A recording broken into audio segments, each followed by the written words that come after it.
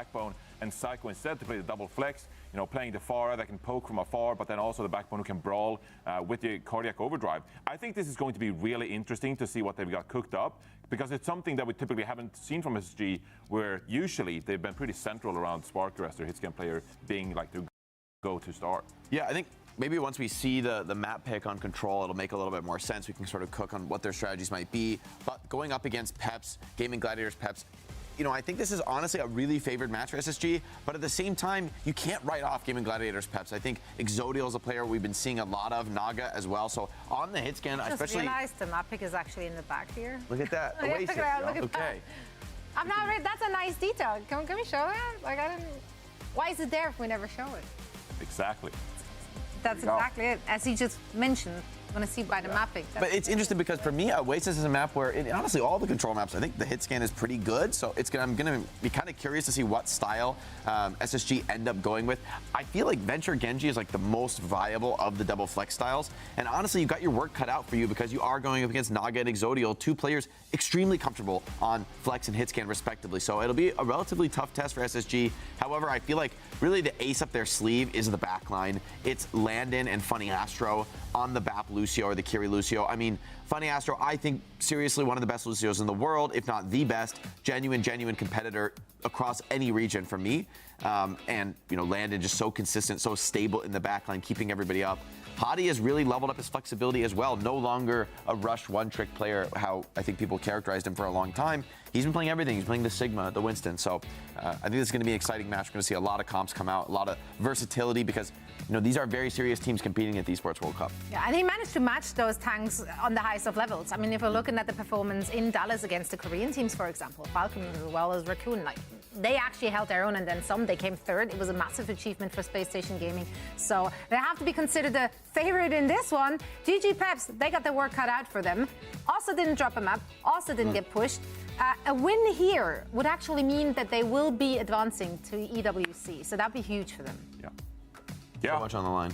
Yeah, so much on the line. Of course, Space Station already qualified in that regard, so they're kind of like, hey, we're gonna mess everyone else's chances. But you don't want to give anybody else the confidence, right? Yeah. Like you want to just keep the dominance of this region for SSG. I think they don't want to let off the gas at all. Yeah. So for Peps now, huge opportunity. Didn't qualify for Dallas, but if you can qualify for the Esports World Cup, that more than makes up for it. Indeed, it does. Let's take a look at the predictions here. I do have a sense that we're all going the same way with this. I would be surprised, shocked even, if we weren't. I did give them one map, though. I think maybe on Control, or maybe on Push. Maybe they can, you know, sneak one out. But overall, Space Station Gaming, they've looked lights out. I didn't see a crack in their armor thus far. Yeah, I think this is just a great meta for Space Station. I think the Lucio is super dominant. No real reason to switch off unless you really wanted to play some on-a-break comps. But I think even if they do, they're solid players. They've got this. I think this is just actually a big mismatch. I think SSG is going to run the table on them. Yeah, I got SSG too. I am looking out for Naga once again. This has been a team that has been a light playing a Pharah kind of Cassidy kind of composition. They did play more Tracer against Twisted Minds because we saw more Winston, more Wrecking Ball from Twisted Minds. It opened up Naga to play that hero. I'm curious to see how Naga will adapt in this series. If you're facing something that is more double flex heavy, are we going to see Naga once more cater to that Tracer, for example? How is that going to affect the compositions here? So I think Naga's flexibility and what heroes he ultimately picks is going to be key in this specific matchup. So yeah, I want to see how Peps respond to Backbone and Psycho being in the lineup. Indeed. Also, shout out to production for actually putting only my predictions into our teleprompter right over there, because I apparently always forget them. Do you see that? Like, what a call out. No mention of yours. I'm the only one forgetting my stuff. That's cool. Thanks. Love that. I mean, this was the easy one to remember for me. Yeah, I was like, come on. It's been like literally 5 minutes ago since I made the prediction. That's true. Actual goldfish brain at work. Speaking of goldfish, for the action, we have... Sick You're the transition. fish boy, man. You're the fish boy. What can I say? No, but SSG or Peps will advance for this one. Yeah. And since we have Necra and Jack on the mic, surely it's not going to be a stomp. Surely there won't be a C9. Surely. Clueless? It can't possibly. Oh, there's definitely going to be a C9. Oh, Come no. on. C9 like, back, we've had so many. One of those things. We're starting off the day real hot, it feels like. I mean, so 3-1 on the desk, 3-0 for the other boys. I mean, come on, like, is it going to be a 3-0. It feels likely over the last couple of days, at least. EU's been a little bit more one-sided, but we are getting to the real nitty-gritty of competition here in the upper bracket. Space Station, how are you feeling about them coming into the series? I think that it's going to be a 3-0, but I think it's going to be really close. GG Peps are certainly not a team that you can count out, as the desk also backed up. But I think Space Station, like especially after their performance at the DreamHack Dallas Major, they're coming in as the favorite. Oh, easily, yeah. And I love the fact that they're also showing in Backbone as well now. Just throw them into the mix. Yeah. And there's an ability to kind of not trick people into like, oh, we're already playing this comp, but like Backbone offers a lot of flexibility in the more the silly heroes as well, which is always quite fun. We'll see if Space Station want to kind of continue that trend as we go into this game. But Gaming Gladiators Peps, they've also been looking good. I mean, they had a little bit of a disappointing and bit of an unlucky time. Almost made it to that Dallas Major, but now they want to lock in their place at EWC, and they are, well, one game away from doing so. It's been amazing to see the just progress that Team Peps has made as a roster to be that close, right? And now to find themselves in the upper bracket of the Esports World Cup qualifiers, they have given themselves a really strong chance to make up for that miss and go to the Esports World Cup to play on LAN. And I'm so excited for them to see if they can continue that trend and keep on evolving. Well, I mean, Space Station have already made it as well, right? So this is them just going, okay, you're going to have another chance. We're not going to give it this one to you easy, right? We're going to knock you down, and then we're just going to roll on forward. Because they've already locked it in, you're thinking maybe they don't take it too seriously, but it's always nice when you just dominate the upper bracket all the way to the finals, which is looking like what Space Station are going to do, and obviously the desk thinks so as well. For Peps, they will get their other chance if they do end up losing this series down in the lower bracket, but even that is looking rather scary. Map pool on your screens right now as well. Got control, hybrid, flashpoint, push, and escort, of course. And we saw a lot of Nepal yesterday, a little bit of Oasis, but in EU it's like Nepal. We already played Nepal. This is the map, so I'd imagine we're going there first. I think the desk already called it out, and I want to say that they said Oasis is the first map. Oh yes, there we go. I was getting my makeup done. I'm so sorry. Yeah, you were getting hopeful. We were going to see Nepal. Oasis, Iconvalda there as well. No, we are going to Oasis. Great, and Iconvalda Rose. That means we're going to get some backcaps and C9s, because that has been EU over the last 2 days. If you've only just joined us, EU special. Oasis, though, like you were mentioning, it's going to be the first map here. It is, and so this is where I think bringing in Backbone and Psycho is so exciting. Backbone and Psycho, Johnny called out that they played together on Esperanza, the third map in their series versus the Sovereigns, to close it out. Backbone played the Genji and Psycho played the Pharah, with Hadi on Malga and rounding out that backline with Lucio and Kiriko. So I'd be interested to see if they decide to go for something similar. Psycho, of course, also has so much flexibility when it comes down to that DPS hero pool that it wouldn't surprise me to see this Echo either, just to provide a little bit more aggression with this comp. But you're hoping for a Space Station, regardless of the fact that they locked in for the Esports World Cup already, that they can use this tournament not only to try to get the money, but as a proving ground to try out all these different types of compositions while Malga is this strong. Yeah, they're definitely not going to go easy on him, that is for sure. FD God, where did he go? Back to spawn. Straight away. I think it's the answer to that question. 9% ult charge from the Lucio. Feels good, man. That's rough. That's a rough fight loss to have to take, because Space Station already going to be so far ahead with how fast everybody fell, and now you also have the point cap and a position to be able to keep putting on this poke pressure. Psycho, especially just getting this duplicate online, is going to give Space Station such a leg up to give your team another Malga or even just an additional support. It's something like the Kiriko Suzu. Yeah, anything you can get instant value with from the Echo is always quite nice, but it has been a lot of copying the Malga, because you pop the cardiac overdrive for the team. You have 2 of those now, because you have a Malga of your own as well. It's going to be pretty rough. Looks like Treb wants to get out of there. Whoa. Astro taking a direct from Naga, and a barrage available. Like you said, Psycho going pretty low as well. Naga unable to land that next direct hit, but here comes the beats. Psycho falling first to Naga of all things. High in the sky, not receiving that overhealth from Funny Astro. Nice boop from the Lucio God, though. Moving him out of that small room away from his supports. Meaning Naga ends up going down. However, Hardy in that fray was also killed, so this is Space Station now trying to stall the point, I'd imagine. Backbone jumping on first, hitting the deflect, dashing away. away. But GG Peps, without a worry of a front line now from Space Station, easily find the flip. That was amazing to see not only Naga be able to get that first pick, but then the funny Astra sound barrier up and running before either of the Kiriko Kitsunes is actually crazy. Funny Astro, that's one of the reasons why he is considered one of the best Lucio in the world. He's already 50% to another one. That is astounding, but Space Station got 4 ults to back it up. Well, what's the decision here from Space Station? It looks like holding S is the name of the game right now. Rather defensive looking rush here from Johan. Not going straight into Space Station, more just lining it across the point so they can use it if Space Station push in. Blade now, Funny Astro. Oh, didn't receive the Suzu in time. Sound barrier from GG Peps as well. Not sure Space Station want any of this fight at all. Maybe a couple of staggers coming through as well. What an economical fight for them to take, though, because they got 3 ultimates out of GG Barrage or this cage come out from Tread, which is going to be such a deadly combo. But Funny Astro, having used that sound barrier so early, might be able to get one up in time to deal with that. Otherwise, Space Station have a ton of other ultimates to work with. They could have double cage. We could have like a triple Venn diagram of cages. They're going early. There's the barrage, double cage in full effect now with 2 Malgas, 3 Malgas, sorry. And here comes the blade from Backbone. I mean, look, the barrage is pretty scary, but when everybody is grouped up like that, the blade just does so much damage.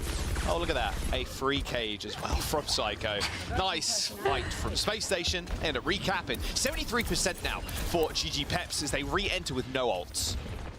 Yeah, not quite enough for them to be in that last fight territory either, so great job by Space Station to give themselves another chance to come back in case they do lose the point. But they've got the barrier advantage right now with Funny Astro having it up so early, and that's critical to know that Space Station could close out this round here with just all of that overhealth. Yeah, Funny Astro sound barrier kind of paying dividends right now, Rose. The kind of tempo and how much healing and damage he's been able to do. Just getting a lot more value versus FD God right now. A lot coming off of that first fight, to be honest with you. Hardy, whoa! Hardy just melted. Where'd he go? Space Station losing their tank that early. That's not a good... Like, they weren't even able to poke GG Peps out. Not a good start. Naga falls. They end up trading, but no chance for them to stay in the fight. It's just going to be an overtime situation for them. It's all they can really be happy with. The fact that Howdy fell so early, you don't want to invest a sound barrier there. Sometimes we see teams do that, but it's usually because they feel like the sound barrier is going to be enough to carve out a significant enough advantage over the other team. But GG Peps, this is not a slouch team. This is not a team that you can usually use that against and still win out a 4v5. So instead, now the onus flips back to GG Peps. They have 4 ultimates to use so here. many ults. Oh, Johan is already down though. Sound barrier from Funny Astro does come through. Exodio pulls the blade, has to cut through some of this overhealth before they can actually reach the tender flesh inside. Hardy ends up going down once more. Astro getting chased, but Psycho is going to back up the rest of the team with a duplicated Malga. But the rest of his team right now are just isolated in the front line. They're using a lot of that Kitsune rush, that additional damage and firepower, but they're unable to actually secure the kills. Naga ends up going down to Backbone, who's contesting with GG Peps on the points. They do, of course, have control, but it'll be a quick flip here from Peps and an instant cage as soon as Hardy comes back. This was all Space Station's game. All of it. From the moment they rolled out the gates, it felt like that first fight, but it is Peps with the comeback. Peps had such a strong comeback to get this one, 100-99. Jaws, this is very, very close to kick off this series, and this is something that we were hoping to see out of a team such as GG Peps, who have made so many adjustments to their play and just continue to level up. And then Space Station, considered the best in the region. I'm getting so excited to think that this could be a super close series. Oh, it's looking like it. I like how Backbone was calling out Tread there a little bit for only now saying GLHF in the chat after they win the round. Come on, man. Got to do it at the start, man. Can't GLHF after the first round. But you might jinx yourself there as well, Tread. You got to be careful with that. So true, though. Classic Overwatch jinx. Well. All right, let's have a look at this. Exodio now off the Genji, going over to the Cass instead. Easier to deal with Psycho. Kind of makes sense. Oh, and Astro, apparently. But you also have this high ground. Well, see you later. Look at that. The focus on Hardy is just insane. There we go. Good first initial kill there by Exodio. Very first quick team fight too. That's exactly opposite what happened last round. Look at Astro. Astro goes down first this round. FD got the last. And now Astro's lagging behind in terms of sound barrier. So maybe that's where we see 99% for GG Peps and 100% for Space Station, right? If we're totally flipping the script. But so a big difference maker between this GG Peps and Space Station comp is when Naga and Psycho are playing. The Pharah from Naga, so much damage down onto this team. And you also have your Sharpshooter and Exodial on this Cassidy. You're playing with these longer sight lines just a little bit better than what Psycho and Backbone can do. They have to play at such a closer range in order to find that impact that Naga and Exodial have already found with Peps. Yeah, and Exodial's already got High Noon too. Not sure Space Station are expecting that. Astro, oh, the boop! The little boop there sends him flying forwards and setting him up with a nice little kill. A little two-piece too, actually. It was Astros trying to get back to spawn. Nice early High Noon, and that'll be GG Peps extending their lead with 40% in the bank now. They also have this Kitsune rush to play a little bit more aggressively too, but with the Pharah and the Cassidy, I almost continue to expect them to try to poke this out, get a pick, because Space Station haven't had any say in this map since they've gotten one pick off first before they move in. Well, because they lost Exodial, Peps did have to play a little bit further back there, granting Space Station some space. Both rushes used near the points. Oh, barrage in the small room. You saw Hardy and Landon kind of dip inside that mini room, like away from the incoming fire from the rush, and Naga was just waiting for them, just with a barrage. Right? Yeah, the barrage, and then you also had the Kitsune rush that was heading into that room as well. So you were getting hit on all sides if you were Space Station stuck in that small room. The good news for Space Station is they still have ults to work with. They can go in with this duplicate and this Genji, but they've got to get to the point first. They're running out of time. Yeah, I mean, 90% on the board for Peps. No flip for Space Station in sight. A lot of ults available. You got to pop them at some point. High Noon, a beat, copy. There's two Malgas, maybe another cage coming in. Exodial pops Psycho's dupe, and they end up killing Hardy too. Backbone with the blade, the only savior now for Space Station left. He manages to find one, slashes away at Tread, but Tread more than healthy enough to stay in this fight for a little bit longer and kill Psycho. Eventually, they slay him, and with Exodial jumping onto the Tracer, trying to find one last-ditch attempt to get back to the point, unable to do so as he ends up switching back to Cass. That'll be Space Station after popping all ults, pretty much, getting the point. Space Station are having so much trouble dealing with this Naga Pharah because who's hitting it right now? If you send Psycho after it, you have such little room for error to land the tri-shots alongside a sticky bomb and then a focus beam to take it out. And you can't really just stick one thing on that Pharah. But you also have Exodial's Cassidy that's going to be marking down that Echo time and time again.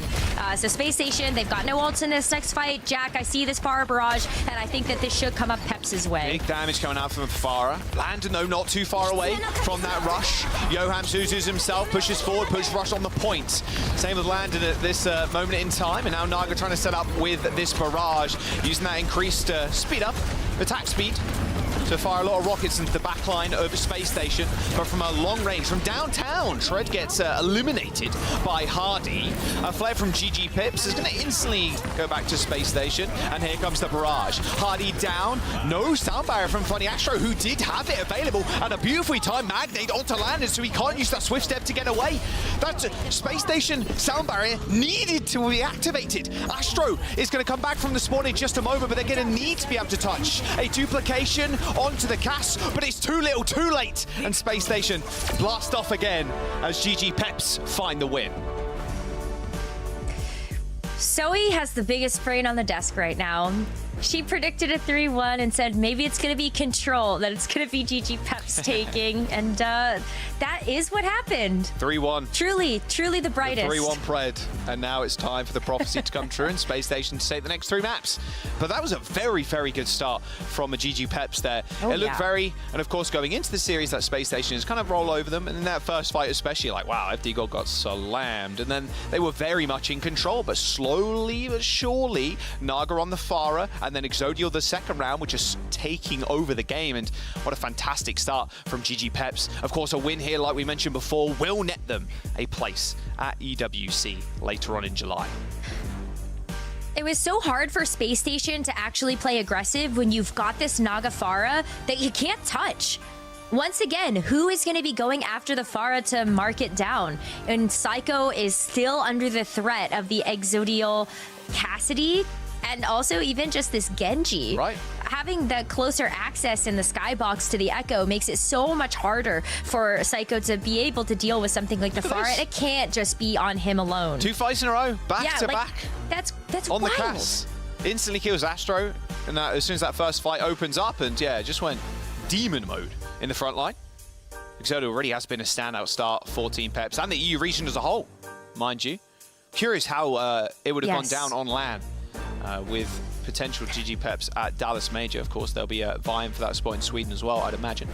But an EWC placement is on the line currently. Space Station Gaming, you know, they're chilling. They've got one already, but it doesn't mean they want to lose here. Eichenwalde is our next map, Rose. Where do you think we're going with this one? Eichenwalde is so interesting because we see a lot of different teams take different approaches. I mean, I even just think to Twisted Minds and how Kellen was playing Wrecking Ball on the defense. So I don't even want to make any predictions when it comes to what these teams could run. Yeah, I'm curious too how they end up tackling this first point, because you can again just have Naga on the Pharah, Exodio on the Casti even. Like the Casti from Exodio has just been his best hero by far in the metas that we've had, both in OWCS and here EWC. So where are we going to go with that? And then Naga can also just play the Pharah, very classically, just playing around the clock tower. A lot of room to maneuver here for GG Peps, and maybe a bit of a sigh of relief too. That second round was very dominant, so you'd imagine the confidence right now through the roof. So that's where I wonder if Space Station are going to make any substitutions. There is so much concept behind being able to have Psycho and Backbone in the roster for both of them to be able to play these flex DPS. But when you look at Exodial's Cassidy, do you want to match that to bring Sparker in to make sure that you've got a Cassidy of your own and then be able to leave Naga to play, or for Psycho to play the Pharah instead? But it sounds like we don't have any subs, Jack. So no Sparker, just double flex here again for Space Station as we head into Eichenwalde as with this next map. Yeah, I am curious because there's got to be a way you can shut down Exodio, and I'd say Exodio is right under Sparker in terms of level of power in the EU region on that Cassidy pick. So yeah, I'm curious how Space Station kind of grapple with that in Eichenwalde, and maybe they do end up subbing Sparker in. I don't know, giving him a rest. It seems great, but the guy's just been on fire. Even in Dallas too, like he was really showing up big time, and he was a little bit, I wouldn't say it wasn't lackluster in like Overwatch League kind of times, but you are against, you're always playing against like proper, like the best hit scan players to kind of ever grace the game. But Sparker was a bit up and down. He did have some amazing performances on London, but like Space Station Gaming and this new year, it just felt like he's leveled his game up even more so. So we'll have to wait and see if he does end up coming in for this game. Yeah, Space Station have done such a phenomenal job of supporting Sparker in their compositions. There's always some amount of backup, whether it is just healing, protection from Hottie, and just whatever else. They put so much emphasis on making sure that Sparker has the agency and the room to actually pop off. So I love being able to see that team coordination come through so that really we can get those amazing performances from Sparker. But not this map, Jack. It's going to be more of the flex DPS, and I want to see Space Station continue to iterate on this. There's so much potential. Yeah, here we go. Hybrid map now, Eichenwalde. Map number 2 in this upper bracket game between Space Station and GG Peps. Let's get it done. No substitutions, no Sparker. Same old from the last map. Are we going to see anything silly? Don't think so. No, not sure we're going to see any hog, at least just yet. But you never know. You never know in EU, to be fair. No, there you go. Just what we expected, Rose. Cassidy for Exodio and Naga on the Pharah. Oh man, so how are Space Station gonna get past these chokes? They already had so much trouble on University, which feels like it plays kind of similarly with how many avenues of ingress you actually have to get to this first point. If Naga can keep getting first pick after first pick, Exodio also having the potential to do that, I think it's just gonna be so tough for Space Station to actually find the opportunity to get past that. So I'm so interested to hear their comms as they get ready for this attack push, so let's listen in. Yeah. Let's go, boys. Go hard. Fighting! Yeah. Anyway. Blue.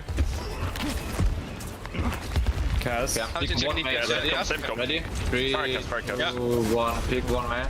Kaz. White peak. Smoke left, stop smoke left. Smoke left. Okay, I'm gonna take the left with Jamie. Shoot the cast together already. 3, 2, 1. Pause. Just keep playing. Right, thank you. Oh. Jumping into a brief pause. First of the day, it's all good though, don't worry. I'm sure we'll get back into in just a moment. I think Hardy or someone there calling for the pause.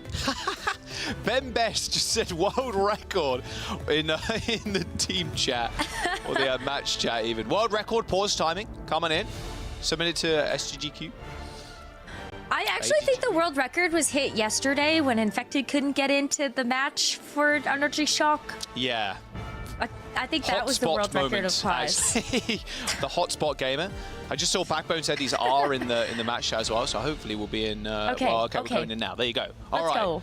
Fighting. Ready. Everybody's ready. We're all good. No records, no pauses. Here we go. First attack here for Sub-Base Station. Not doing too bad about taking too much damage, but gotta pay attention to Funny Astro and Landon. We're taking the brunt of it right now. If one of them goes down, there's just not nearly going to be enough healing on the board for Space Station to make it to this point. So already you got to be thinking if your Space Station is going to be the key target. Looks like they're focusing down Tread, or at least trying to. Tread just hanging out on this mini health pack, providing a little sustenance to him. But everybody in that small room, just those sticky bombs and just the AoE nature of a lot of characters on a Space Station side. Pretty devastating. Will we Space Station capping? No touches, no. GG Peps don't want any of that. Hardy's going to get taxied back from spawn, or just teleport to the new one. And there we go, they'll get the payload going. Pretty clean attack considering Hardy went down first. Yeah, it really was. I feel like we see this pattern time and time again from Space Station. Hottie soaks up the damage, falls inevitably to all of that damage, but then you're able to put the trust into Psycho and Backbone to make sure that the rest of the team is going to get cleaned up. Really great focus fire as well to know that they were able to get down these targets, but like once again, Exodio playing so far back has such consistent damage that Landon's going to go down first before this rush can come out. Ooh. Get ready. Oh, wow, how? Okay. Actually? Might have been flying over the roof there, took a little bit too much damage, maybe a kunai to the head or something. Definitely took some damage from Backbone and Hardy there, as I saw Backbone in the assist feed. Maybe a bit of a deflect coming through or something, but Space Station now 4 ultimates. They've gotten past the difficult part, which is going to be that underpass. So a little bit more natural territory for them to play with. High noon, everybody scatters. Exodio doesn't end up even pulling the trigger there, just ends up backing off. High ground control now for Space Station is on the menu. They see everybody's grouped up as well. Perfect opportunity for Hardy to rush in there and help Backbone secure some kills. Even just throw a dupe in there if he wants to. Rush on the high ground, matched with a beat, and here comes the barrage. Naga once again baiting people in. Oh! Suffers from his own hubris there, ends up killing himself, but maybe the damage is already done as Hardy ends up going down to that barrage. Blaze has been pulled by Backbone. A later rush too, as FD God is chased by Funny Astro and Backbone. And a duplicated cage to just the cherry on top of everything. Because I think Johan was stuck falling and, and didn't end up going down because the chain was like holding him up. Rest in peace, Johan. Did you see? 3 minutes to go as they cross the bridge. Oh my god. Psycho just putting NT into the chat. You see the Suzu onto Yoham to just try to stay alive and falls into the well anyway. Unlucky, honestly. Exodio's so low as they come back in with this cage. Yeah, the cage is going to provide a lot of protection though for the Cassidy. Speaking of cages though, there is another one, a later one this time around. Again, Space Station. Kind of beating Peps to the punch here a lot of the time. Later ultimates almost always the better ones. And like we said before, Space Station not here to mess around. A 4-minute time back going into third.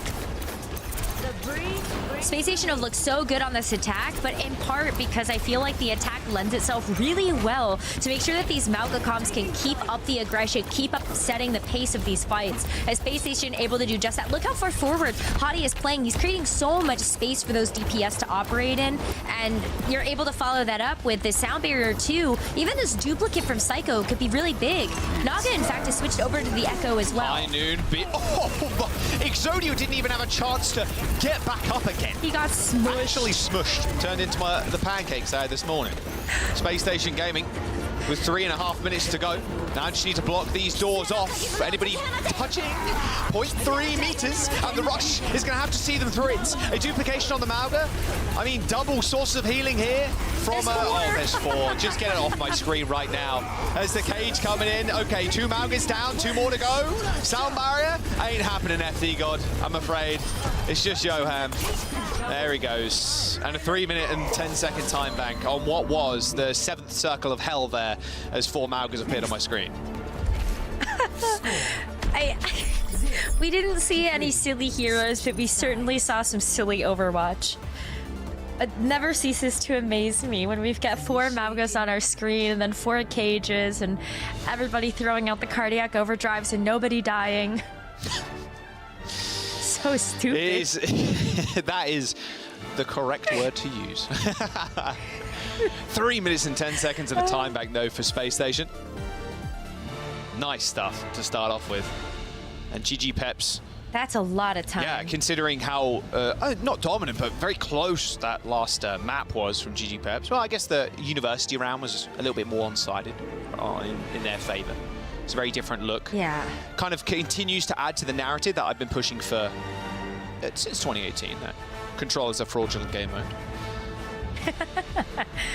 Hey, so we got it right. That's all that matters. That is true. Zoe looking very smart right now, and I can picture her face, smug in the green room, grinning looking at ear to Johnny ear. and Jake. Oh, yes.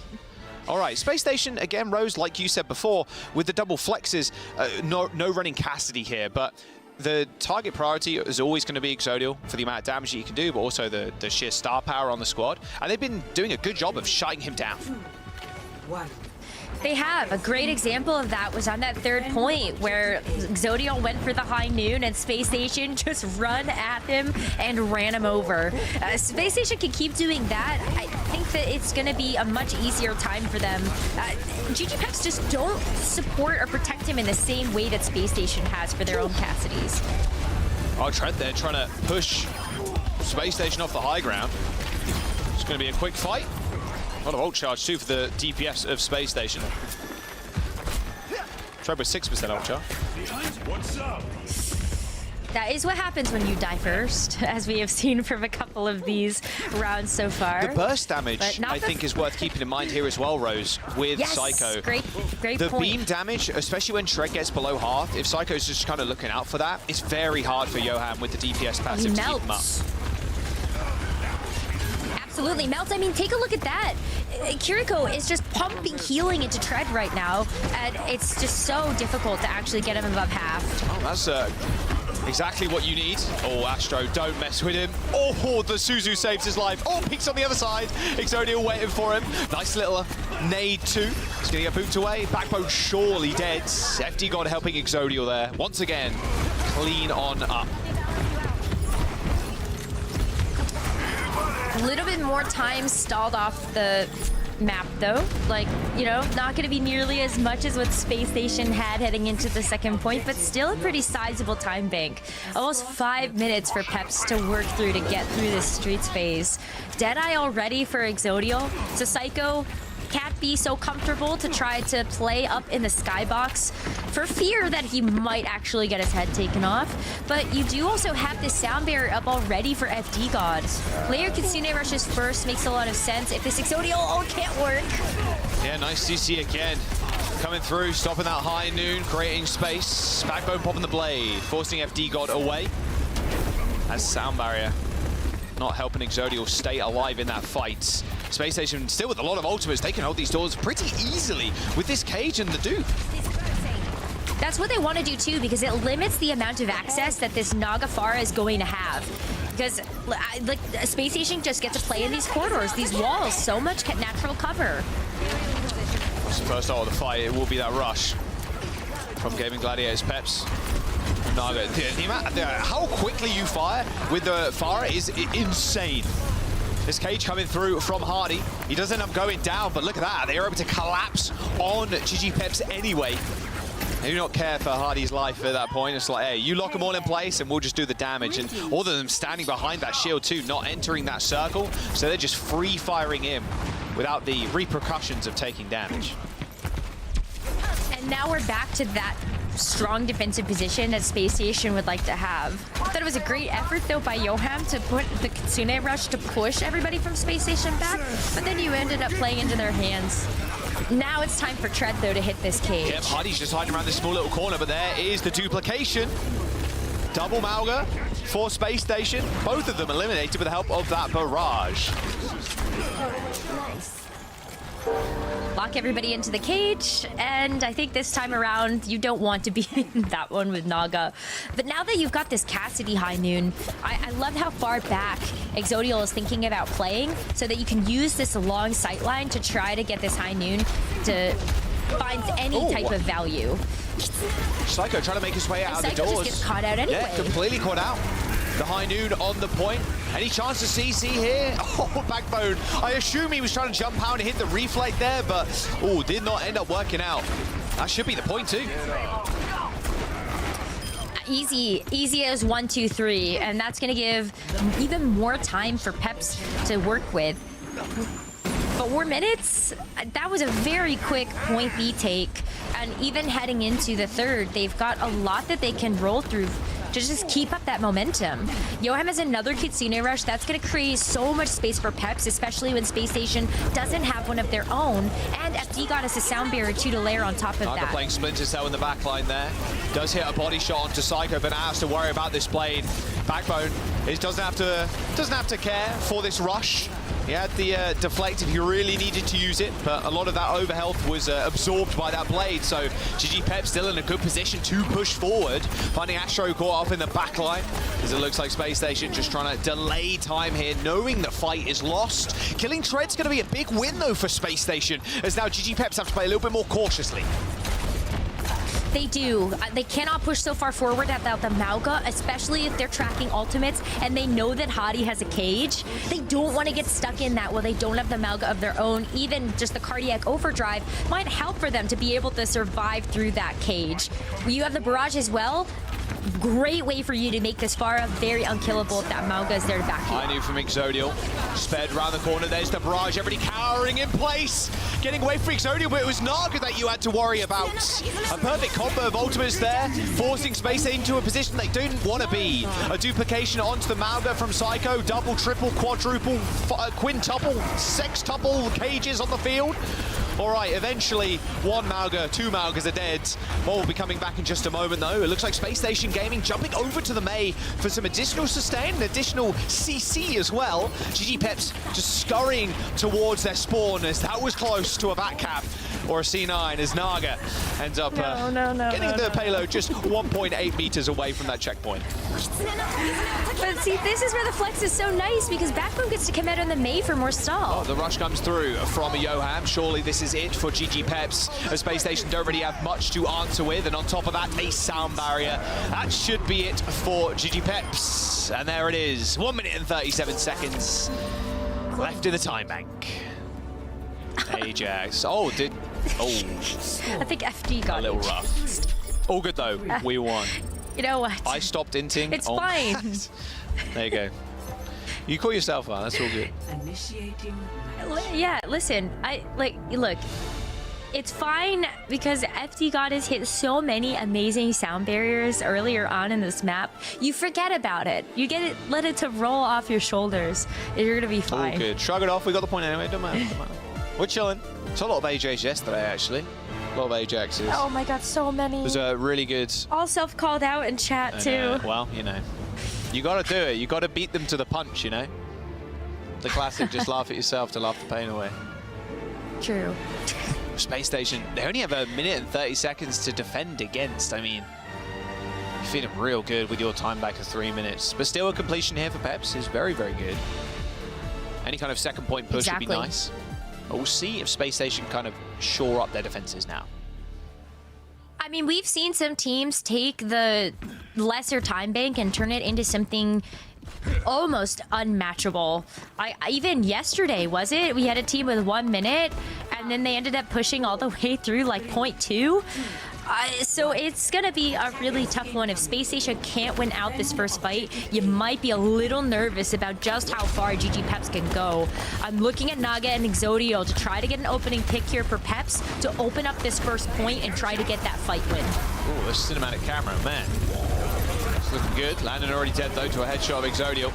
God, he just takes over the game when he's given any amount of space. Unfortunately, FT got a Naga end up going down, though, so she's looking a little bit more even than GG Peps really wanted. Should be someone coming in to touch. It will be Psycho. Ooh, instantly killed by Exodio. Yeah, all right. Just a little bit of stall there. Nothing much else. Here's Peps switching over to Echo 2 from the Farah. Capping the point now, moving through this gate with a minute remaining in their time bank. Naga's Farah has had a little bit harder time operating, but I think knowing that Space Station has pushed so far back, feels fine to actually switch back over to the Farah.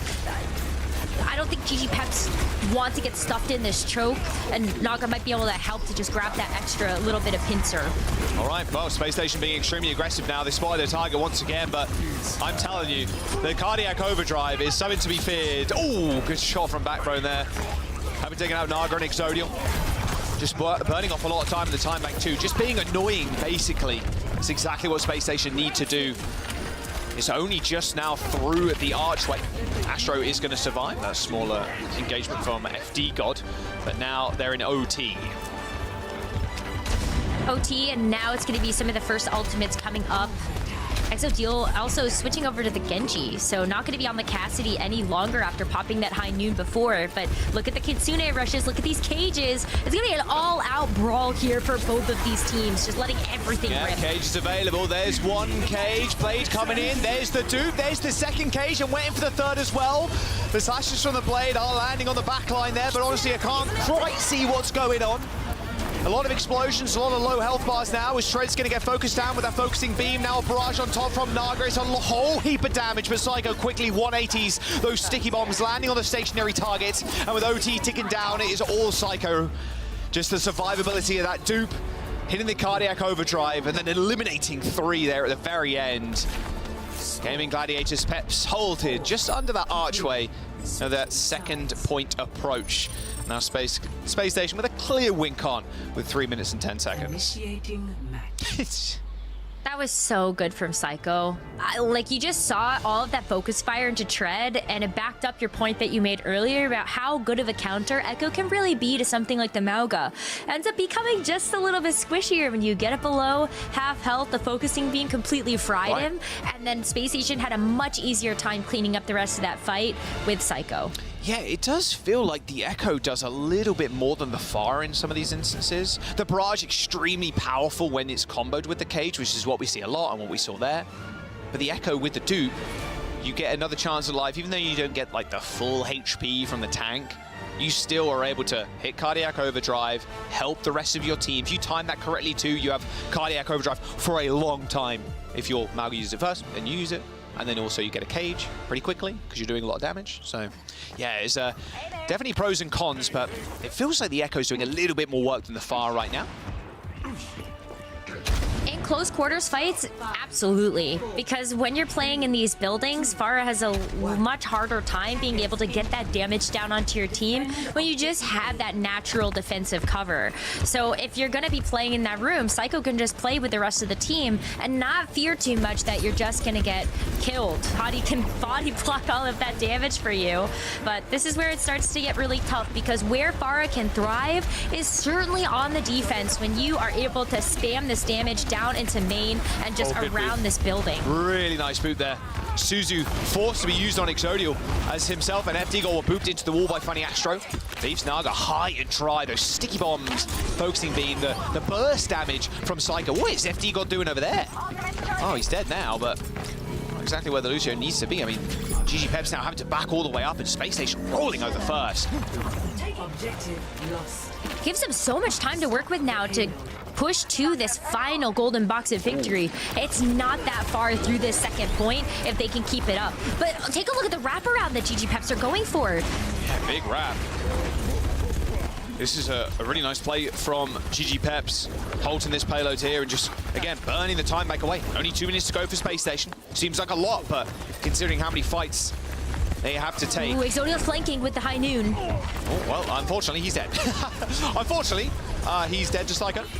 Suzu used, and the focusing beam in 2 seconds is going to melt that Mauga. Unfortunately, though, for Psycho, it will be Hardy taking the kill.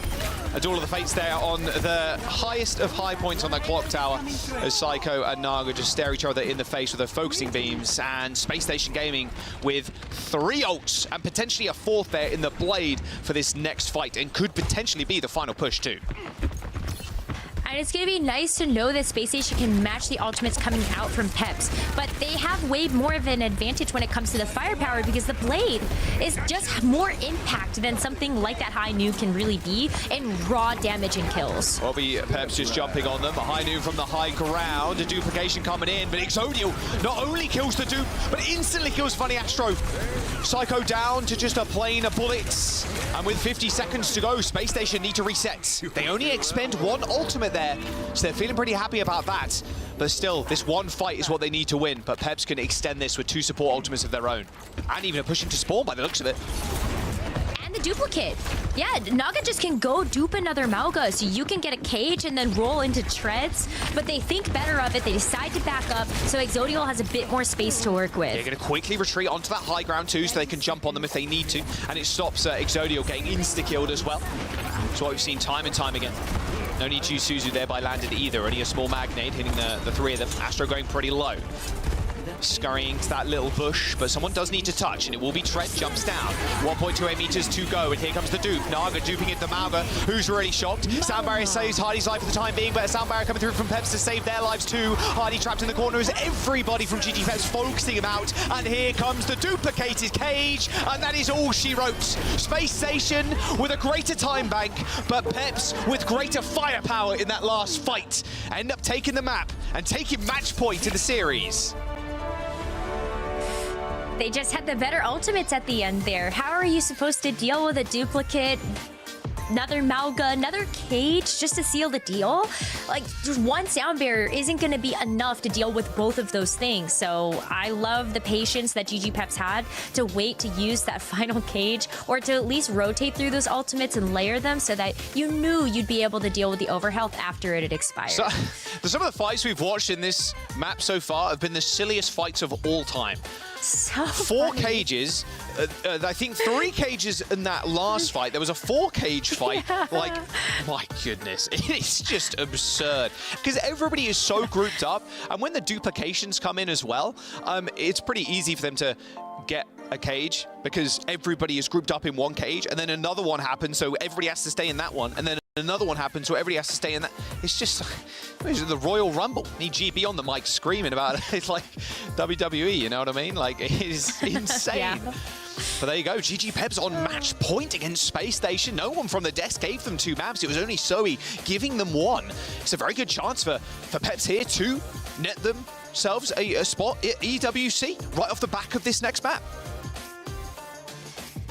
It's all coming up well for GG Peps, but you gotta be a little bit scared, I think, if you're a Space Station fan. Jaws, they played this Mauga composition at the DreamHack Dallas Major, but it didn't look so good. Partially because they played it against the Korean teams. So, like, let's give it with a bit of a grain of salt, because the Korean teams with Mauga were unstoppable. Yeah. Pretty good reason why they ended up coming in 1st and 2nd, respectively. But still, I think you have to have a good Mauga comp. You have to be confident with it in order to find success in this meta. And Space Station still not really showing the full power of a Mauga comp that they could have. Yeah, and they're not getting, they're not putting any subs in either, so we're not going to see Sparker, and it will be double flex again from Backbone. So we're seeing Backbone and Psycho Perma stay in, so it will probably be just, again, the Echo and the Genji. And I think the Echo does make a lot of sense here, especially as you are going up against Peps, who does like the Pharah. Although going into Esperanza, I'm curious if we're even going to see that now. I think Naga's probably just going to stick on the Echo, because how much impact he's having getting those duplicated Mauga cages. We'll have to wait and see. Exodial is going to definitely stick on the cast. That is a no-brainer at this point either. I mean, I played a little bit around with other picks in the first map, but the Casty, by far his strongest hero. But Space Station Gaming, despite them locking in a place at EWC, don't exactly want to go down to the lower bracket. Unfamiliar territory is an understatement for them. I mean, to be fair, though, this is still good practice. So even though we aren't seeing this Maoga composition super convincing, you know, that last fight on Eichenwald looks a little different if we do see Naga with the Echo duplicate as well. Having expended it in the fight before that, unfortunately, you just have the ultimate disadvantage. So it's not like it's... I guess it's like I'm used to seeing Space Station dominance, I suppose, is where I'm like, oh, this is not as successful. I mean, I want to see dominance. Yeah, like we just saw on the little lower third there as well, that Space Station at 8-0 against the top teams in EU. Like, they're not used to defeat at all, by any stretch of the imagination. You know, going down maps, fine, but like going down whole series like this, it really shows. I'm not sure if they're in a lull here, but it feels like Peps have just leveled up. Just taking this meta in their stride and seem to have the perfect pieces for it as well. Exodo gets to play Cass, and Naga can play Pharah, or he can play the Echo. Like, it doesn't really matter. And Tread also, too, is very much on an upward trajectory right now in terms of his career and just how well he's been doing. So we'll have to wait and see. Of course, the loser here, like you saw in the other lower third, too, will play against Quick Esports down in the lower bracket. So either way, I think these teams are going to be totally fine. If you get the win here, you're feeling really great about continuing your run in the upper bracket. And I think if you go down to the lowers, I think you still feel pretty confident about your chances versus Quick Esports. Not to say that Quick Esports are a bad team, but I think you still have to roll in with the confidence that you came in from the upper bracket side. But heading into Esperanza, no substitutions. I feel like it's just going to be more of the Maoga because you can't really force the Winston dive, even though we know that Hadi has a good one. If you're running the Winston into the Maoga, we've seen that the pace of that is just so mismatched between the teams. Yeah, makes the most sense to me. Just the Maogas again. Picked by Space Station here too. Reverse sweep starts now. Surabasa and Jugtown. Up in the next couple of maps if Space Station can take this one home. Tell you what we have seen too. A lot of full caps or close to full caps on Esperanza over the last couple of days. Some of the games haven't been that close, to be fair, though, in EU, so it's still cool to see. I don't think this one will be a full cap. No, there's no way. There's some sort of ridiculous miracle from either side, I think, if or a ridiculous fumble from the other team. Sigma, Cass, Echo, Bat, Lucio. Ooh, an honest comp. Good call, Psycho says. Good call. That'd be fun. Are they going to do it? I don't think we're going to see that, but it would be fun. No, it will be fun. A little bit of that, a little bit of this. Oh, Reinhardt, please, please. Give him the honorable duel at least one time. Not quite to be. At least with a place on the line, right, EWC. Probably not worth messing around right now when Peps is so close. Can't let this happen again. So, same comps here. Naga Pharah, no Echo. Will be, again, Backbone Psycho. Genji Echo. Similar compositions as we've seen these two teams run for the majority of this series, but we know that Naga has the potential to switch to something like the Echo if he feels like this Psycho Echo is becoming too dominant. But it's going to be so important to win this first fight. Naga already off to a good start. Yeah, we'll take that kill any day of the week. One less person you have to worry about. Naga very good on the Pharah. Always has been. Very good projectile player. A lot of the time now in Overwatch 2 we say it a lot, but gotta play everything as a DPS player. You can definitely have your preferred kind of role in the projectile or the hit scan. And Naga very proficient on the projectile, that is for sure. And no one's looking at him currently because it's pretty hard to. Something that you pointed out a little bit earlier on. The Echo's a very good counter more often than not. But a hit scan even better at taking down the Pharah. Exodio, speaking of hit scan, does end up going down. But still, Gaming Gladiators Peps moving the bot. And starting to build up to those ultimates too. Naga's done so much spam damage that this barrage is going to be on upline pretty quickly. Same with the Kitsune rush from Yoham. Landon just dying a little bit too early in those fights to try to match that type of progress. But I say that, and then I think Psycho can make up for that in spades with this duplicate being online. First cage in this match, potentially. Yeah. Wouldn't surprise me. That wouldn't surprise me at all one bit, to be honest with you. Well, here comes the rush.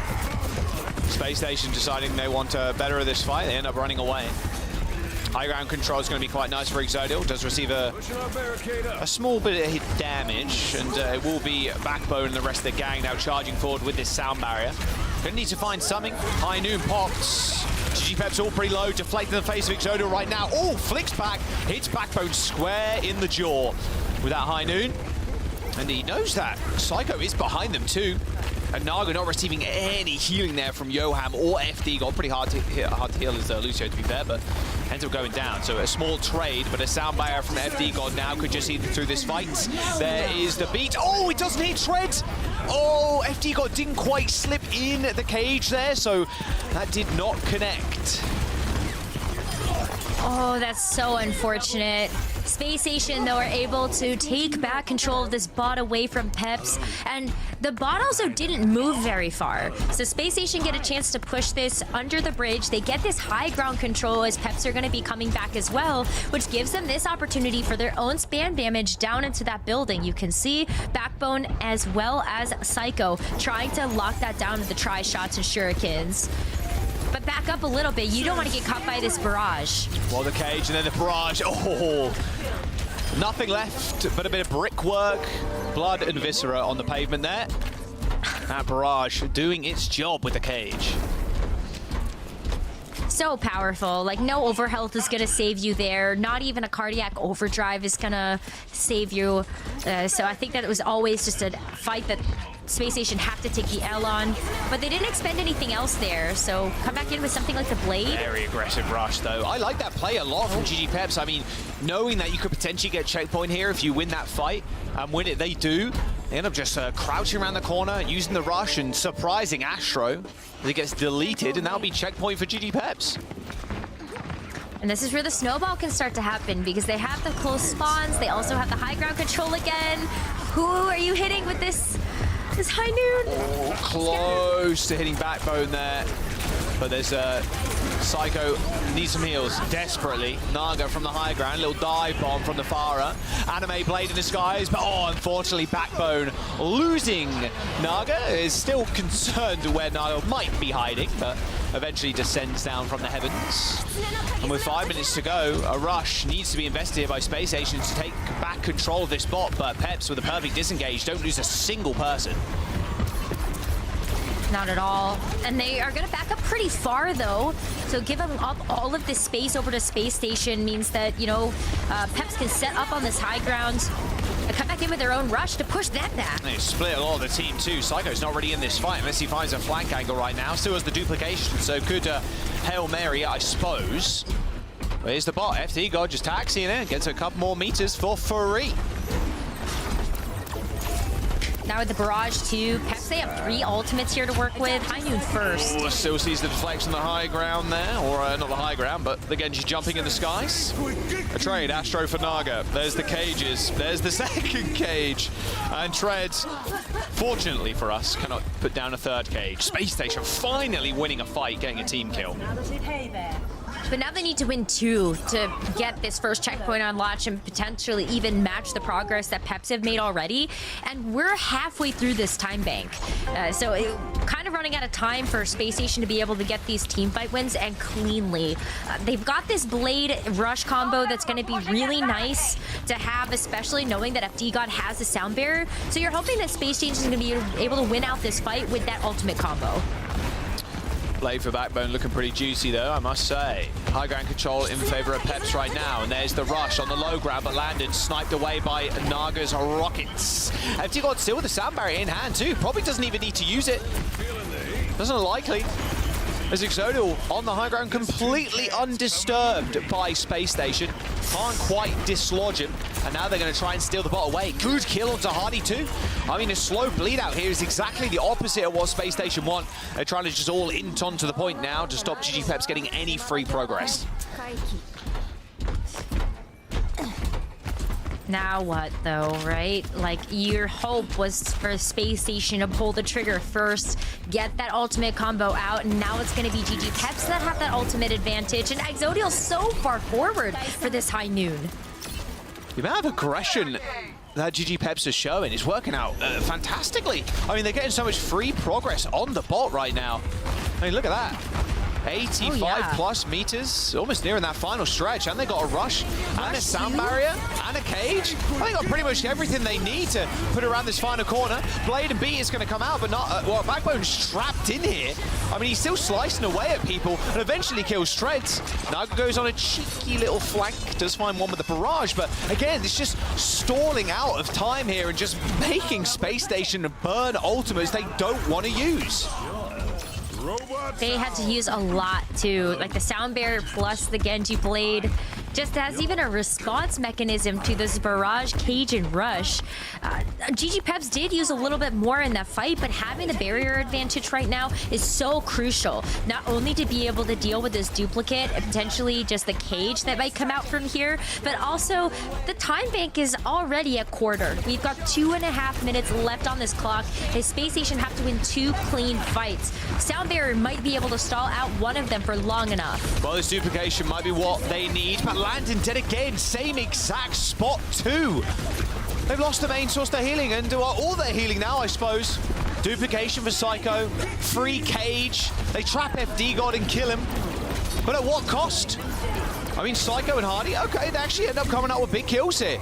This cage from Hardy actually cementing themselves on this checkpoint, and by some miracle, Space Station, even after losing both their supports, end up coming up with a fight win. Oh my goodness, Psycho, Hadi absolutely clutched that up, and to be able to get this first checkpoint is massive, because now it's not too much farther for them to go to try to grab this checkpoint, and the rush can help create some space here for Space Station to just keep operating so far forward. Tread's so low though, you've got to follow up this with a pick.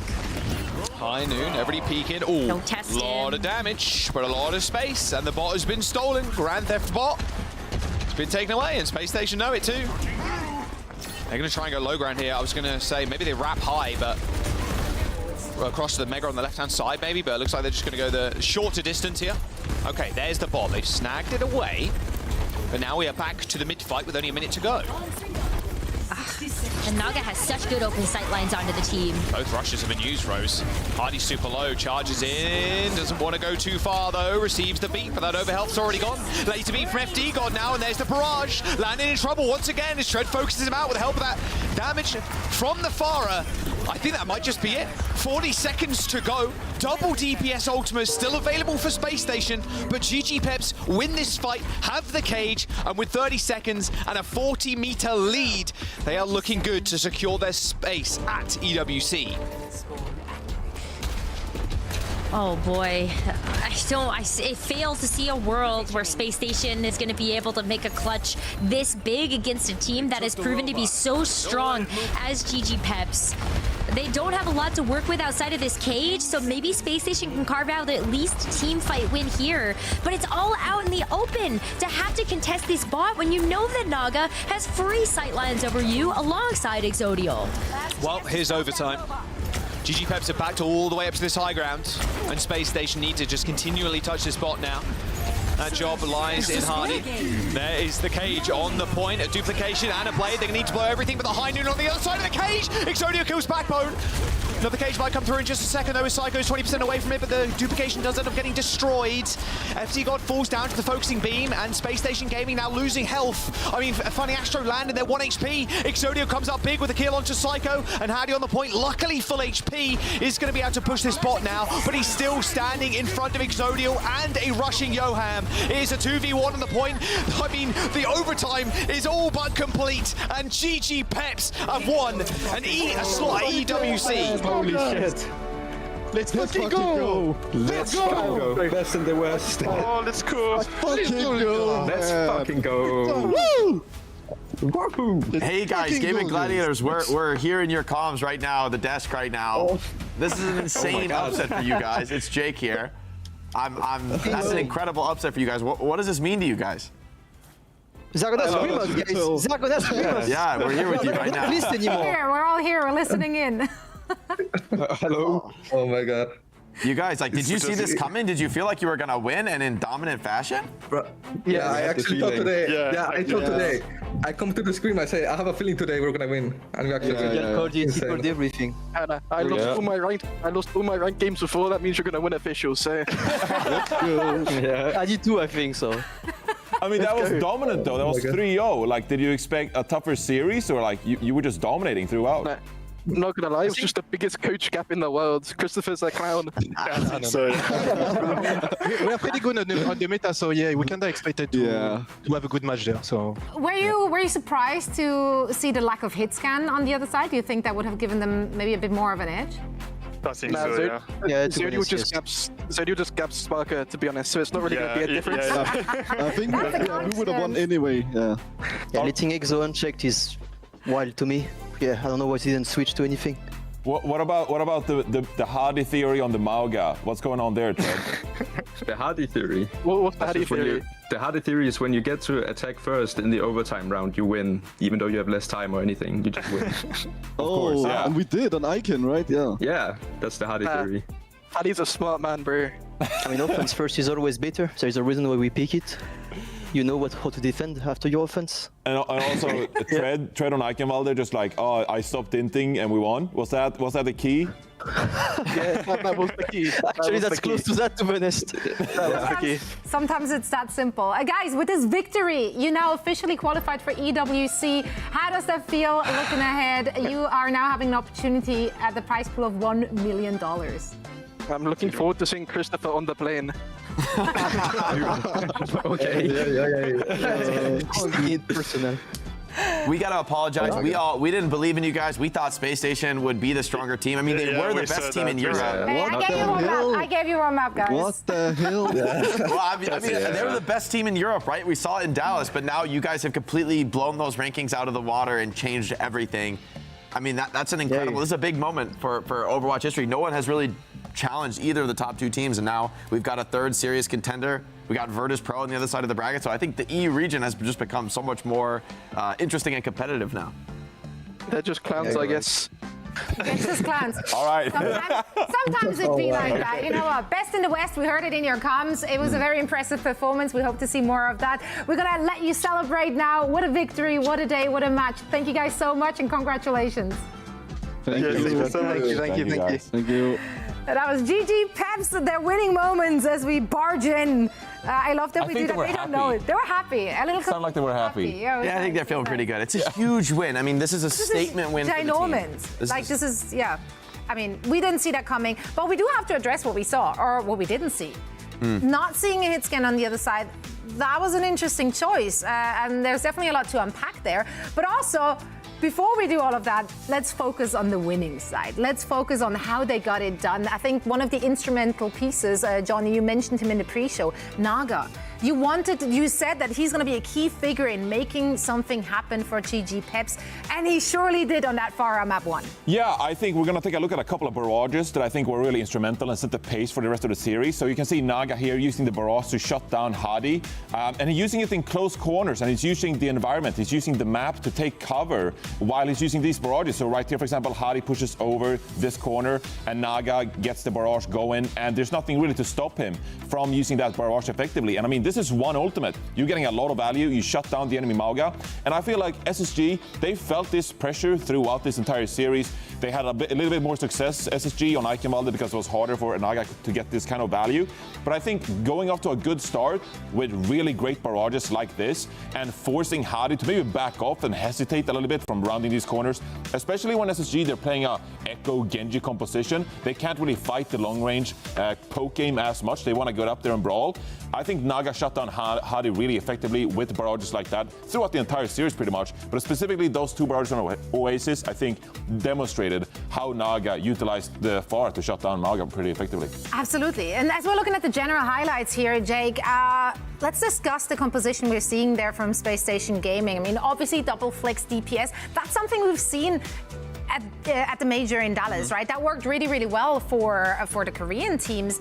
Did not seem to hit the same stride for SSG. You know, what's interesting is I can see the theory behind the Echo pick, right? That, okay, we could copy the Mauga 1-to-1 with a Farah. Echo is a really strong duelist, should be able to bully the Farah really consistently. But I just feel the way the Mauga comp plays, it's not that realistic. It's not that your Farah is ever alone on the flank and not available to be 1v1 by an Echo. Maybe on Ike that could be true, but on most maps, the Farah is sticking close to the team, playing in the Lucio aura, and by the time you go look at the Farah, you know, your Cassidy and Mauga are shooting back at you. And so in the end, the Echo duplicate is just much less consistent than the power that Barrage gives to just instantly end team fights, instantly damage through even the incredible health pools that a hero like Mauga brings to the table. And so I think the Echo pick is ultimately a strategic mistake here, especially partnered with a Genji who really wants to play fast, really wants to play aggressive. Echo kind of needs time to work her magic. She needs time to cycle those cooldowns. And even the focusing beam, you're just not going to consistently have targets below half since they can lifesteal back to full so quickly. That 50% heal threshold is really actually difficult to achieve consistently. And Exodial is getting the player of the match. I mean, the DPS lineup for this team, they've done so much work for this victory. Yeah, I mean, Exodial brought out the Genji in this one, like a lot of Hitscan players have had to do, bringing out the Genji as well. But, you know, Exodial's been lights out. Was our Stage 2 MVP in OWCS, so I think that pretty much gives an accurate summary of, like, what Exodial has done so far this year. Another great performance. And, I mean, it's so difficult for SSG when you're playing against this Pharah and Cassidy composition because, like, how many times is it like, oh, we have to deal with the high noon coming up. We have to back away. We have to hide from this high noon. And then next thing you know, oh, there's a barrage coming through with a cardiac overdrive. Oh, here's a cage fight. Like, it's so annoying to deal with this when it comes to like fight momentum and trying to get some kind of positive, aggressive momentum when you're playing the Genji Echo composition. So, Exodial, another damage player that was instrumental in this series. But, you know, at this point as well, I feel for the support and tank players who are like, please don't give player of the match to the Hitscan players. Please recognize the support players. But they have a lot of impact. I think you could have made a couple different cases, though. I mean, I think Gaming Gladiator said it well in the comms. Like, it's kind of crazy to leave a player like Exodial unchecked. I mean, he's been looking like a real star in the region, like a player that you got to be having your eyes on for one of the best in the world right now. I mean, just looking at the eye test on those clips, that's a really impressive clips to me. Like, he's pulling off these critical, you have very little time to make a kill, and he finds a double dink headshot. You know, that's what separates the Hitscan at this level, is that they just find those plays where it shouldn't really happen. You know, you're not set up for success, and you just make magic happen. At least with like a Venture Genji, you could just full on int on the Cassidy, don't let him play. But with the Echo, you gave him opportunities, and I mean, he takes them. Also, it's great to hear as we joined their comms there and had a little bit of a back and forth. You know, the faith and the trust that team has in their Hitscan player, that goes a long way. Like, they know that this young gun can take on. I mean, they figure he can gap a former out player, like, no problem. And they have absolute faith in that. And that is the confidence you need to have in your DPS line, right? And he certainly put in the work today. So, player of the match for Exodial, a dub for GG Pips. What a great match to start off our day. What an upset. Let's take a look at the bracket to see where we are currently at. Space Station Gaming falling 3-0 to GG Peps. Don't think anyone would have predicted it. Every bracket in the world and then some on fire. Now our next match, Virtus Pro going up against ENCE, is going to be a good one, and all of that will be broken down from us after this break. So don't go anywhere.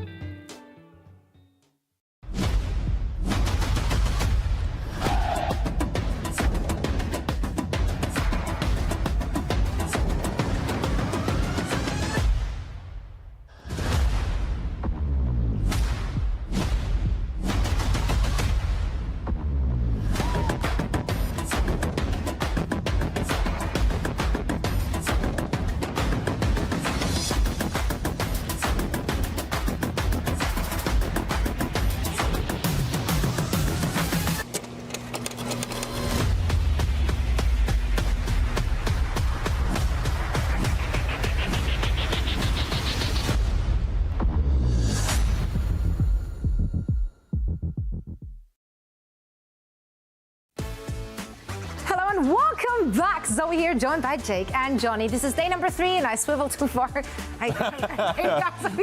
Oh, the chairs these days. Yeah, chairs these days, man. Yeah, day number 3. We are one match into our day, and it's been a good one. We kick things off with an upset here in the EMEA region for the EWC Qualifiers. I'm very excited for the second match. I hope for a very close series between those two teams.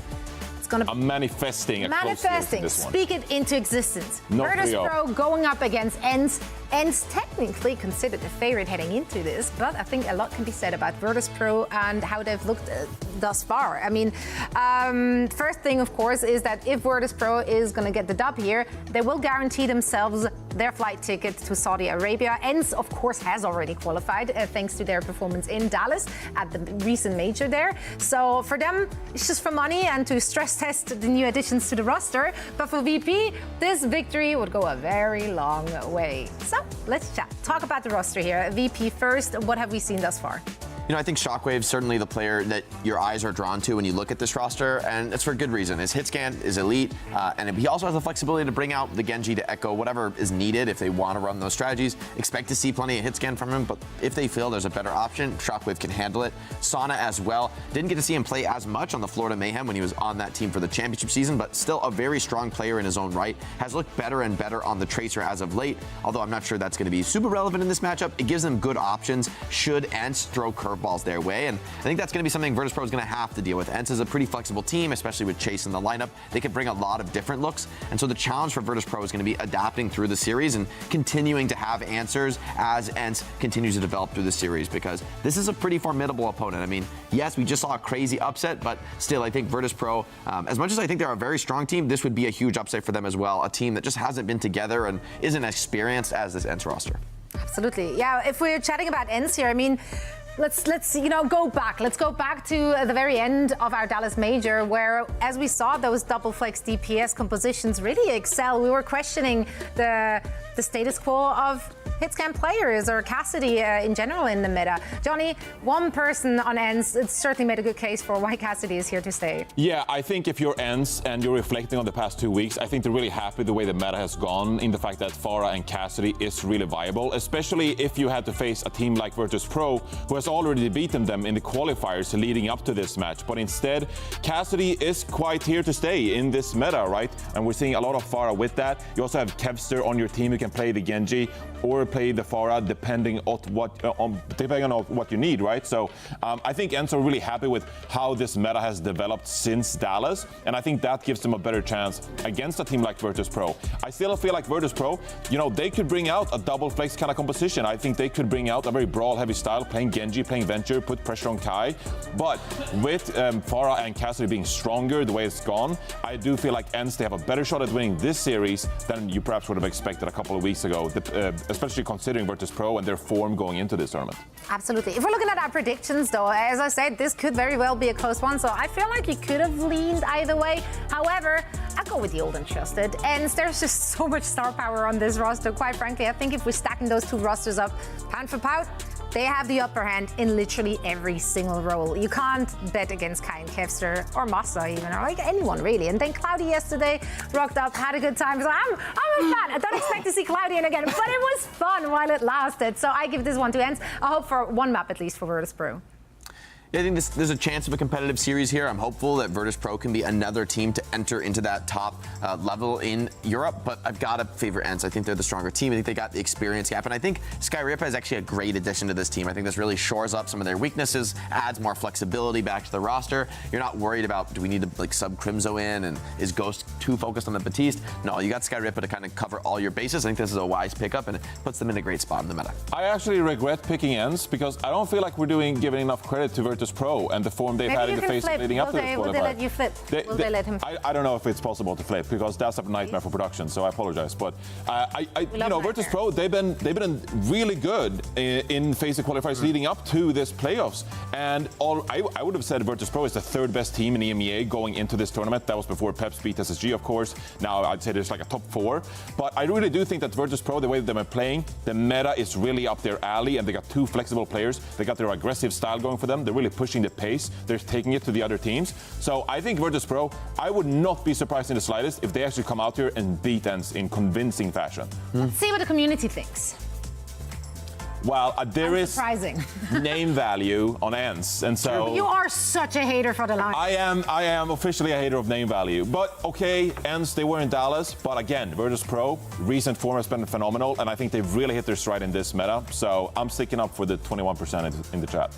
And yet, you did, in fact, not pick Virtus.pro. I mean, and that's all it is. They didn't let you flip, but now you're going to look like a genius regardless of who's winning because you can Exactly. say, like, I want That's why I'm here after all these years. You were just playing the system. Classic Johnny playing move. the system. Jack and Classic. Necro, who you got for this one? I'm not sure. I really like Virtus.pro, and I like what Johnny picked up on. Their pacing over the last games that we've seen them is like kind of insane. Like, they're always just pushing the limit of the other team as much as possible. 6th, 7th, 8th gear, just like running at them, spawn holding them, and they've really found their own style and way of playing the meta. So yeah, I'm not sure. I think it's going to be a close one regardless. I still think ENCE are a top tier team, but you cannot bash Virtus.pro in this meta at all. I think they've found their own unique way of playing it.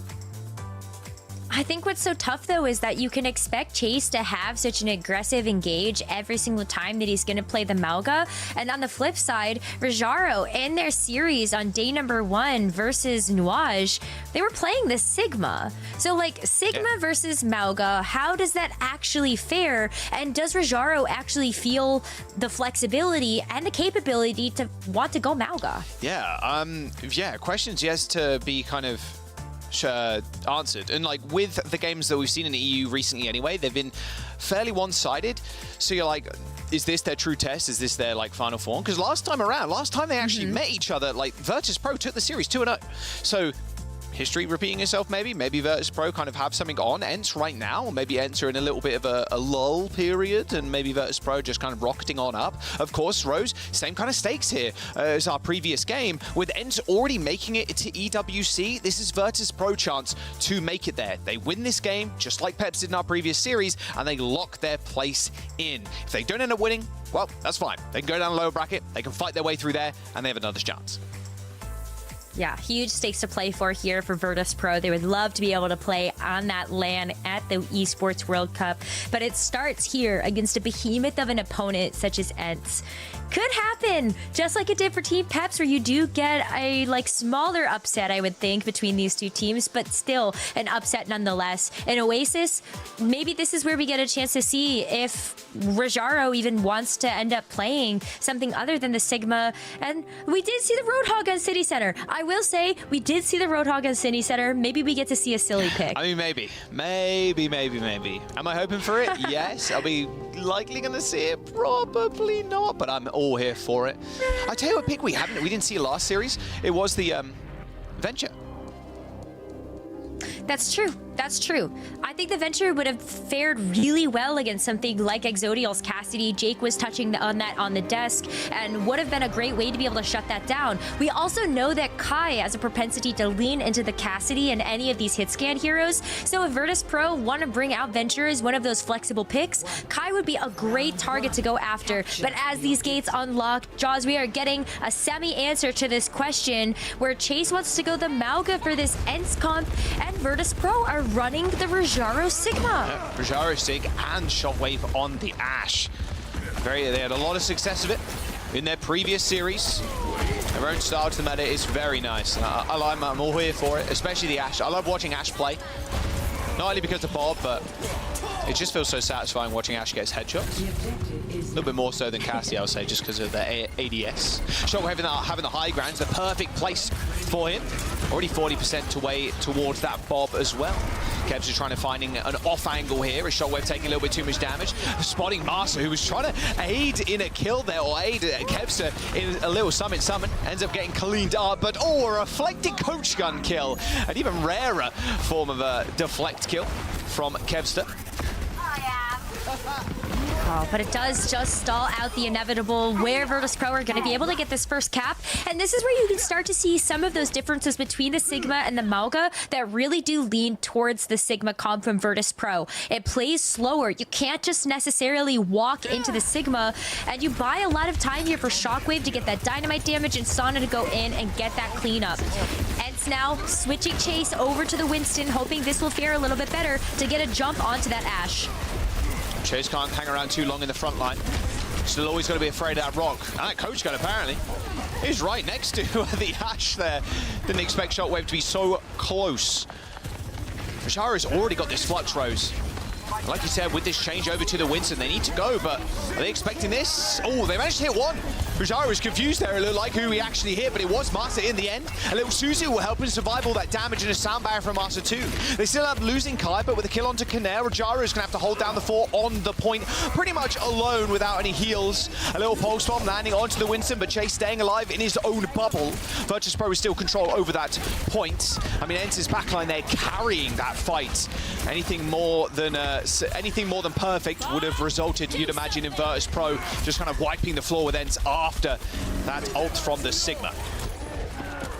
Oh, wow. You're even going to see, actually, this amplification matrix get used here by Virtus Pro.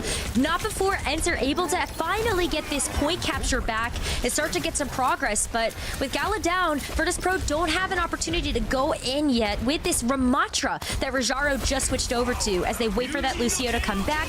Virtus Pro are going to get set up and walk into this blade. Let's dive with the blade. Yeah, it doesn't need to do much more than that, does Kevster, after killing Canal. And the lamp. Alrighty. Going extremely quick. Yeah, Rajaro switching over to the Ram is quite interesting.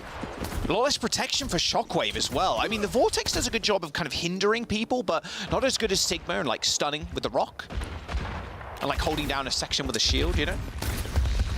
Yeah, and still, like, Rajaro not wanting to play the Mauga just yet into something like this Winston. You could just run over the rest of the team, but Ents now, they're starting to match that percentage of Virtus Pro. It's going to be maybe Kai with his overclock that can help them extend that. Taking a lot of damage there, Rose. From Shockwave on the low ground from high. Oh, there's the overclock. He manages to tag Rajaro a couple of times in the back. I won't say it. Virtus Pro now just reeling with that. Gala took a shot initially there too. It was Kevster that's kind of cleaning people up. It's the job of the Genji after that overclock's been popped, really. Just follow up on those kills after they get hit with even just a body shot from the railgun. Oh, push it. Very good quick push into spawn there, Rose, exactly. Gala dead already. And look at Ents' pace, the sheer aggression here. Virtus Pro just kind of reeling from it, and they're going to have to touch too. 10% to go. Oh, but they know they have the sound barrier too, so it's going to be even better for them. Gonna force that recall. Sound barrier from Master. He's killed trying to chase down the Tracer. Kind of lost Sauna there, but Sauna does manage to get that. So that mega health pack. Another coach cut reflect kill there from Kevster. So rare one back to back. Bob's on the point, locking it down for Virtus Pro. But unfortunately, it's only Bob and Rajaro left. They're gonna hold hands to the end of time, but Bob thinks, you know what? I'll go next round, actually. And I think that's what Virtus Pro are going to have to do as well. Only got Sauna left on the point. That should be Ents claiming first. That was super rapid 0 to 100 there for Ents after they finally figured out the comp that they want to run. Mauga, not so successful into something like the Sigma, but as soon as you got the Winston on board, one of Chase's best heroes, you have the Tesla cannon that's just going to work past the shield. You don't have anything to deflect that damage either, but as we head over to University, you do have a little less high ground to play around with, so maybe just a little bit better for the Mauga. Don't need to get access to anything. And that's what Chase is hovering right now. Rajaro back on the Sigma. Okay. Okay. I've really enjoyed watching Shockwave play the Ashe yesterday, and against an opponent like Kai, it's going to be harder here. It's been fun. It's not much. It's not as many like long range capabilities. Like this point is very enclosed. Dynamite does a lot of work though, and when the DPS passive did get initially launched, Rose, I was always thinking like Ashe seems very strong with the DPS passive because you could light everybody up and everybody then receives that reduction in healing. Of course, Ents are going to have to go somewhat quick around these corners and just force Virtus Pro into a position where they don't want to be. It's exactly what they've done. They've kind of flipped the script on them now, flipped the map as the point is unlocked. Oh, there's still Sauna though in the back, so these supports on Ents have to be careful. Shockwave is surely dead, yeah. You see the coach gun usage there, and then Ents were like, oh, use coach already, and then just ran him down. Kevster already finding a double kill. Point hasn't been capped just yet. Virtus Pro ideally get the quick cap here, because Ents are definitely winning the fight. Yeah, they're not going to allow Ents to get some free percentage points. Or keep them at a minimum at the very least. Oh, I don't know. Ents have the right idea, though. They know the Shockwave is going to be a big problem after being such a star in their first match of this bracket. Ents know, like, okay, well, we can't let Shockwave just have free reign over the team. Kind of learning from the match that we had previously. He's getting run over right now. He really is. Again, look how far Ents are playing up to the spawn. Using that window, in fact. Chase with a charge away under the low ground, but chased by the pulse bomb of Sauna. Good pickup by the Tracer. And now Ents has to just get back to that point and hope they can keep Kevster alive, who does have the blade, but against the Sigma, it's so hard to even dance around this point. You're not guaranteed any kills whatsoever because of that shield. Oh, Sauna, okay. I see you, Sauna. Yeah, there's no health pack there for Kevster to grab, so he just was permanently at like 20 HP. It's much easier for Sana just pick up that kill and then just send Ents back to the drawing board. But they still have that blade. They also have that rush and that sound barrier to pair with it, so this blade should be pretty lethal here from Kevster. Well, there is the blade. Flux is going to get matched with that sound barrier, but on the other side of the wall was Sky and Chase. Master hit the beat there, Rose, in that small corridor. So I don't think Sky and Chase were even afflicted with that over health.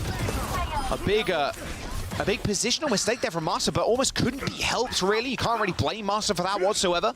It was just unfortunate that Sky and Chase were on the other side, and that over health did not help them at all during that flux. Yeah, that flux just split the entire team, so you definitely can't blame Masa for that one. This bomb coming through is going to split Ents even further. And destroys all the tableware and the silverware there. Running over the tables after Master boops it into the corner. Gonna have to wait this one out, but Burst Pro in a good spot. 70%, a kill onto Kevster too. A little dynamite action. Okay. Can they get Master as well? Surely they can. Master kills Scarlet. Okay, what? All right, okay. Maybe this is one flipped on his head completely. Shockwave in enemy territory right now, and Chase has spotted them out. Ends up chasing down with Jaro too with the help of Master. Master getting that kill on Gala was a little bit surprising. He managed to flip that fight around on its head, and there is the point. Another easy capture here for Ents to come back after they were able to get that surprise first pick. Playing so far forward again because they know they have the cage and the cardiac overdrive to just pair with it. I mean, this amplification matrix could help. It makes the cage a little bit less scary, or at the very least buys Virtus Pro some space. But I would be so worried about this cage if I were Virtus Pro. I mean, Gala looking like he wants to go for something now. Does get rocked. And with this rush, he's in good standing. However, can't really match up against this window, so can't really force the issue. It's Kevster playing a little bit defense there, just reflecting through it so they can't shoot Chase, but that cage Rose that you said they have to be scared about, they just shrug it off. Use the window with Kineo all the way in the back line and make sure Chase can't get on top of them. Flux incoming for Ajaro. Masa has the sound barrier, but it's actually Sauna that goes down first. No CDs down for Sky, and you can see the call from Virtus Pro. Run down the Kiriko and then save the world. Ents, they still got to deal with this Flux somehow, and with Master using the beat, it just catch Chase and they get the kill, but this might just be all over. Sauna and Rajaro end up taking down Chase and Kev, and now it's only Master and Kai on the point. They're going to be able to touch even Kinel switching over to the Moira to try and get back in time. No, just a little bit of spawn tech there, just using that fade, and then chasing over to the Baptiste. Very, very bit of small But tech. Chase is on the Doomfist, so definitely wants to get back to point fast enough. Yeah, there's the 99 flip. Kev still with the blade 20. Who gets an ultimate up here first for Ents? Probably Kev. But they have to deal with this Bob, almost perfect for locking things down, but Sauna's already down to some random Shurikens in the back. Kinel's going to be the target, Blade's been popped, Lamb pulled on the high ground, Kinel in trouble, Kev's spotted him on the high ground, but no dash to follow up. Kinel has just slipped away from him, and the Bob with the point is going to lock it down. Shockwave finding 3, including the Bob. And Kev's Blade, the savior really for Ents there, just waylaid by Kinel, just slips out of his grasp. Ash is going to be such a difficult target to hit, as well as the Baptiste. Both of them have forms of mobility that'll just get you right out of arm's reach of something like that Genji, completely denying those resets. You've got Coach Gun for Ash, you have the Moon Boots from Baptiste, and then you just walk away after that. Amazing stuff there from Virtus Pro to tie up this map. I take back what I said about the Sigma. A good choice here, especially on University, to know that that shield is going to help protect you from a lot of that damage, and some great use of those ultimates reactively from Virtus Pro to deny that value from ENCE, like the cage we were talking about before.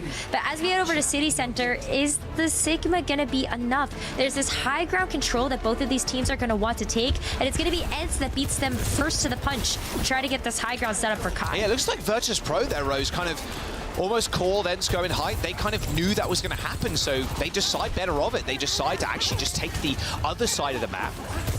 And once again, finding a little flip on them. Chase ignoring Rajaro as he tries to get to that backline, and just see Canel using that lamp. The lamp icon with a little popped up on his health bar. Sky dead, not great. Then Rajaro, these flights are so split. Not like 2v2s happening across the map. Chase isolated Master with a kill though onto Sauna. Very messy stuff so far. Ideally, ENCE want to jump in as 5 rows, but kind of unable to do so. So much split attention by the looks of it. You talk about the split fights, and it just limits so much of the healing output that Masa can have, especially after Sky went down so early. All of those 1v1s, 2v1s are just going to be won out by Virtus Pro, having a bit more staying power with something like that Baptiste that can hit from range. There's a good engagement from Chase, deciding against the Mauga now. Yeah. Onto the Winston. Sauna is still just tearing up ENCE currently. Like a piece of paper in a shredder. Gala too just putting up some big numbers. Virtus Pro just handily dealing with ENCE and what they're throwing at him. This Sigma comp has just been working out so well for them. Rajaro has just so much sustainability that Shockwave gets a chance to hit those dynamites. Look at that. I mean, Kevster just can't get healed up really through all of that damage. Unless he just gets hit by a couple headshots from this Ash. Yeah, it's just like buying time. That's the ideal. Well, Bob came out. He's going to try and avenge Shockwave after they receive a railgun to the face. Kai is stuck in spawn. Literally stuck in spawn. The Bob is stood there and he can't move. And Sauna, all the meanwhile, is just checking the backline permanently. Master's already dead. Sauna's got a pulse bomb. Survives the engagement from ENCE, or the little poke from ENCE there. It's now Virtus Pro, close to 99, already at 80%. They got ults to spare. A window to stop ENCE using that rush to jump on the backline, and Rajaro can put himself on the point for still some additional time. Even Gala still with the beats, and he's going to utilize it. A Primal Rage does end up killing Canel, but still Rajaro finding Masa without a hope and a prayer. There's the Primal Rage eventually being utilized by Chase to get back to the point to help the rest of his team. But is it too little too late, Rose? As Rajaro is still holding down the fort, and Sauna is just going absolute demon mode on the Tracer. Oh my goodness, this is just a lights out performance here from hits Virtus the Pro. C9 in They the call chat. it a C9, I mean, it's come not on, even bro. close. Virtus Pro dominating ENCE there on that final stage. A 99-0. This Sigma comp just so well drilled. So good. It leans into so many of just the best heroes that you have on that DPS roster. One of, I think, the things that Shockwave got so well known for, even during his time in the Overwatch League, was just all of those projectile heroes. The Hanzo, we ended up seeing a lot of Sojourn from him as well, that just with those charged railgun shots always seemed to find their mark one way or another. Just didn't quite live up to the potential that this player had with the history of his Overwatch League run. Now, though, on this team, Rajaro seems like the perfect person to help make sure that Shockwave has that space. No, the desk was calling it a pretty close game. I think that's what it's going to come down to. I mean, hey, maybe we just go all the way to a map number 5. Very different for EU over the last couple of days, and I wouldn't be too against it. Here's some highlights for you from this last map, but it was really just Shockwave and then Sauna kind of trading, like, okay, now your time to carry, now your time to carry. And Shockwave, especially over the last 2 stages, or sorry, the first 2 stages, on the Ashe looked so clean, and then Sauna on the Tracer.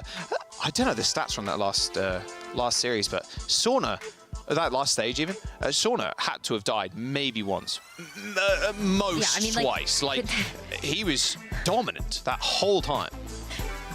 Could that have been a deadlift? Like, I know it's difficult for us to get the stats on this one again, but like, I surely believe that. That last round definitely, like the amount of times he was in the kill feed for final blows at least, like, yeah, ridiculous stuff from Sauna.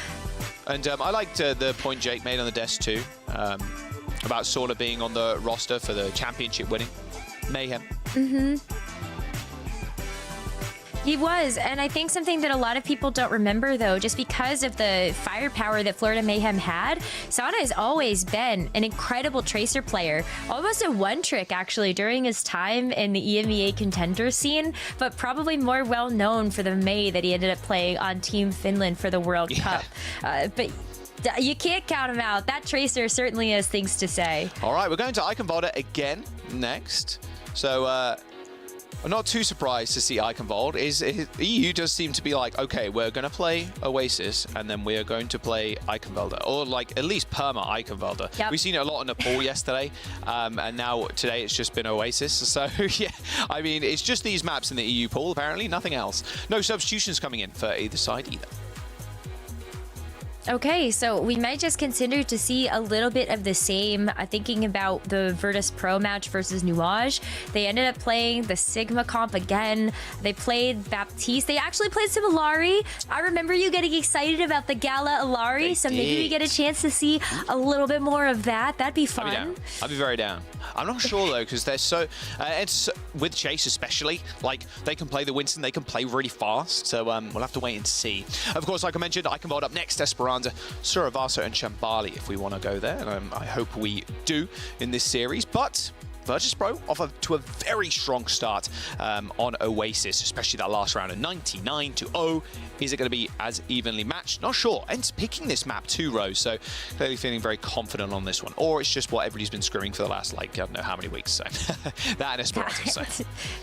It might be. It might be the Scrimbucks talking. Every team, like, we'll just play this. We play all the time in Scrims anyway. So honorable that they just want to pick the maps that everybody has practiced the most. All right, let's go in then. Iconvald in this upper bracket semi-final. Winner here does go and book their ticket to EWC. Of course, Ents have already got a ticket. It's up to Virtus Pro. Now, if they manage to take the series, they will go. If not, down to the lower bracket where they get another chance. I mean, it's looking really good for Virtus Pro to just lock in a spot at the Esports World Cup after this series. If they can continue to play like that on the first map, then that would be awesome. But as we start to see Ents come out on the defense here, they're going to be leaning more into this comp that we saw on Oasis, the Malga. We also have the Genji from Kevster, the Sojourn from Kai. And I think like this makes sense for the team. My only worry about the Sojourn is just how far away it's going to want to play from the rest of the team. While the Genji and the Malga want to play together, you've got this Sojourn that's going to play so far back, but it is one of Kai's best heroes. Not sure Rajaro is going to play the Hog, but you never know. Totally could. We did see Rajaro play the Roadhog on City Center, like on day one. But in this, please. There's just no way. On offense, Iconvald, ain't no way, Chief. Please. With me. Almost grabbed him at the top of the shot there. Oh, Gala. Okay, they are actually playing the Alari. The Gala Alari on Iconvalda. Okay, well, to be fair, they've seen Chase already on the Malga, so... Okay, I'm interested to see how this ends up working out against Ents of all people. You can just sit up on this high ground forever, too. You just put that little pylon down, you're good. Just pepper the back line. Do a lot of damage with the Alari if you time your shots well. Speaking of which, well, Chase is already dead. Two-pronged attack there. Garlic with no outburst, can't get away, but it doesn't matter. Got the backup of the rest of his team. Okay, Virtus Pro. I like what I'm seeing. Me too. Larry just worked out so well, and already Chase is like, I don't want to play any more Malga. I'm going to go back to the Winston. Truly a comfort hero here for Chase, but it just feels like it's the only answer that Ents feel like they have versus this Rajaro Sigma. Hopefully you're able to jump on it, but it just feels so difficult when you know that Shockwave and Sana are still running rings around your backline. You really need this high ground too. It's going to be very important for Stolen to lock this one down. Oh, hello. There's a Winston up there. Yeah, okay, backing up now. He sees 3 players from Ents take high ground. Now, where does Gala play? So they're playing all the way at the back. They're just waiting for an engagement from Ents. Pretty smart. Just have Rajaro basically solo push the point as far as he possibly can. I mean, Captain Sun is available too. It's going to hit a lot of people in that low ground. I believe Sky, though, did end up using that Suzu to cleanse that ability away, so completely negating it and healing everybody up as well. A little outburst from Gala there from high ground to drop down to low, pushing everybody away. A very short tap on the outburst will send you forward more, like propel you forward more. A longer hold, like a longer tap on the ability will send you up. So you can use that to mobilize. I guess mobilize would be the word, but move how you choose or how you please. So many ults though for Virtus Pro here. Like this cart's still rolling, by the way. Somebody's pushing it under the bridge. Flux, Sam Barry. They don't see him. Yeah, they got to do something about it. The blade's coming through from Kevster. Shockwave and Kinnell dead. They do know the payload has been taken, but it's been taken a fair distance. Sauna is chilling. Gala takes down Sky as Sky rotates with the rest of his team to try and deal with Sauna. Sauna manages to dash under the underground too, dodging out of the way as those Shurikens, not even taking the mini health back. Okay, a little cheeky. But they push the payload so far, Rose, that Virtus Pro have a lot of free movement now. A lot of free space. They do. Like, they can just go through main, they can go under the castle, they know that the reinforcements are not so far behind, and it's just a great position to have to take. Well, here comes the Bob too. Locking things down on the point. Chase had nowhere to run. Look at that pylon positioning as well. Good luck with that. I think Solo calling for a pause, however, on the side of Virtus Pro. So we'll see what that's about. So we just jump back to us for a time being. Look, we had a pause in the last series. We got a pause in this one. Okay, we one pause per game. It's just building up the suspense to see which teams are going to make it to the Esports World Cup. Yeah, the worst way to hold suspense of all time. A game pause. Yeah. But hopefully we will get it sorted. That's all we got. Yeah, that's true. Hopefully we will get it sorted. It's better than a blackout, so you know. Yeah. Oh my god. Can we speak about that? That was insane. I could not hear Rose whatsoever. And then I listened back to the clip and Rose is like, Jaws, we are still live, by the way. And I'm like looking around at people like, what's going on? What's going on? Like, I get on my phone, I'm trying to record something like, what's happening here? All right, I just seen everybody's ready to go. I saw Master and Chase say they're good. So let's get back into the game. Captive Sun in 10%. Someone's got to touch, though. Someone's got to touch. Dash from Kevster. And the Genji there, getting healed up. But Master dead, Captive Sun active, and instantly pressing the ult. I mean, you might as well. And uh-oh, goodbye. Kai doesn't even suffer the explosive power of the sun there. Just goes down to Sauna. Aggressive pylon usage there, throwing it towards the team. But looks like Gala is going to change hero here at the very end. Going to Lucio instead. It's been working out with Virtus Pro thus far. 4 minutes and 20 seconds since was opened the door. C9. C9, well, not sure that was a C9. They wiped. No, it's not, but it's like it's the damage. Like, it's just, you're tilting them at this point. This ends now. My favorite fisherman is down. Sauna. My word, Sauna, calm down. This isn't official. Virtus Pro really wanted to make it an EWC, but Sauna, one of them. They got the pulse bomb, they got the flux coming around this final corner now, and the Ents have only got the rush. Oh, Rasharo, no. TP, Sky. You got a TP button, by the way. This is the final push here. TP. Someone needs to touch. I mean, of course they'll be able to get there. Just gonna flux yeah, exactly. him. The flux is going to come out in just a moment. The Susa's already been used, so now Rasharo could be a go button here. However, they still got to be careful of this rush from the Kiriko. Blade from Kevster has been pulled, but instantly gets deleted high in the sky with the help of Rajaro there. And that is a C9 right there on your screen. That is a certified Charlie Niner. Crimzo even putting that one in the chat. Yeah, that happened. Again. It was UB the other day. It's Eichenwald. On third. And it's Virtus Pro's time. There you go. 3 minutes, 21 seconds to go.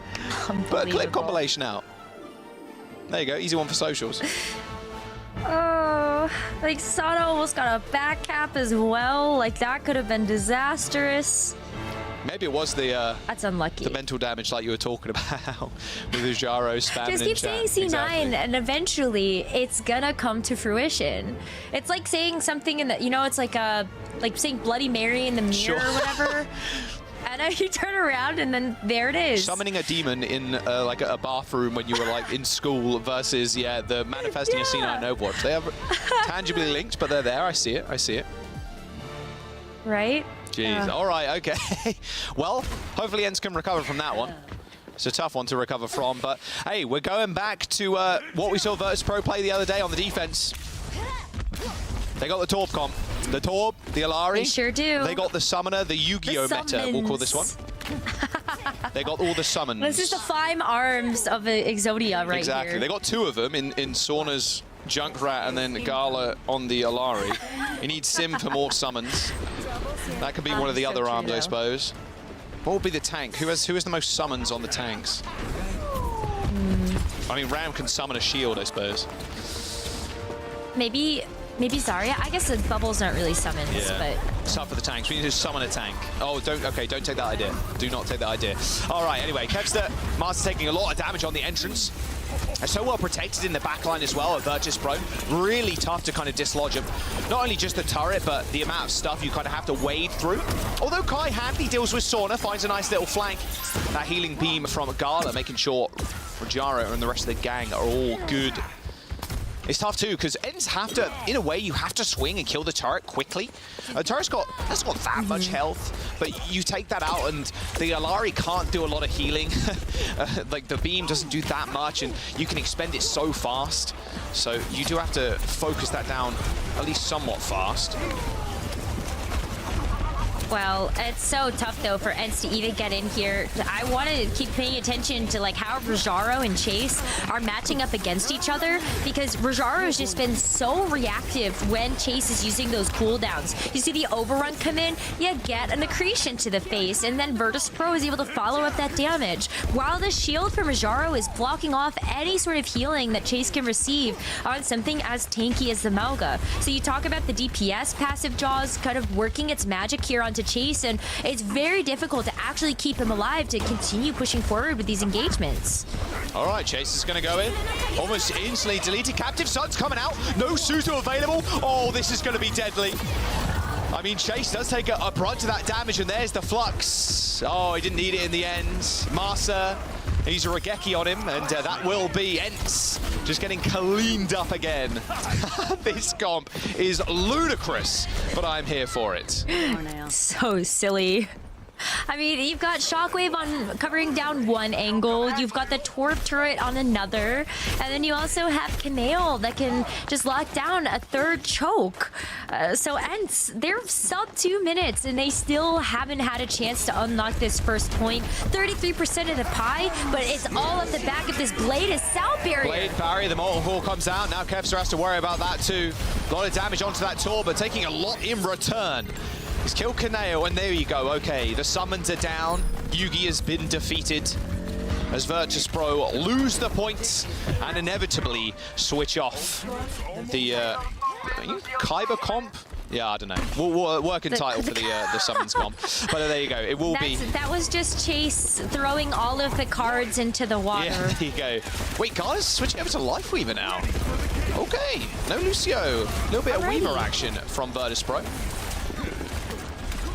Okay, so you've got the life grip at the very least to kind of like help pull Rajaro back if you feel like Rajaro's maybe overextended. Similarly with Shockwave. Oh, see ya. Exactly that, Rose. Yeah, a perfect use to get Shockwave out of the cage. Rajaro's in trouble, but that lamp has been able to not only get around the corner, but no one from ENCE was able to focus it down. Rajaro eventually falls, but it gave enough time there for Shockwave to get some considerable amount of damage in with the dynamite and with the high ground as well. Rajaro just fell out of LOS of all of that healing though, so there was no shot of being able to keep him alive, but yeah, like the life grip was perfect. I love being able to see that stuff pay off for something as fancy as a Lifeweaver pick. Still with this high ground control as well, the pedal platform. Oh, that's so big Shockwave dirty. just unreachable. And as they come up the stairs, they're not even looking at Shockwave at all. Look, they can't see him. They don't know where he's going. Oh, and the bomb's going to come out too. I don't think you want to be right here, Sky. How are you?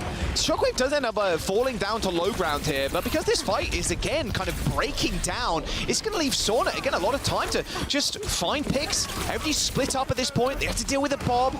Virtus Pro running rings around ENCE. I'm I'm a little surprised that on the second point, Chase hasn't opted to try to run the Winston. It would give you immediate access to that high ground, and we see a lot of teams actually use the Winston as a counter to something like the Sigma. Maybe it's because Chase tried it on Oasis and it didn't really feel like it was enough, but right now you are running out of time to make this point work for you, or you're gonna go down to match point to Virtus Pro. Tree available. It's all coming up Gala this series. With 1 minute and 30 seconds. Kai and Chase are on the flank here. They spot the pedal, they see Gala float away gracefully, and here comes the window. Straight to the back line goes Chase, but already Virtus Pro have exited stage left. They managed to drop down to low ground and hide behind this tree. Kev's at 13 HP, wanted to go in there with Chase, but is unable to receive any backup whatsoever. Sauna just chasing down the Lucio, easy pick into the wall right away, and with only 1 minute to go, I think it's looking like a match point for Virtus Pro, Rose. It really is. I don't even know if Chase is going to be able to get that cage up in time, and there you go. Doesn't feel like the ultimate's going to come up in time, and now you just have to have the Winston to try to get in and cut off healing, sightlines, anything with something like that Winston bubble. Buy some space here for Kevster to actually operate with this blade, because this is the last saving grace here for ENCE to try to get this second point. If this blade doesn't work, they're not getting this checkpoint, and Virtus Pro are going to go up to match point in this series. Oh, he pulled the blade, but instantly rocked off. All good though. Had the reset dash there, luckily. And now here comes the damage. If it could be a clean wipe here from Virtus Pro, it's exactly what they're after, or at least staggering on the payload as well.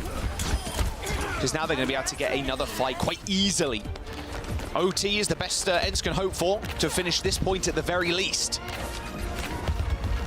That's going to be a really tough battle to climb, because you're still giving 3 minutes and 20 seconds over to Virtus Pro. Gala trying to come back here on the Lucio. Somebody is pushing this card here for ENCE, but they can't step up now because it is OT. Chase might be able to get the Primal Rage here. Pulse bomb from Kai going a little bit wide. Bob's already on the point, and he needs on that pulse bomb.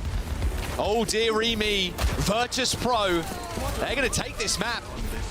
The Gala show is what I'm calling it. We're going to the Gala. Virtus Pro in an absolute shutout of ENCE here. 3 minutes and 20 seconds as they took their the payload all the way to third and stopping ENCE on that bridge.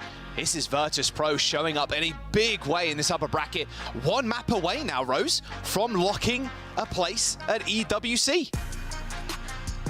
I think they're going to do it.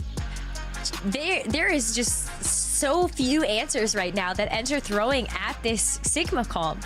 You look at something like the Winston or the Doomfist to help try to break apart that stable front line, and they just don't feel comfortable running it. Or even if they do, it feels like it came out way too late on Eichenwald for it to be impactful. You know, the whole desk predicting ENCE in this series, and the chat was along with them, right?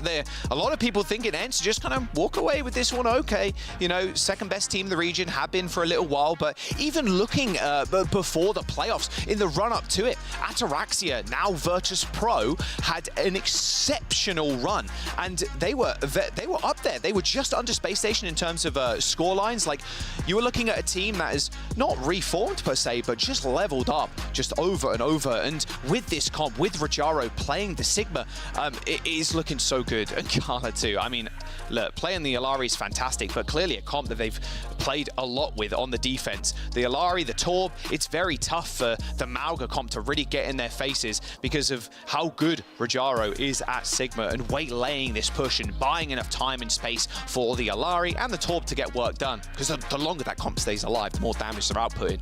You don't want to survive. It's almost like the Zen comps in a way, where you don't want the fight to go long because the Zen comp's going to win it out. You want the fight to go quick. You do, and so I think that's really where Rajaro has just been such a stable presence for this team, and it's really exciting to know that Rajaro, if I'm not mistaken, is kind of in his first full cycle as a professional Overwatch player. I know he was playing in a couple of the game battle stuff in 2022, 2023, but in this year, it makes me excited to see the future of some of these newer Overwatch players and what they can really get done. Esperanza's up next. Okay, so we thinking still the Sigma here for Rajaro in the game? I think so. I really think so. And I hope that ENCE is going to be able to come in with something like that Winston dive from Chase. He's so good on this hero. And I hope that they're finally able to figure out how to put those pieces together to deal with the Sigma. Well, we're not seeing Cloudy. I'm just getting word now. There's no substitutions, so... no Reinhardt, yeah. bummer.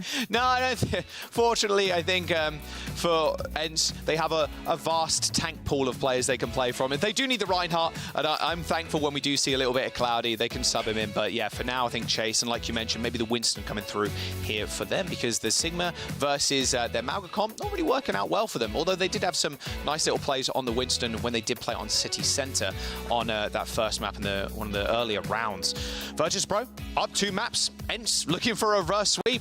I mean, maybe we're going to go all the way here, Rose, but more 3 Overwatch for EU. I mean, hey, it's looking like it. I mean, very short day for EU, it feels like. Oh my gosh, it's so disappointing too, because we looked at these 2 semifinals and we're just like, oh, surely these will be the closer matches that we have in our bracket, knowing that this is probably the top 4 teams that we have in EMEA, and they might both be 3-0. Could be. Could be. Peps have already locked their spot in at EWC.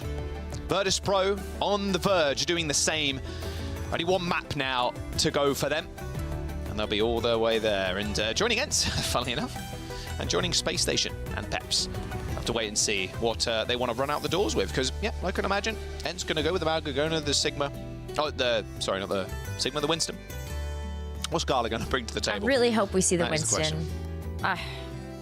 I just hope we see the Winston, because I think that Winston, one of the better counters to something like the Sigma, but it's also tough because there aren't a lot of teams right now that are opting to actually run the Sigma or have one that is powerful enough, I think, to be able to deal with some of these hyper-aggressive Mauga teams that we are seeing.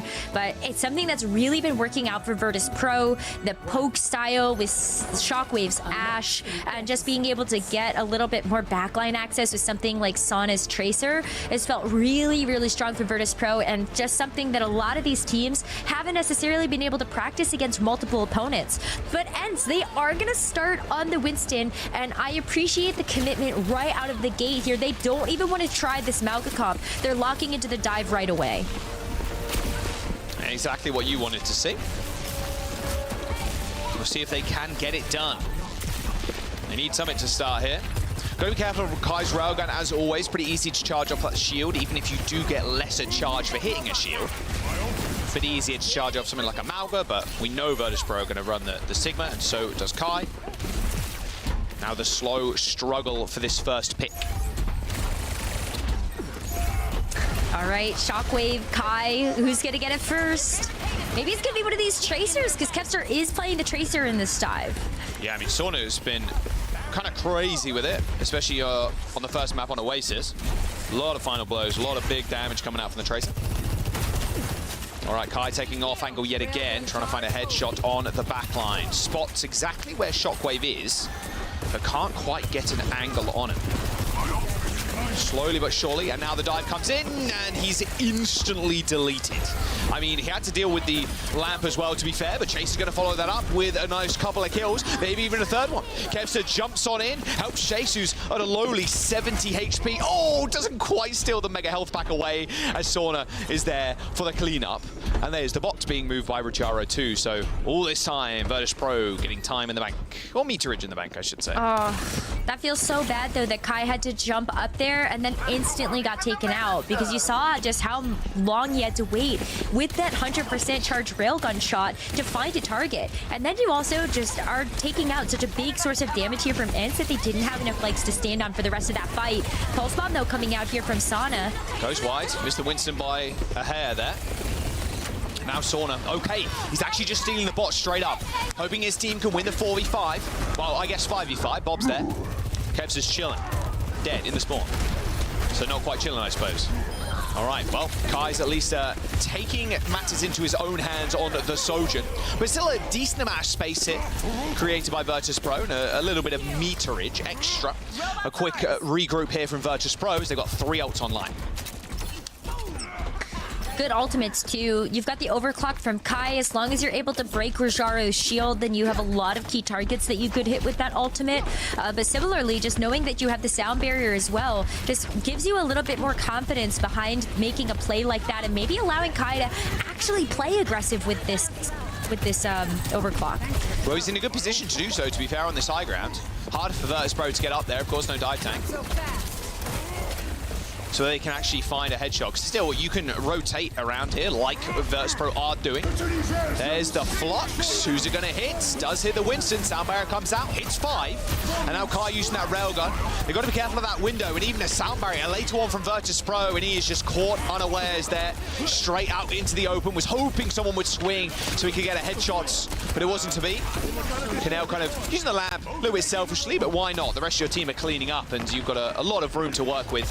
And end up losing control of that bot yet again. It's just the supports now. Getting staggered almost here by Gala and the rest of Virtus.pro. And the bot is still moving. Their macro game heroes is so good. It's so good. I mean, they're just playing together as a unit as well. All the while, they were able to push this payload almost all the way over to this point. And yeah, those staggers are huge. Ents can't come in and contest now as a full team of 5 because of those staggers. And they've just got to give up this checkpoint immediately. Jaws, this is big. We have 4 minutes already off of the time bank here, and Virtus.pro starting to amount a bit of a lead. I really like the way they're playing. As soon as Sauna sees the fight swinging in their way and sees the bot alone, grabs the bot's hand, moves it to the checkpoint. Shockwave under a little bit of stress and pressure there. Eventually, Sauna has been checked by Kevster, who is pushing that bot. And there we go, Ents with a win. Still losing the checkpoint is big, especially at this point in the game. Only 5 minutes left. It's already just like so much less time to work with here, and Ents don't have a whole lot of ultimates to try to get the job done and match this meterage. At least you're able to shut off those forward spawns now, being able to move past this midway point. But Chase with the Primal Rage is just going to be enough firepower, knowing that Shockwave's going to have this Bob soon. Well, unfortunately, Gala is the first to fall for Virtus.pro. This Primal Rage from Chase, and how good he is at the Winston, isolating both supports. Here's the turnaround we were looking for from Ents. Bob coming through, and Bob instantly deleted. This might be a checkpoint here as well for Ents. They can play up. Of course, they have Pulse Bomb, they have Sound Barrier, if Virtus.pro want to become quite aggressive on them. Well, I mean, like, Shockwave is already so low. He's just gonna die. He's dead. All right. Yep. That's not good. That's checkpoint for sure. Or at least you'd imagine. They can triple blink. Yeah, they might not. So. They might triple blink Sauna onto the point. Yeah, there you go. Okay. Instantly responding with a sound barrier there. They need this checkpoint and bad. Gala down to Kai, and now they can push. All right. Forward spawn unlocked for Ents. They've got the checkpoints, and now they can try and grab that lead. They will, too. I think especially with just the player advantage that they have right now, and Chase moving all the way up to spawn, that gives Masa the time to get this lead for Ents and just keep themselves in this series. Shockwave's dead again. So much emphasis being put on taking Shockwave out of these fights early. Oh, that Flux goes wide. Still finds Chase, though. Using that aerial view of the Sigma's ults. Wow, that is an aggressive rush coming through from Sky without a tank. It's going to respond, Canel's going to respond with a window. So I guess you trade 1-for-1 ults there, although I take the rush over the window any day of the week. Yeah, but I think that just the answer to that is fine. When I don't think that Canel's always going to have a great usage for the amp matrix. Rosario didn't get beat. Virtus.pro dealing with Kai, or trying to at least. Shockwave's already dead. Very different tempo setting right now for Ents. They have taken pole position. They have moved past the referee car as Sauna ends up falling. Here you go, the bot extending their lead now. Over 20 meters in the lead. And 3 minutes left to go. So this is going to start to get really tricky for Virtus.pro to try to grab this lead back, but you don't have a whole lot of time. Gala's actually going to switch over to the Brig. A little bit more stability in the backline now to try to bash this Winston away. Ents not going down without a fight. Pop Primal. All right, yeah, a little bit more defensive countermeasures for the Tracer and for that dive with that Brig. Chase actually goes down to it. All right, okay. Good stick from Sauna. Doesn't matter in the end. They can't use any more ults because they haven't got any, but they don't want to use any. And there it is. There is the wipe. 2.5 minutes. Ends with an unbelievable comeback. We'll call it 112 meters to 64 of Virtus Pros. So with only 2 minutes left on the bank as well, Virtus Pro need to win 2 fights in order to take the lead back and win out the series. With a map win here, they get to move on to the Esports World Cup, so they're feeling the pressure right now. We're almost tasting the victory as it's right in front of them. No ultimates on the board yet here for ENCE. Oh, Carla isolated in the front line. Bob at least making it even. Bot is in possession of Kai right now, but the rest of ENCE, again, just kind of getting split up. But they're handling their 1v1s. They're handling the 2v2s. Kai is on a mission to kill Sauna, but unfortunately, he seems to be a little bit lost. Yeah, without a map, without a compass, without nothing. And he has been brought down. Minute and 30. Here we go. Virtus Pro now are going to push this bot, but how far can they realistically get it?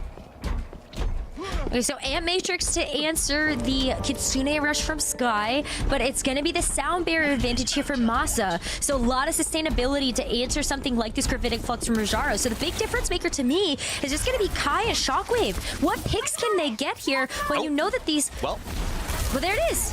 See? The perfect pick. I guess it's just Kaneo.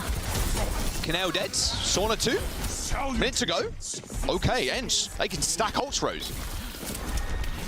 Yeah, they can. So they still have the right answers to the ultimates that are on Virtus Pro's side, but with this overclock, you just have so much one-shot potential with these overclocks, as long as, again, you get that Sigma shield down. But it's coming down to the wire. ENCE, they might be able to extend this series, just we may have a 5-mapper just yet. Rally counteracting that rush, or at least trying to, but Shockwave is already dead. Look at the damage coming out from Sky right now. Flux does land, but the sound barrier is there from Masa to save him. And that Primal Rage is gonna be dirty. I mean, I'm not sure you could do much of that window canal. Just sails on through it, shattering his hopes of staying alive and keeping the team up. And with 10 seconds to go, ENCE don't even have to touch the bot at this point, and they're just gonna keep on rolling. Can anybody actually get there? Well, I don't think anymore. Sauna dead to the overclock, and there it is. ENCE still with a life in this series. Take Esperanza, and they are on their road to a reverse sweep. It was the Winston dive. I wish Chase had more confidence, or at least the team had more confidence to just stick on this Winston dive earlier. They committed to it at Esperanza, maybe took a little while to actually find their footing and get their ball in the game, but they did it. And the dive worked versus the Sigma They're comp. on that dive grind set right now, and it's looking good, honestly, as we go to the next map in just a moment. I mean, yeah, sticking with the Winston seems like the name of the game. Also, Kai showing up in a big way too. Oh, yeah. Oh, yeah. There was so much better sight lines for Kai to be able to take with the Sojourn as well. And I think also just having the opportunity with the natural mobility that Sojourn has to grab those high grounds gave him even better line of sight onto the rest of the team on Virtus Pro. ENCE had such a... No, Virtus Pro, sorry, had such a good lead early on too. They got checkpoints so early. I say early. It was like 5 minutes into the game. That feels like early for Esperanza, getting that checkpoint. And they only managed to get like 60+ meters, but Virtus ENCE coming back in a big way. 100+ meters. They're looking good. On the road to a reverse sweep. We'll jump over to the desk. They can wrap that one up and send us into map number 4. Thank you so much, Nekra and Jack. I am here joined by Jake and Johnny. My name is Zoe, and we're going to break down all the action we just got to see. Maybe the reverse sweep is happening for ENCE. They seem to start picking up steam a little bit. However, early on in the series, it looked like VP got this one in the bag. Sigma come for them looking extremely strong, and technically ENCE did have the right answer with the Winston com. Why did it initially not work out? Was it just the wrong DPS heroes being played?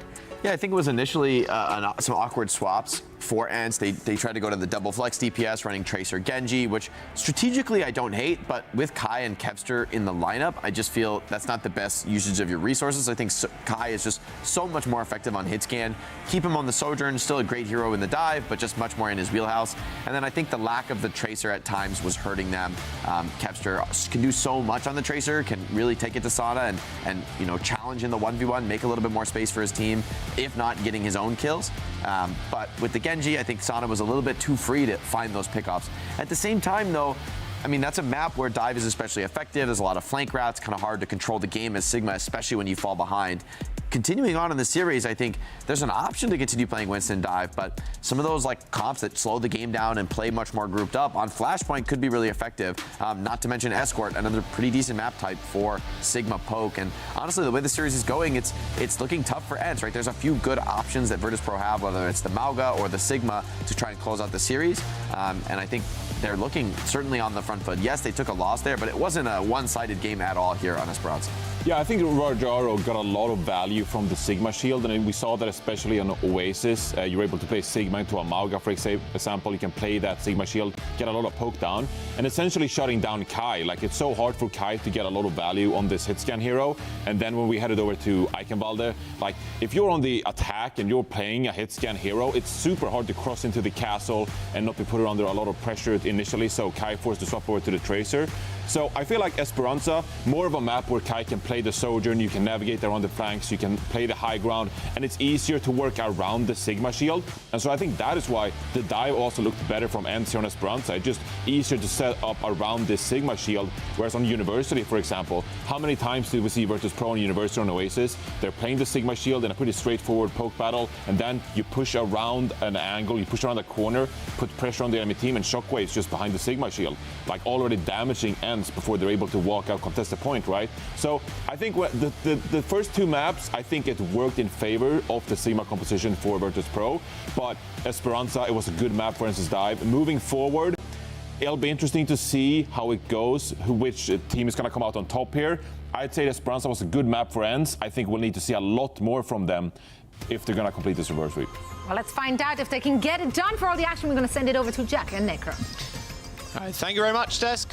Yes, we're back. Suravasa. And, well, Rose, Virtus.pro being able to play Sigma almost the entire time. Is that still going to be the same case? There's another one. That's a new one. That is a new pigeon. New pigeon just dropped. They found another one just for you. Possible? I'm telling you, they're unlimited amount of pigeons. Every patch they had another one, I swear. Jeez. Oh my gosh, it's so fun. I'm telling you though, we gotta get the beautiful pigeons. Just reskin them. I'm saying. Make them really Birds of Paradise. beautiful. Just add them in. All right. Virtus.pro still wanting to rock with this. Chase on the Doomfist though, Rose. Not even on the Winston. Still a dive hero, but... Yeah. I mean, it's one way that you can potentially just disrupt a little bit more of the Virtus.pro team. You know, they're talking about how this soldier from Kai can just get around the shield. We'll get back to that point. Yeah. Chase meeting a little Frosty Death there. He slams in and then tries to do the classic slam and then punch out and then met a wall with the main. Yeah, Sauna running his very classic pick in the main.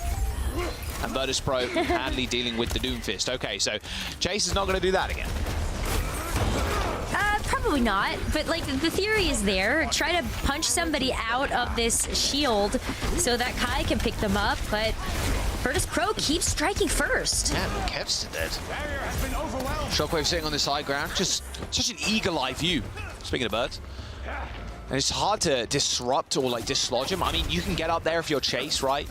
Sky can get up there, Master obviously can boop him, but actually entering this place has been really rough so far. It's just, this may add such a layer of difficulty because it's yet another obstacle you have to deal with. All right, Chase trying to farm a Mega Punch as well. It's been quite difficult. Normally you want to use the punch to get out. You need to charge the Mega Punch, hopefully hit someone in the back line. Coach gun used, and Kev's dead again. This is first point for sure for Virtus.pro. Don't mean to call it too early, but Kai's dead. And there you go. Just like that. That's it. I mean, you could even potentially see Virtus.pro try to chase down some of these picks, but I think it would be stronger for them to just stay together as a team. We've got the flashpoint unlocked now for the next one, and we are going to be going over to an even smaller flashpoint. How fun. This May is about to go so hard. Yeah, it's going to go pretty crazy. Chase on the Winston now, jumping over from Doom. Oh, Buster 1 HP. All good. Yeah, it's going to be an even rougher time. And as well, like the Ashe and the BAP, you see where the BAP is currently. You can hold up on this high ground, which is really annoying to assail. Oh, that's so tough. Because, like, who do you send up there, right? Like, you can't really send Kevster. You can send Chase now, though, as Chase goes over to the Winston. There's the rush, insta-block, Bob comes out, and they're all in the background, and Chase doesn't have Primal Rage. Pulse Bomb's good. Suzu came through, as well as that Lamb. I mean, look, the Suzu helping Ents just survive a lot of that incoming damage, and the Pulse Bomb deleting Lamb.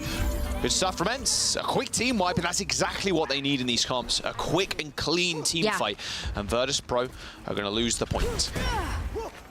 And Chase also had perfect execution there with that Winston. You saw the bubble come down, Rajaro gets split off from the rest of the team, and no healing to come through from Kanale or Gala. So that was where the quick team fight win came from. Now, hopefully they can snowball. Kai can find an off angle here Chase. with this Sojourn Overclock. Oh, that is just bullying at this point. That's rough. Sky also taking a couple of headies there from Shockwave. This is rough for Virtus Pro. See if Kai can be the difference maker. Sound barrier coming through, however, it's going to be tough for Kai to chew through, even with that OC. Ooh, actually, they almost killed Kanale. Kevster cleans that one up. Okay, slowly but surely, they're whistling away at Virtus Pro's front line. Chase comes back. All right, Virtus Pro did end up finding the flip, but it ends splitting all the way up, taking multiple angles, and then having Kevster finding these final blows. Very quick flip around. Yeah, and this is really giving Ents way more power to deal with this Sigma comp, especially because they have the opportunity to go in and go in very fast. You also have the Kiriko from Sky that's able to play more up close with something like the Winston and just continue to provide that healing while Chase is going to be inside that isolated bubble. Virtus Pro, though, they are going to come back into this one with an amplification matrix, and Shockwave on this Cassidy is going to have the high noon soon, too. All right, so T coming in. There's the window. Now Ents have to play a little bit scared. Good body shot onto Sky. Doesn't net them a kill, but here comes the Primal Rage. Uh-oh, where's the high noon? Where is it gone? Chase knows. Chase has ran away. Oh, it's up on the high ground. That's a little rough, but it's all good. Ents have the sound barrier too. Slowly but surely, they're using all of their ultimates to secure this point, and it's working out for them. A Suzu to counteract that pulse bomb from Sauna as it was attached to Chase. And that'll be Ents claiming the point, tying up Suravasa. Looking way more convincing as well to take these team fights with this Winston. Again, those bubbles from the Winston coming in so clutch to isolate out Rajaro. And as soon as Rajaro falls, the rest of Virtus Pro go alongside with him like dominoes.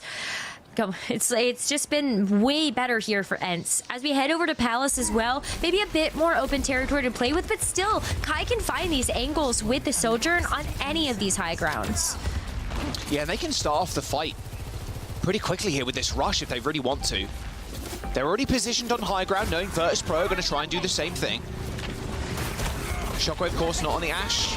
It's on the Cassidy now to try and stop a lot of that dive coming in. Focusing him mainly. Gala taking too much damage. A headshot, disruptor shot straight on top. Rajaro is going to try and get some damage onto this Winston. A Flux does hit that Suzu a little bit too early there from Sky to save the Winston and the impact damage as he crashes back down. And maybe the Cassidy is what the doctor ordered. But Kai still trying his hardest here to dislodge Rajaro. These overclocks pretty much ripped as soon as he gets them. But unfortunately, an overwhelming amount of force there from Virtus Pro. Crush him. The Sigma Shield just the perfect answer to make sure that that overclock can't actually hit anybody. Maybe that's why we see Kai just hit those overclocks so early. You're going to be charging them up pretty fast because Kai's still doing a considerable amount of damage. But where are you actually going to get the picks if you don't have the opportunity to get past the Sigma Shield? Virtus Pro, though, they've got the ultimate advantage by a landslide when you take a look at the 4 ults that they have. Marsa amping it up. Oh, Sauna. That pulse, I think that pulse was cancelled, actually. Sauna used the pulse, and I didn't hear the explosion go off, and yeah, he's dead in the kill feed to a headshot, the kunai. High noon on the point for Shockwave, still holding it down. For this sound barrier, it has to hit Rajaro. Unfortunately, I don't think it did. It didn't. And Bubble coming in mighty clutch, or maybe an LOS issue there from Gala. And there's the flip, Ents with 35% and building. As Virtus Pro scurrying back to their spawn, or at least trying to. The Staggers, they're not too bad, but they could be better. Oh, that's such a bad fight for Virtus Pro to have lost as well. Because as soon as you lost Sauna, you didn't get the pulse bomb. You saw the potential there from Virtus Pro to try to get back into the fight. The sound barrier commitment, you even had the high noon. Just anything to try to swing the tides back to Virtus Pro. But instead they expend 4 ultimates there, Jack, to lose the flashpoint. And that is devastating, knowing that ENCE is 1 fight away from taking the lead in this flashpoint map. Well, they're going to take it to another pulse bomb. It's Waylay this time around. It's just eaten up for breakfast. ENCE, they're pushing Virtus Pro all the way back. So there's one person touching, sure, but the fight is almost already won. Sauna's going to get chased down, triple blink. Can't hit the recall, but no, not in time. Not sure this fight's winnable anyway. I mean, maybe. Kanale and Gala are back. Maybe if Sauna survived there, it's winnable, but I mean, the rush from Sky might be just... hang on. Sky? Okay, I think they had Suzu too, but... Gala could mega clutch with the lamp. I don't think so. All right, not anymore. Bit of a heartbeat at that one, and Virtus Pro will end up losing it, and it is ENCE now on map point, or match point. You know what I mean? They got 2 points, they got 1. Yes. Next point, they win Yes, the map. yes, they've got the lead. They've got the lead. No worries. If they get this next flashpoint, they tie up the series, and that's the important part. We get our map 5, and Virtus Pro, they might start to sweat a little bit, having to deal with a potential lower bracket run. As ENCE make it over to Gardens first, they do have this Kitsune rush to invest into this next fight, and with Kanale, without that amplification matrix, you don't have a great answer to it right now outside of this grab flux. Well, there's the flux. Suzu used on Chase again. A little bit too early once more. Just slam back down, receives so much damage. Shockwave finishes off with a single headshot. Kevs is still taking people with him. Can he get one more pick? No, Gale there with a save. All right, so first flashpoint capture is going to go over to Virtus Pro, and with only using the Gravitic Flux there, such an economical fight for them to take. Now they can use the Amp Matrix freely just to be able to buy some space, and they also have the High Noon and the Pulse Bomb to maybe potentially pick something up, but it still falls down to whether or not they can keep Rajaro alive, and that's where Gala might be able to come in clutch with this sound barrier. Yeah, Master's got a sound barrier too. Oh, Kevs is already dead though. It's a very early pick from Sauna. High Noon being popped by Shockwave. Gala laying down the beats. All right, they're going to try and make this one final fight, although with only 50% and a very quick disengage from ENCE. Might not be the case. I don't think so. I think you still get one more recontest here if you're ENCE off the back of pretty powerful sustain ults too. You got the sound barrier advantage with Masa, and then you also have the primal rage coming online here for Chase. So you definitely have a good stall coming. Oh, they beat, but Chase didn't get beat. Chase had the wrong idea. Masa beat it in, but Chase was already leaping away, then didn't get the sound barrier because he was on the high ground. Kai ended up taking down Sauna, but Kevs is already dead. That's Virtus Pro's point. That would look like a miscom there completely. Masa beat it forward, and Chase was already leaping and slow, didn't get beat. That is disaster for ENCE. They lose one of the big ultimates in that sound barrier. 2 apiece now. Virtus Pro 1 more point away from locking their place at EWC. At least ENCE then, I guess they have the primal rage to help try to grab this next flashpoint. But that was a huge miscommunication that came through there, and just one that ENCE doesn't want to have to take. They don't want to go down to the lower bracket just yet, but at least they've got the primal rage as a way to get into this next fight. They're already in. ENCE are just pushing all the way. Virtus Pro, though, with an expert rotation. However, that lamp's already been used, and Chase has got that primal rage, going to boop everybody into the line of sight of Kai and Sky. There you go. Nice, quick and clean team fight. Good rotation from Virtus Pro, but ENCE can just go a little bit quicker. There's the team kill, and there's the point. Okay, no worries though, right? You get one miscommunicated team fight, and you get to go back and just make sure that you are untilted and you're able to stay focused in this map. Okay, Winston, very good here. Just keep locking down a player like Rajaro, even just try to isolate a player like Shockwave, and that's gonna be a big win condition here for ENCE to have to take. They gotta back up though, because Virtus Pro, they're going in with speed. That's a really good start, killing Kai. Oh, and the High Noon too. This is all but over, even after using that rush. I mean, it'll be a miracle if they can come back from this one, and that miracle was not found. Yeah, not quite. And now with Virtus Pro, they have the sound barrier, they have the gravitic flux. Just so many answers to deal with any of these more powerful ultimates. You even saw like a solo grab flux onto Chase. Now it's going to be important for ENCE to play together so that they don't get isolated off by a lot of these ultimates that want to try to take 1v1 fights. Double DPS ult for ENCE, but they're still walking into this flux without a sound barrier. I'm assuming Rajaro also assumes that Masa has it, and it looks like ENCE don't want to go anything too crazy right now. They know they're 5% away. Sound barrier from Virtus Pro hits 3, Flux comes down, but doesn't actually net a kill. And doesn't it look like it netted any damage either? Like, yeah, sound barrier from ENCE as they just run it down now. They're gonna have to deal with the lamp first, but there's the flip from ENCE. A disruptor shot on a railgun from Kai, will end Canale and Shockwave, and there it is. Another quick, concisive team kill as they are looking at last fight now. Canale switches off the Baptiste to go to the Kiriko, hoping that Suzu is going to be enough. And in fact, almost a full team comp change from Virtus Pro as Rajaro goes over to the Mauga and Shockwave the Venture. Haven't seen a whole lot of Venture jaws in our series so far, but they have to win this next fight, and Venture's one way to get in there. That's rough for Sauna. Had to recall super early there. All right, they are contesting. Virtus Pro haven't got the point just yet. ENCE coming for the contest. Here's Chase jumping into the background, and we're now with the Primal Rage. How do they deal with it? I mean, at least Chase is going to lock this one, and Canale and Sauna already dead. This might just be it, Rose. ENCE are going to wipe them. We're going to a map number 5 as Virtus Pro end up going down. ENCE securing that final point. The Winston dive working out once again here for ENCE. Finally able to just, I think, show the confidence and show that superiority that we've expected to see out of a team that ended up getting 4th at the DreamHack Dallas Major, taking out all of the North America teams with them. I don't know. I think this, as long as ENCE can keep this up, might just be a series win and reverse sweep. Because they're playing a lot quicker, although that's kind of like on the game mode as well, because you have to play very quickly, but they're very much stepping up the tempo. We're going on to Escort Rose now as our next map. We're going to Shambali Monastery, and this is a good map, to be fair, for the Sigma comp for Virtus Pro. It is. It definitely is, and it wouldn't surprise me at all to see them just rock out with a Sigma comp.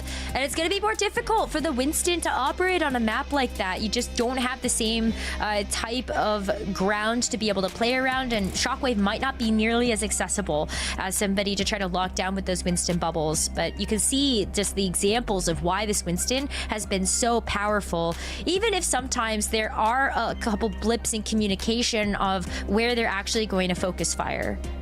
Yeah, all good. Just that's the thing of the past now. Don't even think about it. Only think about that map 5 and that reverse sweep coming in potentially for ENCE. It's a good map to finish it on too, because it really will show the 2 different styles of comps. We'll see what Chase wants to play. Probably the Winston. It's worked out thus far. I think it has to be. Why not? Just stick with it. We saw, though, Rajaro at the very end of that Suravasa map actually consider playing the Mauga. It was obviously way too little too late, and we just had a really clean, concise team fight win come through from ENCE, but maybe Rajaro's not so hesitant to actually play the Mauga, and it's a pretty good answer to something like the Winston. Yeah, we're just going to load into the game in just a moment with Shambali Monastery being the map. Now, Shockwave probably going to be on the Ashe. There's a small switch up there as well, going over to the Cassidy. Bit of a kind of a counterplay there to the Winston and to the Tracer. Anything with, well, just anything with mobility, to be honest, not even just the Winston or Tracer. Yeah. So I wouldn't be too surprised to also see that again. Ashe has a lot of straightaways, though, on this map. So the Bob can be very useful, just in general. But the amount of space you can kind of give your Ashe, if you're that comp, is quite prominent. So I wouldn't be too surprised to see that. But with Cassidy, if they feel like ENCE are playing a little bit too quickly, maybe they just end up switching to that and just hoping they can just land the Magnades. There was one brief moment, actually, it was one of the last fights of that round, that map, where you saw Chase on the Winston. As soon as he sees the Magnate come out, he's gone. Like, he is leaping out of there, straight over the high ground, away to the rest of his team, because you cannot let that land. As soon as it does, the entire team can just swarm you, and you are dead. Like, instantly. So that's how dangerous that Magnate can be with the amount of focus fire. And we are getting no subs as well, Rose, so same 10 entering the server. I mean, that Magnate, it just like, it softens you up so much, and then with that DPS passive as well, you're just gonna get squished. So I think this is just a smart way to be able to play around the Cassidy, but it still makes a lot of sense to run it, because while the Magnate is really good to do just a bit of burst damage there to something like the Winston, you're looking at something like a Tracer on the other side, and that's not a bad target to try to hit with that Magnate either. It forces kind of so many cooldowns from people. Like, Magnate is such a wacky and wonderful ability. I still remember the one clip, I think Boston Uprising versus London Spitfire, I think, on Esperanza, on the Mega Health Pack in mid. It was me and Scott casting. There was a Cassidy walking up the stairs. The Tracer was near the Mega. They threw the Magnade, it locked onto the Tracer, and it was the longest lock-on I've ever seen. And it just followed them basically to the next life or two. Like, it was ridiculous. So it is funny. a very silly ability, but it's very, very dangerous in the right hands. Here we go, though, Rose. Shambali Monastery, reverse sweep in progress, with Ents winning back-to-back maps, taking us all the way to map number 5. But this map was picked by Virtus Pro, and no surprise why. It's such a good map for the Sigma, which is just one of the best compositions we've seen come out from this roster. They've really figured it out with something like Shockwave's Ash to just give a lot of potency to just how much slower this Sigma can play and buy some time for any of this poke, just a pick to come through from that backline. But Ents, do they run the dive? Does I think it's way more difficult to run the dive on a map like this. It is definitely much harder, especially on this first point too, with the amount of space. It's a long stretch, but I think that's just what you're going to have to do. There are ways to kind of get up onto that high ground, but the only issue there is you're using a lot of cooldowns to get up. It takes a little bit of setup, and the payload is just not moving.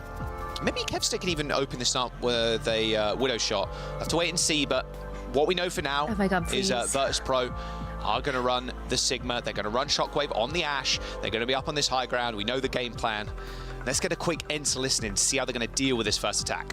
Every time I have Sojul, they just use like fucking 2 ults every time. So just kite every time. Okay. Yeah, I told you they're holding close. Let's fucking do it. They're holding close? Okay. I think Ash. Let's wrap around if they're holding. No. Sig. Okay, just push the card and... Ash close right, bottom. I can shoot the Ash bottom right. No. Yeah, you can. Jump, I'm shooting Ash first. Back. I can go. It's fine. Can you help me? Wait, 3. Yeah. I flanked up, come in. Okay, 3, 2, 1, go. I'm in. I got rock. I'm trying to go in. I'm still in. Look for Trace. All one. Okay. Oh, shit. He just randomly rocked me. He was not even aiming at me. He's fucking idiot. Nice. Really fucking hit him. Okay, go off, fine. I don't think you just quit.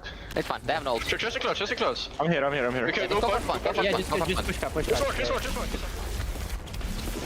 The Overwatch moment. He wasn't looking at me, still hit me with a skill though somehow.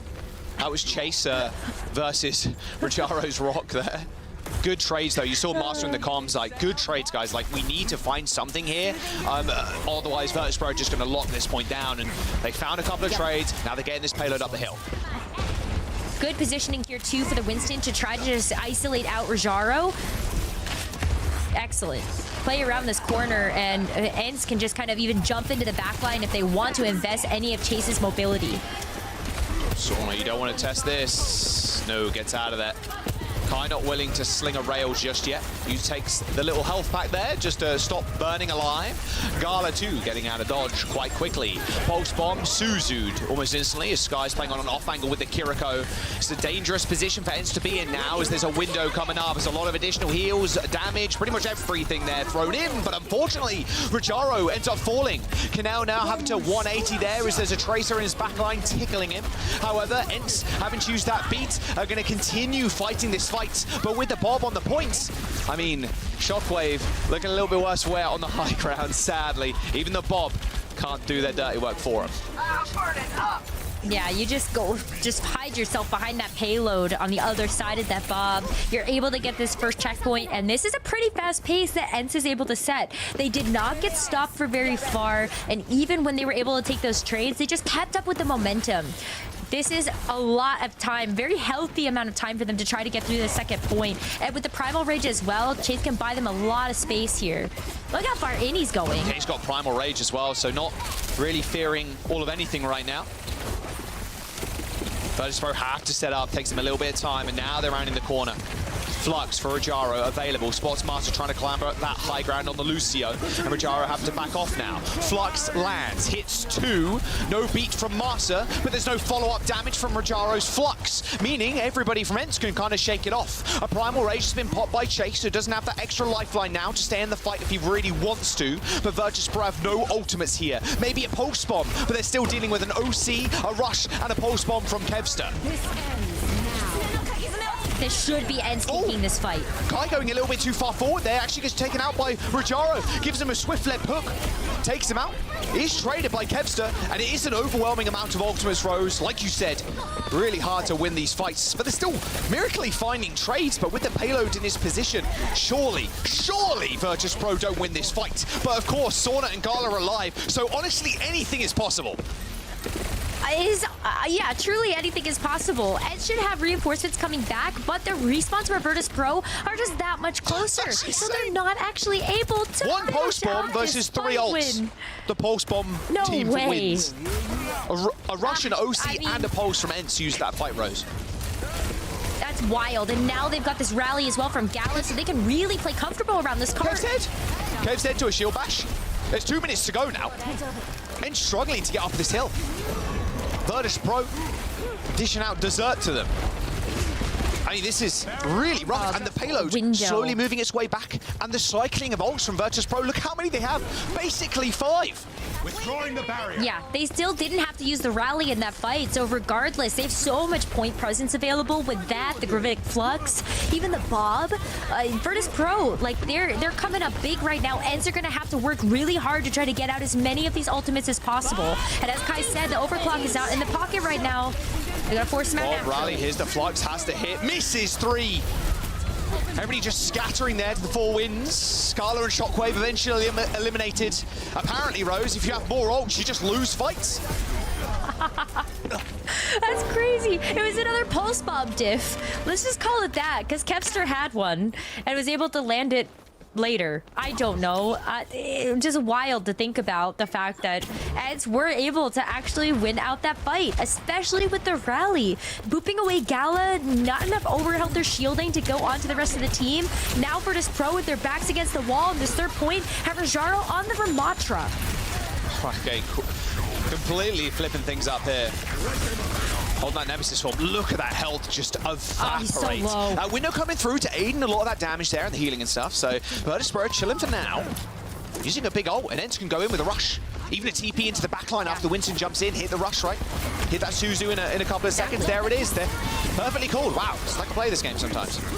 Galo ends up going down first now. Kane in a whole heap of hurts. Use that lamp to save himself and Chase. He might just get dueled there by Kanale, but his health bar is so low. It's all on Kevster now, just cleaning on up. 2 minutes to go as ENCE approach that final corner. And there's no ultimates right now for Virtus.pro. Maybe they're able to get up something like the Pulse Bomb. Kanale thinks better, switching over to the Moira, goes back over to the Baptiste. So at least the Immortality Field might be a way to just keep Virtus.pro alive versus something like the Pulse Bomb. But they've got to contest with this Kai overclock in this open corridor. Double DPS ult for ENCE. This backline is going to look rather sorry for themselves if they get caught out by this. Rajaro already popping Nemesis form. Just crosses his arms, absorbs the pulse. That lamp was there to save him too, just in case, but here comes the overclock. Rajaro unable to stand up to the sheer pressure from Kai. I mean, the supports couldn't even peek, so Rajaro is just left alone, isolated on the payload, and with an annihilation to boot. There's still ults in the bank for Virtus.pro, but they can't quite get him, and that's a cancelled Pulse Bomb on top of that. Chase with a triple kill with a Primal Rage, and ENCE complete the map. Score. Nowhere to hide from an overclock from Kai. You heard Kai call it out when they were considering what ultimates to use and how they were going to come out of the attacking spawn, Kai's just like, well, they always use like 2 ultimates every time I have overclock. Not a bad way to kind of get some economy out of Virtus Pro, but even better if you can actually convert that overclock into kills. It's just scary for Rajaro. They're on the point too. You need that support, but it's rough. Yeah. Rough support life when the DPS pops out and you have to hide and your tank's left out like that. So much was invested previous to that fight too. Kind of like the lamp, stuffing them in the back, like Chase with the Primal Rage too, just kind of booping everybody away. So yeah, Rajaro had no healing. Let's see if we see the Ram again from Virtus Pro. I mean, Sigma to start off here wouldn't be too surprising, and maybe even Sauna on the May. Just walling off a target. A lot of mobility, of course, on Ensis comp, so not many people can be wall walled of Kai's successfully. sights. Yeah, the slide's already annoying to use it against the wall. Definitely the weaker of the mobility skills there. Let's get Virtus Pro listening as they set up their attack.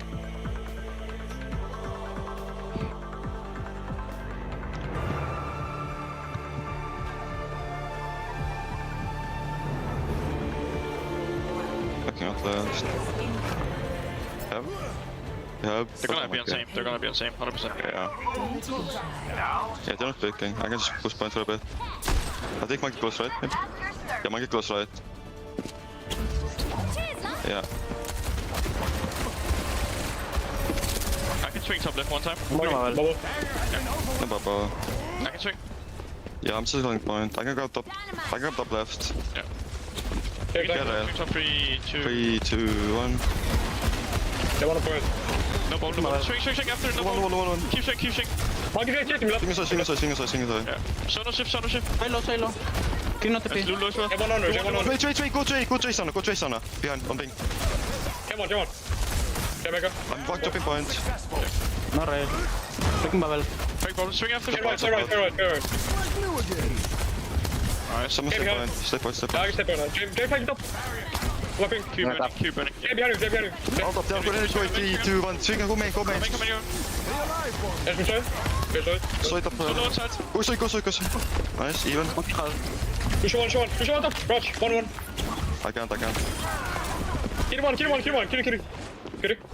Kill it. Sauna calling for the Kiri TP there. Sauna might just take over this game once again on the Tracer. That's already 3 kills in the fight. Virtus Pro pushing the payload so far without securing kills, but eventually it breaks down as Sauna just goes crazy. And actually, Rajaro is swapping over to the ramp, so we will end up seeing that pick. Not a bad answer to something like the Winston, even though sometimes we see the Mauga to counter it. You see the Ramatra play in a very similar style. But wow, yeah, I mean, Asana already with a pulse bomb here. Let's see if he can actually land this on anybody. Shockwave closing in on that Bob. A lot of ults from Virtus Pro coming up rather soon, but Chase's Primal Rage, we've already seen what work it could do on that 3rd point in the last round. Had a pulse bomb go off from Sauna. Didn't find all too much by the looks of it. Might have even got Suzu, to be fair. There's the Bob on the point, locking it down. However, this rally is looking quite scary in a small room, but they still have to walk their way all the way through that rush. But it looks a little bit too easy for Virtus Pro. That rally's just so good. If it can survive, if you can just sit there and swing, like the amount of healing, the overhealth, etc., it's just too much, especially for someone like a Winston to burn through and do any meaningful damage.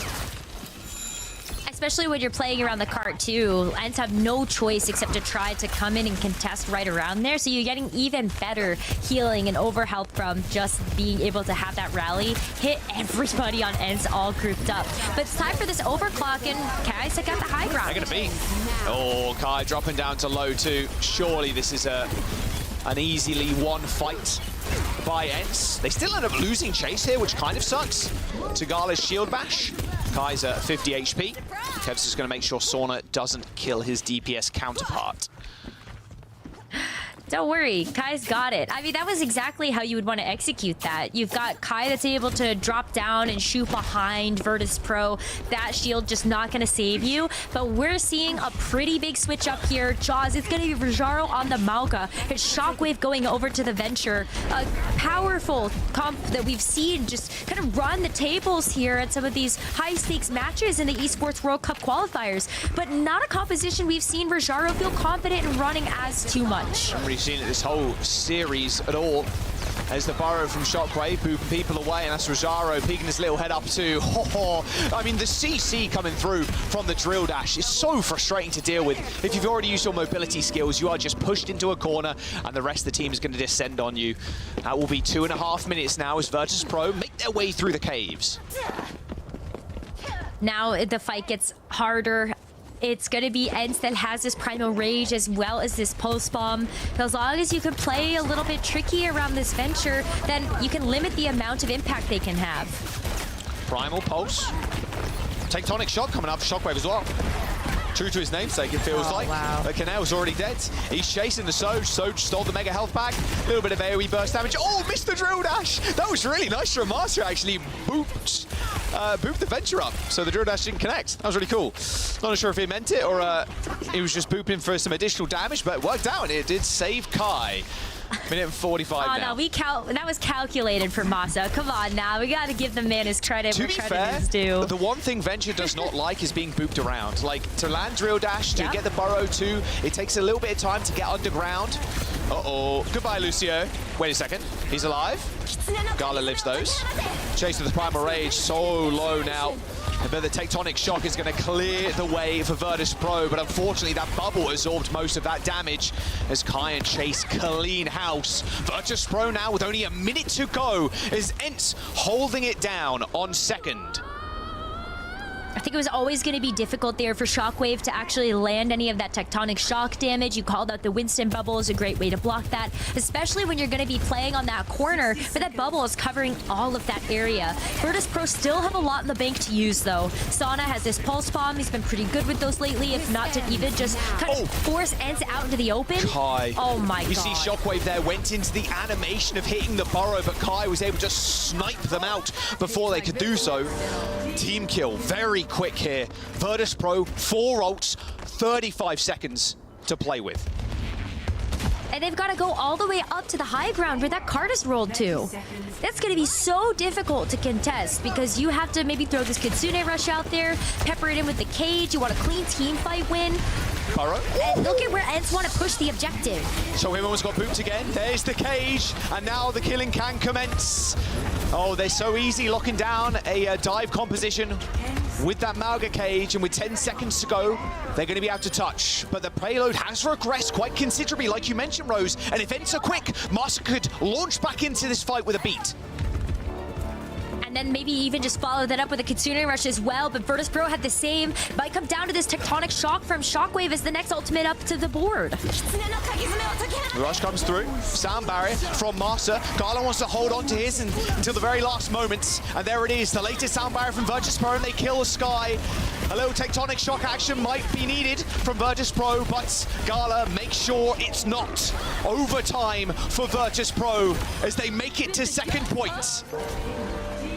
They buy themselves another chance to try to close out the series and get one of those spots to go to the Esports World Cup. But they've got to finish out the map, and they don't have a lot of time. Only a minute and 20 seconds, and only the Tectonic Shock to work with. Kevster is going to switch things up, go over to the Echo. What better way for this Venture to not be able to land onto a target when you've got yet another hero that has mobility, but in the skybox? Yeah, it's good against the Malga as well, like we mentioned before, Rose, in the earlier series. Here comes the rush early for ENCE. You've got to get out of there if you're Gala. Tectonic Shock is going to prove quite difficult for ENCE to kind of navigate around, leaving Virtus Pro enough time to back off, but Shockwave is already dead. A 4v5 now, and Chase with the Primal Rage has managed to isolate Rojaro. There's going to be a good trade though, as a Pulse Bomb connects with Sky. The payload is still moving as Rojaro manages to stay alive on the field. Kevster finds 2 in the fight. A team kill comes through from Virtus Pro, but they're still running into ults from ENCE. ENCE, they have a final contest that can come through here, and it's going to be as a full team of 5. With the Primal Rage 2, they can just boop everybody off. Overtime's going to be commencing very soon. Virtus Pro, they've got this one shot. They've got to win this team fight. They want that Esports World Cup spot. And this fight will determine it, you imagine. Primal Rage from Chase. They got a dupe. They pretty much got everything. Saving it for this final fight. 5 seconds to go, and someone still needs to touch, but Gala is getting completely decimated by Chase's Primal Rage. The duplication rotation onto the Ram. A free cage coming through from Kevster. And oh, just like the Troubadours wrote, it's too easy for Ents.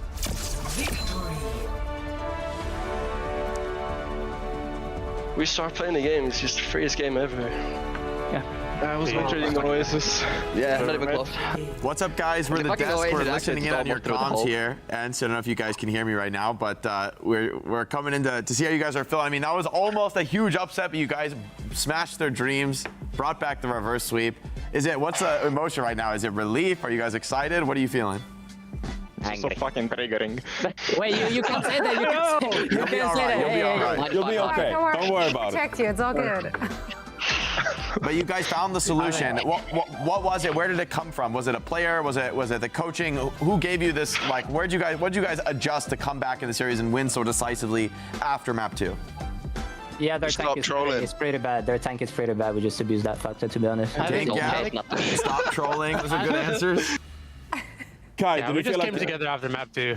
Yeah. Kai, did you feel like the game? It's just easy as fuck. Yeah, I mean, you had a bit of a tough time, Kai. You were saying every time you tried to overclock, they just used 2 ultimates to like shut you down. Did you feel like targeted that series? Not really. I mean, it's just free. You just kite away. Like you win the ultimate economy. So 2 for 1, baby. Yeah. It's easy mass. I mean, that's fair. That's fair. Guys, generally looking at the meta right here, you guys were heavily relying on those dive comps. Is that just where your comfort zone lies, or do you feel like Maga is the thing people have to be wary about right now? I mean, this is just a Mickey Mouse meta, to be honest. Every bad team is just winning on this like meta. Like, just look at Paps and Space Station. Like, they got 3-0'd. Like, Jesus. So no credit to Peps? I mean, Peps with a 3-0. No credit to them. Peps good is team. Good. Peps is good. Yeah, I don't know why he's playing with Peps. Yeah. I don't know. They're just catching strays, man. How do you feel about a matchup against them? Now we're gonna lose, to be honest. Yeah, you talk smack on them. Now they're coming for you. Yeah, this is gonna age really well. For now, though, we let you celebrate. Thank you guys so much for having a quick chat with us. Thank you so much for all the action that you brought onto the server. It was a very exciting match to watch, and we can't wait to see more from you. Congrats. Thank you. Thank you. Thanks, guys. Ends gets the dub in a reverse sweep, but this was pushed to the wire. As we just tuned into their comms, they called it a free win. Didn't feel so free as a viewer, not gonna lie. Yeah, I mean, I heard some relief there. Yeah, I was just like, they were just like, oh, finally we just play our game. And the post match pep talk coming in. It's like, well, I mean, you feel dominant. I mean, you're top 4, right? You got second best team in the West after SSG and Dallas, and now you're just getting taken to map 5, go down 0-2 to Virtus Pro here. Feel like you should win that. You feel like you should be the better team, and it's frustrating when you aren't. I mean, quite frankly, heading into this, Ends clearly the favorite to win it. Just based on the individuals, we talked about that as we were setting this match up, right? It would have been an upset if they didn't take the dub. They keep themselves alive here in the upper bracket. Now they will be in the upper bracket grand final, which is obviously very exciting. That, however, has to wait until next week, I believe. For now, we will just take a look at the highlights again. It was a 5-mapper, so there's a lot to break down, a lot to discuss, of course. Shambali was a huge map for Ents, right? Like, they looked more and more stable, I think, as the reverse sweep progressed, and the dive looked more and more consistent. And I think Kevster's Tracer is a huge part of that. Yeah, absolutely. It's so hard. Like, I felt like I was celebrating in the green room. I was just like, I called Virtus Pro. I was 21%. I feel like I guess I kind of lost now in the end because Ents just reverse swept them and showed their dominance in that regard. I lost, even though I predicted Ents officially. But I do, yeah. I mean, it was a great comeback by Ents at the end of the day. I mean, they really showcased that they're able to make adjustments on the fly as well to adapt to what Virtus Pro were doing. And in the end, I mean, it was Virtus Pro who find themselves on the back foot. They were just like, are we going to play Mauga? Are we going to play Ramatra? And I'm not against some of those hero swaps, but they definitely felt like they were off their game. You know, Gala was hopping over to the Brig as well in this match. I'm just trying to find some kind of momentum here in Shambali, but Ents, they just found themselves in control going into the I want to dive deeper into those swaps, though, because technically on paper, the swaps, just based on the heroes they swapped to, would have been the right swaps, but it's not the right look for this particular team, Jake. Yeah, I think to be honest, the Brig, people think of as a great hero into dive, but I think is a bit of a bait. I think especially with Kai on the Sojourn, you end up playing so slow and so passively with Brig. Even if the dive team uses their cooldowns, you can't go back out on the map and punish them. And so Kai's able to use those slides with much more impunity, be much more aggressive, and find more pickoffs. And in the end, that lack of the ability to turn the fight around is, I mean, this push map was actually quite close. And same for Saravasa. These were quite close, but then switching over to a little bit of a slower style on Saravasa, I think by that point, ENCE smelt blood in the water, played with even more confidence. And despite the fact that it was a relatively close map, I can't help but feel that ENCE did kind of have it in the bag here in the final moment. It did feel dominant. Yeah. You were watching were that volley. Yeah, and you felt like ENCE were in charge throughout, Shockwave stopping to the Venture as well. And, that's part of why I liked Virtus Pro, because they have this flexibility, because Shockwave can't play those heroes. It just felt like they were kind of grasping at straws towards the end. And, now they got a chance in the lower bracket to run it back. They haven't qualified yet, of course, so they're vying for one of those spots. They have to win one more series. So it's tough. You were one map away from qualifying from Esports World Cup, and then ENCE with the reverse sweep. That's two reverse sweeps. They are in the EMEA region, though. So, there's a higher chance to qualify out of that bracket, considering that SSG as well as ENCE have already punched their ticket to EWC. So, the way they just played. Minds now, right? Yeah, exactly. They should be playing Twisted Minds now, which is going to be a very exciting game. It's going to be explosive. I'm very excited for it. I think we have a bracket update. That's right. I hope I'm right. Against ENCE. Next, there was some smack talk there in the comms. Yeah, let's see how that one not ages. giving any respect to Gaming Gladiators, and honestly, they're amping themselves up. I think that's a good strat, though. It's true, but I think you do need to put some respect on Gaming Gladiators. I think if you just come and you think you're just gonna take it easy and beat this team, I think you're wrong with how they handled Space Station.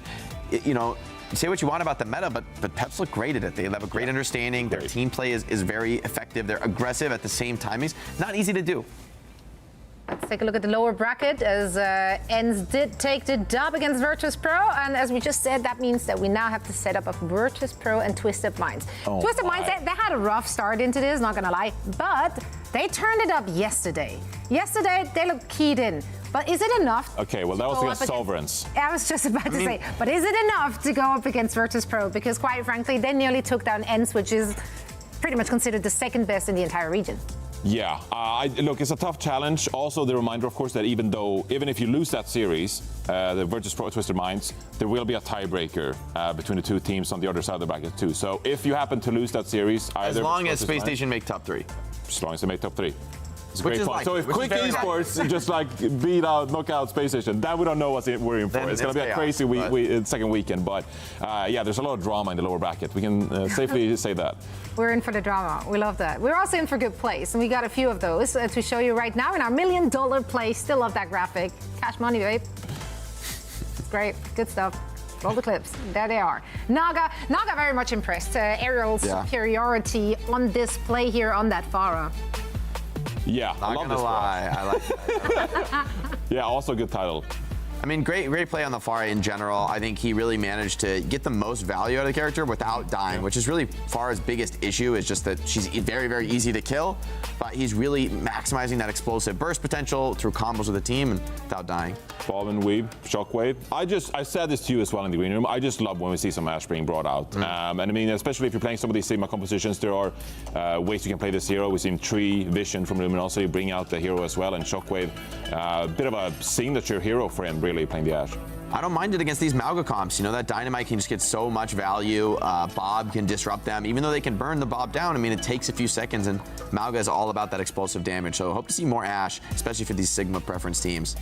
Kai till I die.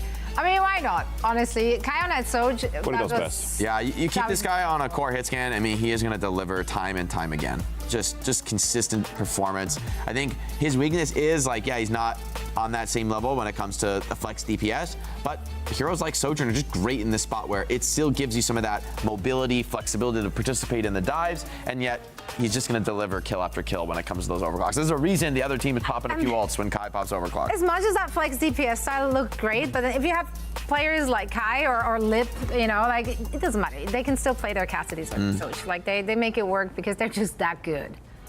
Yeah, I'm worried though. I do think it's an important topic though, because as the brackets go deeper and as enter in the mix with some of the top teams, you can't can't really get away with the Kai Tracer as much. And if they're forced to swap to that, I do feel like you have to see Kai on the hit scan arrows, the hard hit scan arrows. I feel like they learned their lesson. I think the dive Soj Tracer, it's a fine look. I don't think you necessarily need double flex DPS unless you're in a very, very, very specific scenario. I think Ents can avoid it though. They've avoided it thus far. Are you guys arguing?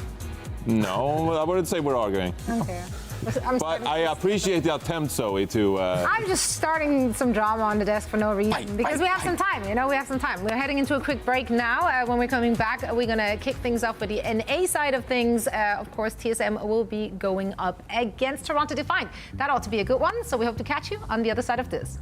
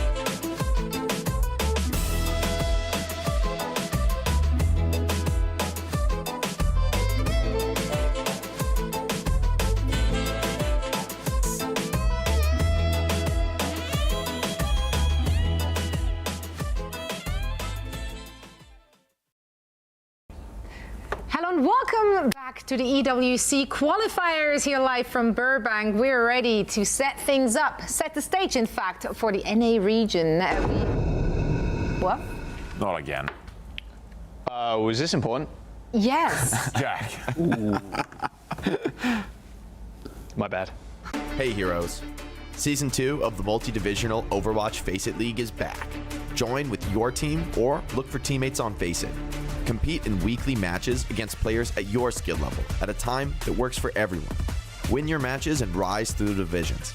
Competing for your share of the prize pool, earning bigger rewards as you climb. The more teams involved, the larger the prize pool, the better the division balancing, and more fun for everyone.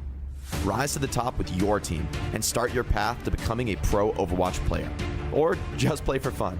Faceit League. Register your interest for Season 2 now at fce.gg/Faceit League.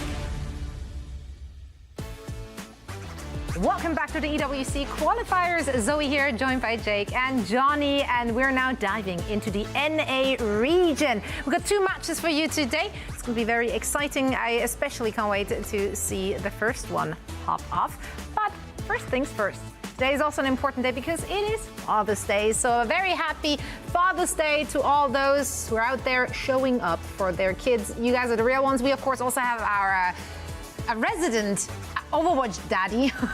I will never say that again. I said, I was like, I will never say that. Clip it and ship it, folks. Clip it and ship it. Yeah, well, no. Whoops. Are you gonna own it or not? Yeah, me? Absolutely, my guy. I'm not the one who said it, so. Already pinned on X. The Twitter handle is changed right after this show. For now, though, we're gonna play a little game because dads love games. I thought, in honor of Father's Day, Matt, Johnny, Jake, and I will bust out our best dad jokes, and Mitch, as the resident dad, can judge. My humor is shit memes from 2014. It's not dad jokes. Yeah, it's not. There is a Venn diagram overlap there. I'm sure. It's like this. They're like ships in the night. You know what I mean? Oh, okay. Okay. Well, we unfortunately you have to. I hate dad jokes. Suffer. Well, then you have to pick the least bad. Okay. Yes. There's an assignment here. You can pick your mission. Just like your performance views. Who's the least sucky? All right. It's about the delivery. It's about the delivery. Okay. Johnny, let's start with you. I get to start. You get to start. Okay. Hit us. Okay. Well, these are right up Johnny's alley, so this might be tough. Yeah, I made this one myself, man. Oh no! Bye. Oh well, now we know which one's the worst out of the group. You're gonna give it to me or what? Here we go. Okay. What does a Mauga make composition? Can I tell my joke? Who are you? Matt, Who are you? Let him do the joke, bro. Go on. Producers, can you mute this back? Okay. What does a Mauga make composition and Matt's best casting have in common? They don't exist. A Blizzard Arena. Drive. Come on. Mauga May, cage fight, Blizzard. Matt was pretty good at Blizzard Arena. I mean, I give him points for like trying to make it relevant to the show. It's good. Yeah. I think the content is good. The delivery is. I mean, you are dressed well for the occasion. Looks like you've been a Mott and Bow, my guy. Like you've got you've got the dad vibes on. This is home and garden. Come on, this is my WoW jacket. Come on now. Okay. All right. You're one pair of New Balances away from being a dad. Like that's what's happening over there. Also, a child. You're gonna be off for New Balance. Wow. All right. Who's next? That's pretty good. That's pretty good. Don't hate. Okay, yeah, I'm going Jake. next. I'm locked in. All right, Mitch. What is Diva's favorite way to watch movies? I hate this already. He's all over. Tell me, Jake. Tell me. Diva D's. You do know that. Wow. Jake, I did better than that. I'm so upset, bro. My mind went somewhere else than intended, I think. Oh yeah. No, sorry. Those aren't dad jokes, Zoe. They might be that made would have by. been a mom joke, I guess. Yeah. Sorry. No, moms don't make those jokes either. Keep the solo. Just put it out there. All right. I'm struggling. Who we got? Okay. Diva D's. Okay. I also went for a gaming Diva related D's one. nuts. Oh, sorry. Sorry. That was a bit delayed. Sorry. What? Sorry, please. Yeah, that's so weird. There was. Dude, this is not rehearsal. Anyway, Well, my joke is not going to be as funny as his retort just now, so you gotta just ruin You can't it for me. find me on Father's Day, baby! Go on. What do you call a fish that this plays Matt? Please, second time. This is a warning from Matt. What do you call a fish that plays video games? Dare I ask? Jaws. No, but that's good. A COD player? Oh! Got him!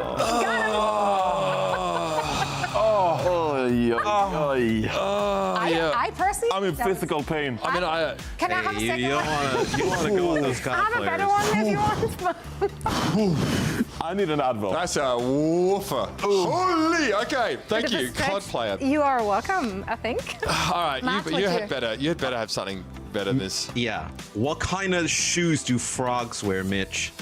Is this even a dad joke? What? Open-toed shoes. Can you cut the connection? I'm so unhappy. Honestly, I'm so unhappy. I think it was funny though. I didn't mind that one. I didn't. It was a good one. Really nice. Not only have I not slept more than 4 hours a night in the last 3 years, but I've got to listen to this tripe in the morning. Oh my god. Okay. Thank you. You know Thank how I got to sleep last night? Yeah. who's Okay, the one winner? that gave me the most visceral reaction of discomfort and general like existential Wait. grief. This one over here. Wait, so I'm the worst? You were supposed to pick the best. Oh, none of you are the winners. judge. Yeah, but None of you are winners. That was the worst dad. We can do that, right? We're pivoting. It's Father's Day. We're pivoting. I mean, I sorry. was trying to cross-IP this as well. I made an effort. Good for you. Thank you. Congratulations, you were the Congrats. worst. What am I? Oh yeah, I've been told by production that the win is either a pat on the head or a attaboy. Can I have both? Why are you Mother and I moving are very away from proud the of you. screen? Thank you. Did you drink enough water today? No, I'm not. I'm not the hydration kind. Okay. Well, you know what? But I didn't get my attaboy. Give me more attaboy. Attaboy. Thank you. Oh, look at that. Now I'm going to use the water so I didn't drink to drown myself. Good fun, guys. Good fun. And on that note, we're kicking off our NA region. This was tragic. Hopefully the games are not. All right, let's take a look at the brackets first to see where we currently stand in our NA region. We have some bangers here. Man, Toronto Defiant, TSM, M80, Energy Shock. Is it Christmas? I mean, this is one hell of a day. These two matches we got upcoming are just out of this world. M80 and Energy Shock, of course, that we got waiting in the wings is going to be a real fun match between, of course, the Power of Friendship, Energy Shock, but also an M80 that's retooled. But even this one coming up first, Toronto Defiant against TSM. I mean, it's a rematch from the Stage 1 finals in no WCS. And also, TSM, I mean, they were one map away from being one of the teams that get to beat Toronto Defiant. So I think they got some revenge in their sights. Yeah, and Citrus Nation as well as Timeless are currently waiting their turn into in the losers bracket. And yeah, no matter who's going to fall down into the losers bracket, I don't think either of those two teams will be too thrilled to face off against them. And in the NA region, less slots available too. You got to be top three. Not going to Riyadh, not going to Esports World Cup. That's right. Gotta make it to the lower bracket final at least. At least, at the very least. And there's still a lot of competition. No easy road. Also true. And on this very serious note, let's break down our first match of the day for NA. Toronto Defiant going up against TSM. Starting here with, I don't know which team we have first. I think Toronto Defiant is what we're doing. Hi, how are you doing? Toronto Defiant, that's the team we want to chat about first. Obviously, extremely dominant thus far in this tournament, and they have been in Stage 1, in Stage 2 of the OWCS. They did fall short in Dallas, so I really felt like when they came here, they tried to make a statement. Yeah, you know that honestly, their first match in the tournament, that was like really impressed me. They weren't playing, you know, a team that really pushed them or tested them, but it was just all business from Toronto Defiant. They weren't having any fun with the matches. I think they really took that loss to heart, honestly, in Dallas. They are not feeling okay about that. You know, even being the best team in NA, it's not enough for this team. They want to beat the world. And so I think, honestly, anything less than an extremely dominant statement victory over North America is going to be basically a failure for Toronto Defiant. And with standards like that, it could be easy for players to get overwhelmed. But, I mean, these are some of the most veteran, experienced players of any team in the world, especially North America. And so, to be honest, as much as TSM is like a feel-good story, and I'm excited for them to hopefully be more competitive, I think Toronto is a terrifying team to face North America. I think they're going to run the table. Indeed. Well, let's take a look at the other side here. TSM, they relied pretty heavily on Sigma comms thus far in this tournament. How far can they take it against a very flexible Toronto Defiant. Yeah, I mean, the thing is that Sigma, you can make it work regardless of what you're playing against. Toronto Defiant, I'm not quite sure if we're going to see them bring out the Winston composition. You can certainly do so with someone. But yeah, Sigma has been the go-to for TSM, and also some Mauga that we've seen here on Oasis, for example, and on a few other maps. And that is what IC allows you. Typically, we have seen more Riker in the lineup, that being the primary tank for TSM so far this year. But now, in this specific meta, we're seeing more IC because he allows you to play the Sigma compositions as well as the Mauga compositions. That's up his wheelhouse. And it has worked out for this team. I do think they look better. Rocket is a star player on this team. We talked a lot about this Tracer early on this year. But also here with the Pharah, Rocket is making plays and being active and turning the tides of some of these matches. So this is a TSM team that is on the rise. Like, they're in good form right now. They're not the same team that lost to Citrus Nation in Stage 2, for example. So this is a TSM team that I really think could challenge teams like Toronto Defiant, for example. And again, I think they got revenge on their mind, so they're very motivated in this one. Absolutely. Well, can they push them maybe a little bit, but can they take it?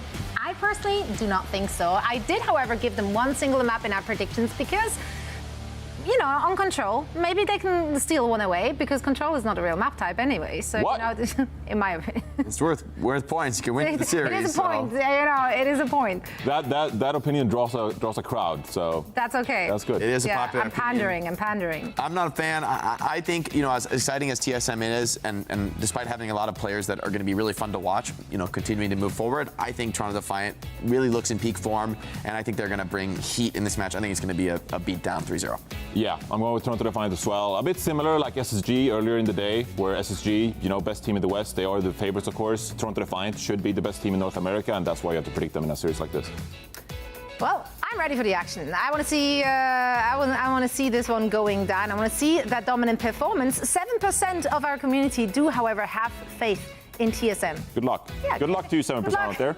You're not with chat today. I mean, it's a good meta for upsets, but Toronto's. You've been the voice for chat lately. Yeah, there's no saving that Not for 7%. this one. Okay, well, that's rough. That's rough. It's going to be a good time, regardless. And also, these two gentlemen, you guys are due for a stomp. You've just got all the close matches thus far, so it's going to be a 3-0 for you. Hey, we casted lots of, you know, Vegas and Paris Eternal games, so I actually think most of the games we cast, what was the percentage? I mean, most of the games that we cast in the Overwatch League were like 3-0s, right? By like a decent margin. They all just kind of blended together. Yeah. They're just one big long game. Look, I'm hoping for a good game here, but I think like you all make sort of compelling points on their desk. And let's not forget, Toronto stumbled big time in Dallas. They messed up. At losing to the number 2 seed from EMEA, losing their chance to sort of, you know, qualify to Riyadh from there. So here, they can get it done. Here they can land the plane, so to speak, and secure a slot. They're not going to be goofing off. Yeah, this will be quite interesting, right? With the Defiant coming out playing this Doom composition, right? I know going up against that Mauga that we all love so very much is this could be quite difficult for Toronto to kind of make work, right? We've seen other teams try this. I know Toronto obviously extremely skilled, but very difficult to make. It is challenging. It puts Rupal in the position to play that Ana, which is great. Looking for some big Bionades like we saw on Midtown, for example, last time we saw Toronto. And Merit's found Rocket already. Going up to Chopper here to do most of the heavy lifting in the DPS regard. And TSM are in a weird spot. They transition now off the high ground, but it's too late to stop the point from being capped. So they don't do anything about Merit. He gets a pick early, he takes the point, and they turn up on him after the point's already been flipped. Yeah, and you see they're just kind of pushing into the spawn for even some more kills. His Rocket switches over the Tracer. We'll see if actually kind of commits to it. We've talked a little bit about it, you know, where you don't not necessarily love the Tracer kind of like with that Mauga, but it looks like that's what they're going to go with here for, you know, coming out the spawn yet again. So Toronto with a really fast fight, they kind of get high ground. TSM has to kind of chase, right? You know, Toronto drops the low ground, gets control of the point, and once Merit gets that first pick, it all just kind of falls we can actually see what the idea is behind this Doom comp. I think Toronto are a team better equipped to show us than most here in North America. So I see, you know, wants to start some cap pressure here if possible, but look at the damage straight away. Now he's going to play from behind the Pergola. Big hitbox on this Mauga as well, so pretty easy to clip him if you swing a little bit as Merit. Power block being used there by someone. It's going to be Kitsune Rush here. CJ going to fire that off, and Icy comes in, but the damage is too much. Merit and Sugar Freak finding the pulse bomb on towards Chopper. This isn't going to be close at all. This is bad. Well, I mean, you knew it wasn't going to be close, right? When Reinforced didn't pick both teams in predictions. You know, he didn't hedge his bets. He was pretty confident on that one.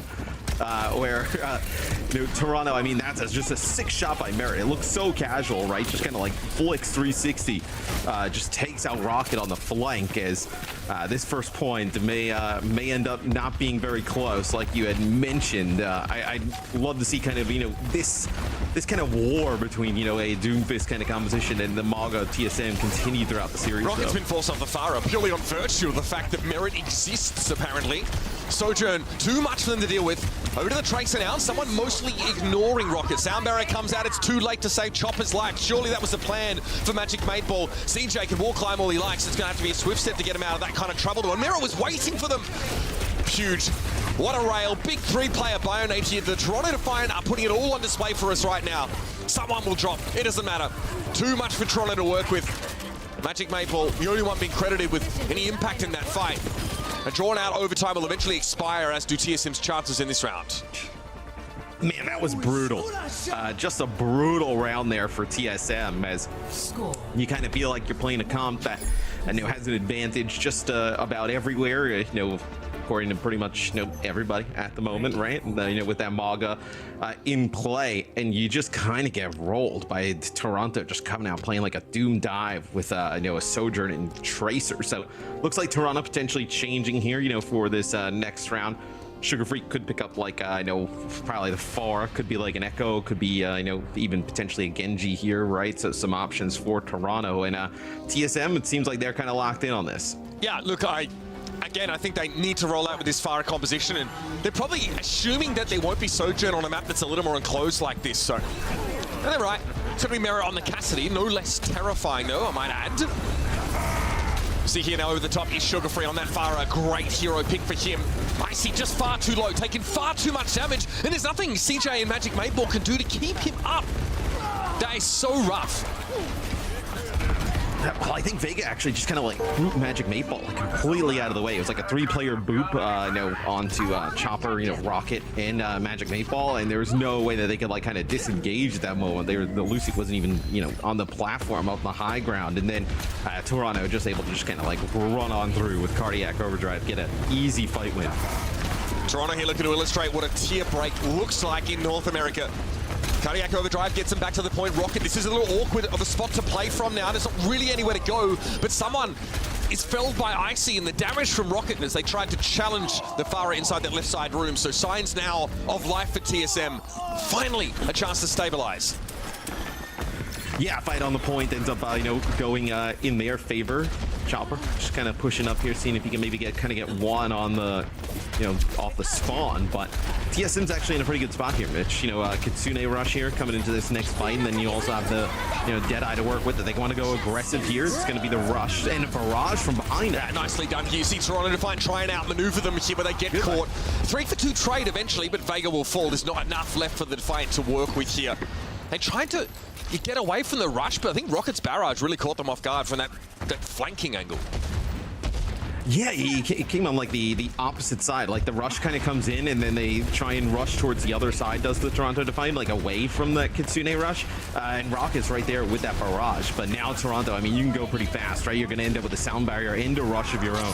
Here's a barrage from Sugar Free. Okay, nice Suzu timing. Nice, yeah, Suzu. Perfect. And the top up after the fact. Sugar Free gets a full channel barrage out. Kitsune rush also applied here by Toronto. Chopper hoping for something, but this team, they've been around a while, not born yesterday, that's for sure. Chopper blown to smithereens. Here is Vega, and someone step up, and the pressure now mounts as Toronto push back. Yeah, Chopper ends up using like the Deadeye a little bit defensively, but man, that RuPaul Suzu was sick, right? On the Sugar Free. Rarely you see the entire barrage kind of get off. Yeah, a direct hit in the air, just able to keep Sugar Free up through that channel. So it has the same behavior as an Ana Bionade. So for someone like RuPaul, it just feels the same. It's very, very similar. Yeah. Magic 8 Ball, oh my goodness, someone explodes there, as to the rest of the Defiant, trying to catch TSM on that right-hand side. That's tank damage, by the way. Wow. Absolutely clobbered. 63 and counting now. Toronto have gotten into the lead here in this second round. And they have a cage fight, sound barrier to work with. So I guess the positive there would be, I know we've seen it a few times this weekend. I know Magic Maple didn't go for a sound barrier there, right? Would have ended up with an Ajax, and then the TSM's in a really difficult spot, right? Where here double support ult, right? You have like Cage Fight Barrage potentially, on the table. They're just gonna have to kind of get through this choke as you see Sugar Free landing these directs, putting down some pretty big damage. Cage though, Sugar Free from above, but Rocket had the height advantage. Aerial superiority ensured for TSM. And they converted it into what looks to be a team fight win. Merit almost gets away with it there, but Rocket finds one last connection. Toronto had 99% though, and TSM, not a moment too soon, get back in the driver's seats. Yeah, and this next fight will be really difficult for kind of like TSM to weather, right? You end up using all your ultimates, you win that one, great. Coming into the next fight, Kitsune Rush plus a Deadeye, you can kind of like zone players off, the point with that Deadeye, and then you lose Chopper right away. I mean, this is terrible here. It's a random pick-off, the kind you can't afford against a team of this caliber, Matt. And Toronto are absolutely going to punish it. TSM, well, they weren't really in that fight. Chopper getting snuffed out by Merit there, and now a Deadeye to make sure the map is claimed. Toronto Defiant off to a roaring hot start here, punishing every single mistake, and that's the risk here as TSM. You make one slip up, you're going to know about it. Yeah, I mean, that's exactly kind of what I was thinking. It's like, TSM needs to play absolutely perfect against Toronto, and to give, opening for Merit to, just kind of turn the corner, whether it be on like a Sojourn or a Cassidy, just take a player out right away, and then give Toronto a player advantage. Like, that happens, twice in a map, the map's gone, right? I know it's going to go in Toronto's favor. So very difficult here for TSM to mount a little bit of a comeback. Yeah, we sort of start obviously on City Center with that Doomfist composition, which is one we've seen, played into the Malga setups in the past, right? And it's looked difficult. It's looked really tough to sort of meet your win conditions with those kind of setups. But, we see here a lot of it is, predicated on generating picks. Sometimes Doomfist is facilitating those very picks by displacing people, knocking them out into Merit's sight lines. There's a dive there from Icy. He tries to sort of run on in, but there's so many angles that the Defiant are posted up on that they just have him at 10% HP by the time he turns up. And heading into this map, I mean, the map gets ended because Merit finds a pick on Chopper, right? Despite TSM's best efforts, there's one small mistake that proves to be their undoing. Yeah, right before that happens, they kind of turn the corner and put some damage on the Sugar Free, and maybe they thought there was an opportunity to take the Pharah out, and then he turns the corner, potentially Chopper, and try and finish that kill off, and Merit just kind of two-tabs him, right? So see here, this is from Merit's POV. Yeah, so right around the corner, you see where Icy's looking up. That's where Sugar Free was right there. So maybe just turn around the corner, trying to get that pick.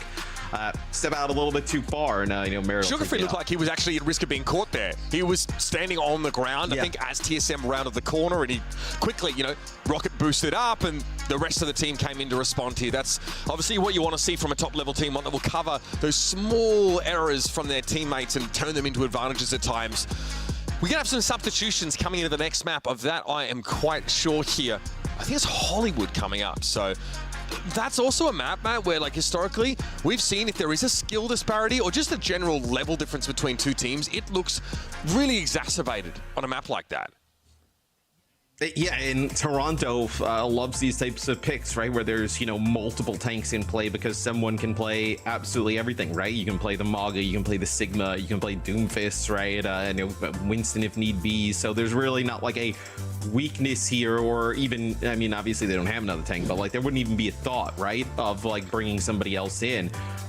And kind of, pigeonholing yourself into like a situation where we can only play these two tanks on this map, right? They never have to deal with that for Toronto. And this is a team that were, look, I think it's safe to say they were probably humiliated, in Dallas, right? They look very, very tight. This was a team that was messing around a bunch in like the stage 2 qualifiers. They had role swaps, hero swaps. Now they're with it all on the line. They look like they probably wish they would have looked at LAN, if I'm honest with you. A bit of me kind of feels bad for Toronto. In the sense that, like, if they win here in NA, right, everybody's going to be like, okay, well, yeah, sure, you're supposed to win in NA. What happens, at a LAN?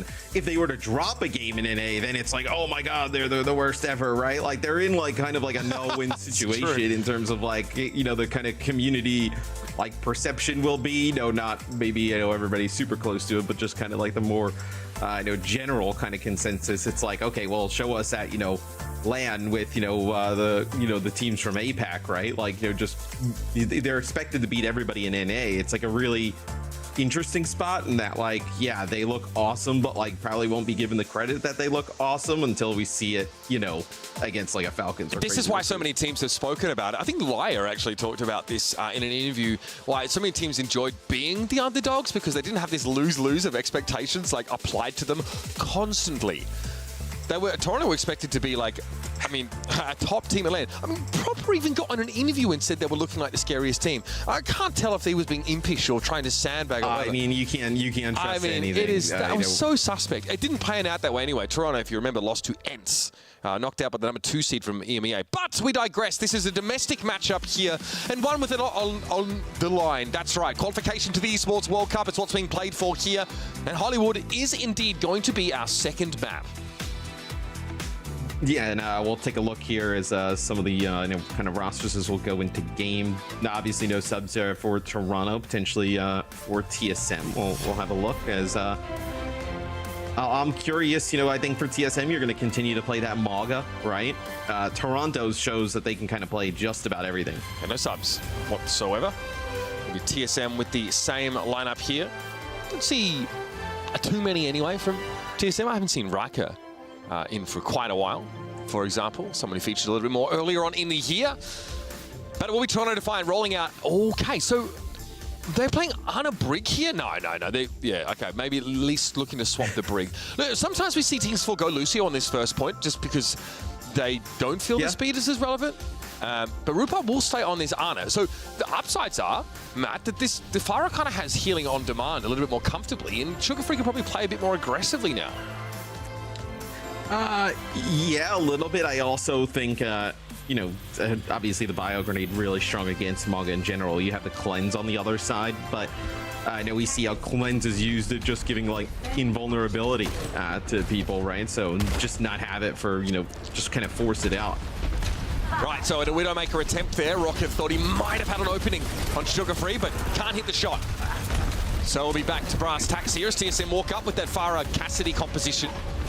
Trying to avoid that sugar-free poke damage getting in. And his Bionades are going to be coming in thick and fast. There was one there from Rupar with no connection, but expect the next few to be a little scary for the attackers. You can also play in a really safe space here if you're Ana as well. Like, there's not like a Winston that's going to kind of dive into the cafe, like put a ton of pressure on you. It's really just kind of like, that far at range, and then, if a fight kind of breaks out, getting forced down. Rupar here. Bouncing, has to be aware of these rockets. Well, many of them will be headed in his direction. If he goes low enough, there'll be a dive followed up, or someone will try and pressure directly. Here it comes. Merit, Sugar Free, someone all very, very low here. Rupar being pushed to the limit. Again, being tied up by DPS made it hard to heal for that moment, but the cardiac overdrive meant Toronto could weather the storm without their supports in play. I'd love to see how they kept Merit alive. I don't know if you kind of saw it before we switched on to RuPaul, but Merit was very low, and with Icy took the elevator up. And just kind of got lifted above the point there, and somehow they're able to keep Merit alive. They had a cardiac overdrive going over there, but clearly RuPaul was then do that? TSM in the cafe. In this economy, my God. Nanoboost giving it over to Sugar Free. They're probably more for the defensive aspect than anything else. They've lost Vega in doing this, but they get Icy. It's a trade you take 9 times out of 10. And yet TSM still signaling they want to play aggressively. Without their Malga, there's no way. No, I think they're going to have to back out here, right? Just trying not to get anybody else taken out. And as I say that, Magic Meatball gets hit going right back through the choke as he kind of ended up on the opposite side. Nice conk there, knocking Chopper into a really tough position. It's going to be a dead eye. That is so audacious, man. Again, Chopper goes for it from the high ground. Merit was looking down. Sugar Free also just sending rockets over. 3 for Merit in this fight. Not a care in the world. Make it 4. And a dead eye. I mean, this bit of razzle-dazzle for him, Matt. Yeah, I mean, this is getting ugly real quick. Is TSM there? The fight previously, right, where Sugar Free's hiding, they end up using their rush. Chopper just kind of using the Deadeye there. It made it try and deter players, on Toronto from kind of pushing on in. It doesn't really matter, though, as now Toronto, you're going to have Cage Fight. You're going to have the Barrage to go with it. You're going to have potentially a Nano, right? I mean, even crazier, you can kind of throw that bio grenade into the cage fight, right? Hit a bunch of those players. This is going to be a barrage sound barrier combination on both sides. Sugar Free as well. That was extremely messy, but after the fact, Sugar Free is still standing or flying, and with that nano boost for extra damage and a later sound barrier for Toronto, that might have been one of TSM's best shots as they try and combine their barrage and beat and come up with nothing. Well, they have cage fight rush here, right? So that's a pretty good combination that you could, end up using. It's just TSM hasn't even really made it through the choke. Like, it's awesome to, have these kind of ultimates. I mean, right here is pretty much where it's ended every single time. As Icy gets aggressive, goes in. This is going to be really low. Icy's trying to chase him down. Cage fight to make sure that Cassidy stands and delivers. But it was actually someone that was caught in it. Merritt's going to wait his time here. Wait for that cage to come down. But then Toronto have to try and contest without their Maga for the next few moments. Vega might not be in a position to taxi it back. Now they're giving this up. Nah, there's no way. I mean, if you had someone alive, I think you probably can fight it. But losing someone, I mean, you're in a brutal position. So Icy now will switch over to the Sigma here. So Sigma can kind of use the shield, kind of deter some of the damage from that high ground, and also kind of like push up and hold that position potentially a little bit easier than Maga. Double headshots here, laying Icy on the low ground low on that Sigma. My God, Merritt keeping him honest in the nastiest of ways. Someone might be able to drop down here and just cage fight at his leisure, or punish an attempt from the attackers to engage the high ground. Again, this Ana for the Farah, pretty helpful. Means that Sugar Free can ride a tighter margin here in some of these engagements. Yeah, I mean that, but like it took so long on point A, Mitch, that you're down below 2 minutes. Like the Sigma kind of like want to like pushes up and slowly kind of like takes space, right? You don't really like afford it that much time. I mean, Nano here on the Sugar Free barrage, you get a fight win here. Now we're gonna be below a minute. And you're still like trying to like kind of like move up, kind of play for that high ground. So it's the first point A taking so long makes it very difficult, when you kind of like make this swap here, and this is kind of how you want to play here in the second point. How is the Sigma really supposed to get going against a Malga comp when you're attacking on Hollywood, Matt? You can't challenge them for the high ground. Well, I mean, you can use the shield, right, to kind of like move up and forward, right, block some of that damage, get the payload moving, and then maybe like wrap back around and try and take high ground and kind of move the payload, throughout things, but you just don't have that much time. I mean, it'd be great if you had like 3 minutes plus, right? You can spend 45 seconds getting that payload moving. This is going to be a cage fight. This is not going to end well for TSM. Oh, Rocket had the grandest of aspirations there. Doesn't pay off. Icy still standing there. We're close to a flux. Mera has to respect it. Vega looking to beat a quick retreat as well. Someone has switched over to the Winston now, and Rupal will join up. So it's 2 supports and a DPS remaining. That favors TSM as this Sigma now has been able to take this high ground control, and Mirror was unaware. They were up there, question mark. Okay. I don't know about that one. A little uncharacteristic. I mean, this is you're asking how kind of like the Sigma starts to take control, right? It's getting these like high ground positions, right? Just kind of like brute forcing the way in. Is if someone switched off of the Maga there for a bit, I went to the Winston. Now going to go back over to it because you have to just kind of maybe this like one fight here, around the doorway. It's like a pretty decent spot for the Maga to fight from, especially when TSM's going to be forced to fight on the card. Now the Sigma setup seems more oppressive from this high ground spot. Someone, okay, has some backup. Eventually, Sugar Free's on the scene. Flux, yeah, will take the Malga down, and Sugar Free's seen better days, but the Nano will protect him from instant death. Icy has to drop. There has to be some real competition on the card now, and TSM will set up there. Icy turning this way and that, finding nice little accretion connection on Sugar Free. That'll do it. TSM still have some map to play. Yeah, you were wondering, right? Like if Toronto could like live for a little bit longer. Someone actually. I'm almost a little bit surprised that the Nano didn't go all into someone like up in the sky, right? Had the cardiac overdrive going. I know it was hitting with that gravitic flux, but maybe you're able to. I don't keep the think Maga RuPaul up. could see him, man. I think he was sat on the low ground. Yeah, potentially. Otherwise, yeah, pretty imber. But I think also their protocol is to combine the Nano with the barrage here. The rare occurrence you can't see Maga. That's true. Normally he's making it look like a bloody solar eclipse out there. All right, here we go. Coming forward again. Icy trying to use the grass to gain some ground. It's going to be Kitsune Rush, but everyone from Toronto backs up on that left-hand side. Rocket here, trying to keep someone honest, trying to tear strips off of him, but he's healing through much of the Tracer damage because of the cardiac overdrive. He was able to find 2 kills there somehow. Someone gets it done again. Still, good fight for TSM, especially with Rocket now. Pretty uncontested on this Tracer. A pick map that many have felt is not strong against the Toronto comp. Yeah, no, but making it look really good here in combination with that Sigma is you're gonna have to kind of like slow roll this a little bit here for TSM as you have 2 players coming back from spawn as CJ will move to the Baptiste. So really just wanting that immortality field, trying to keep players up, and oh, they lose Magic 8 Ball, and he had sound barrier here. 6 seconds left. Merritt finds the timing as well. CJ swung into the Deadeye. Chopper's goose is cooked, he knows it. TSM make decent progress through the map in the end. It's just a Tracer threat now that needs to be answered. Sound barrier committed here for Magic 8 Ball, comes back and at least says he's able to part with it before the end of the round. Rockets to transfixed there by Merritt as he brings his weapon to bear. I see the step up now as CJ from that background just trying to heal them up at Deadeye. Means that Merritt needs to respect it. It's cancelled by Chopper though pretty quickly. Forced off the cart are most of TSM now. The sound barrier for the Defiant will seal the deal. And it's an incomplete map for TSM, albeit a decent run based on how their first point was looking.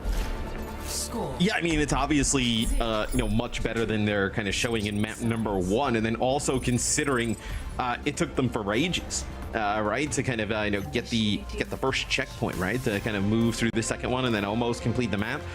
Pretty decent showing there for TSM. So we'll see now how they're able to hold on defense, also what they decide to do on defense, right? I think you know, their Maga look on the first point like kind of got stalled out for a while, but once they moved to the Sigma, right, it took a little bit to develop. It started to look pretty good.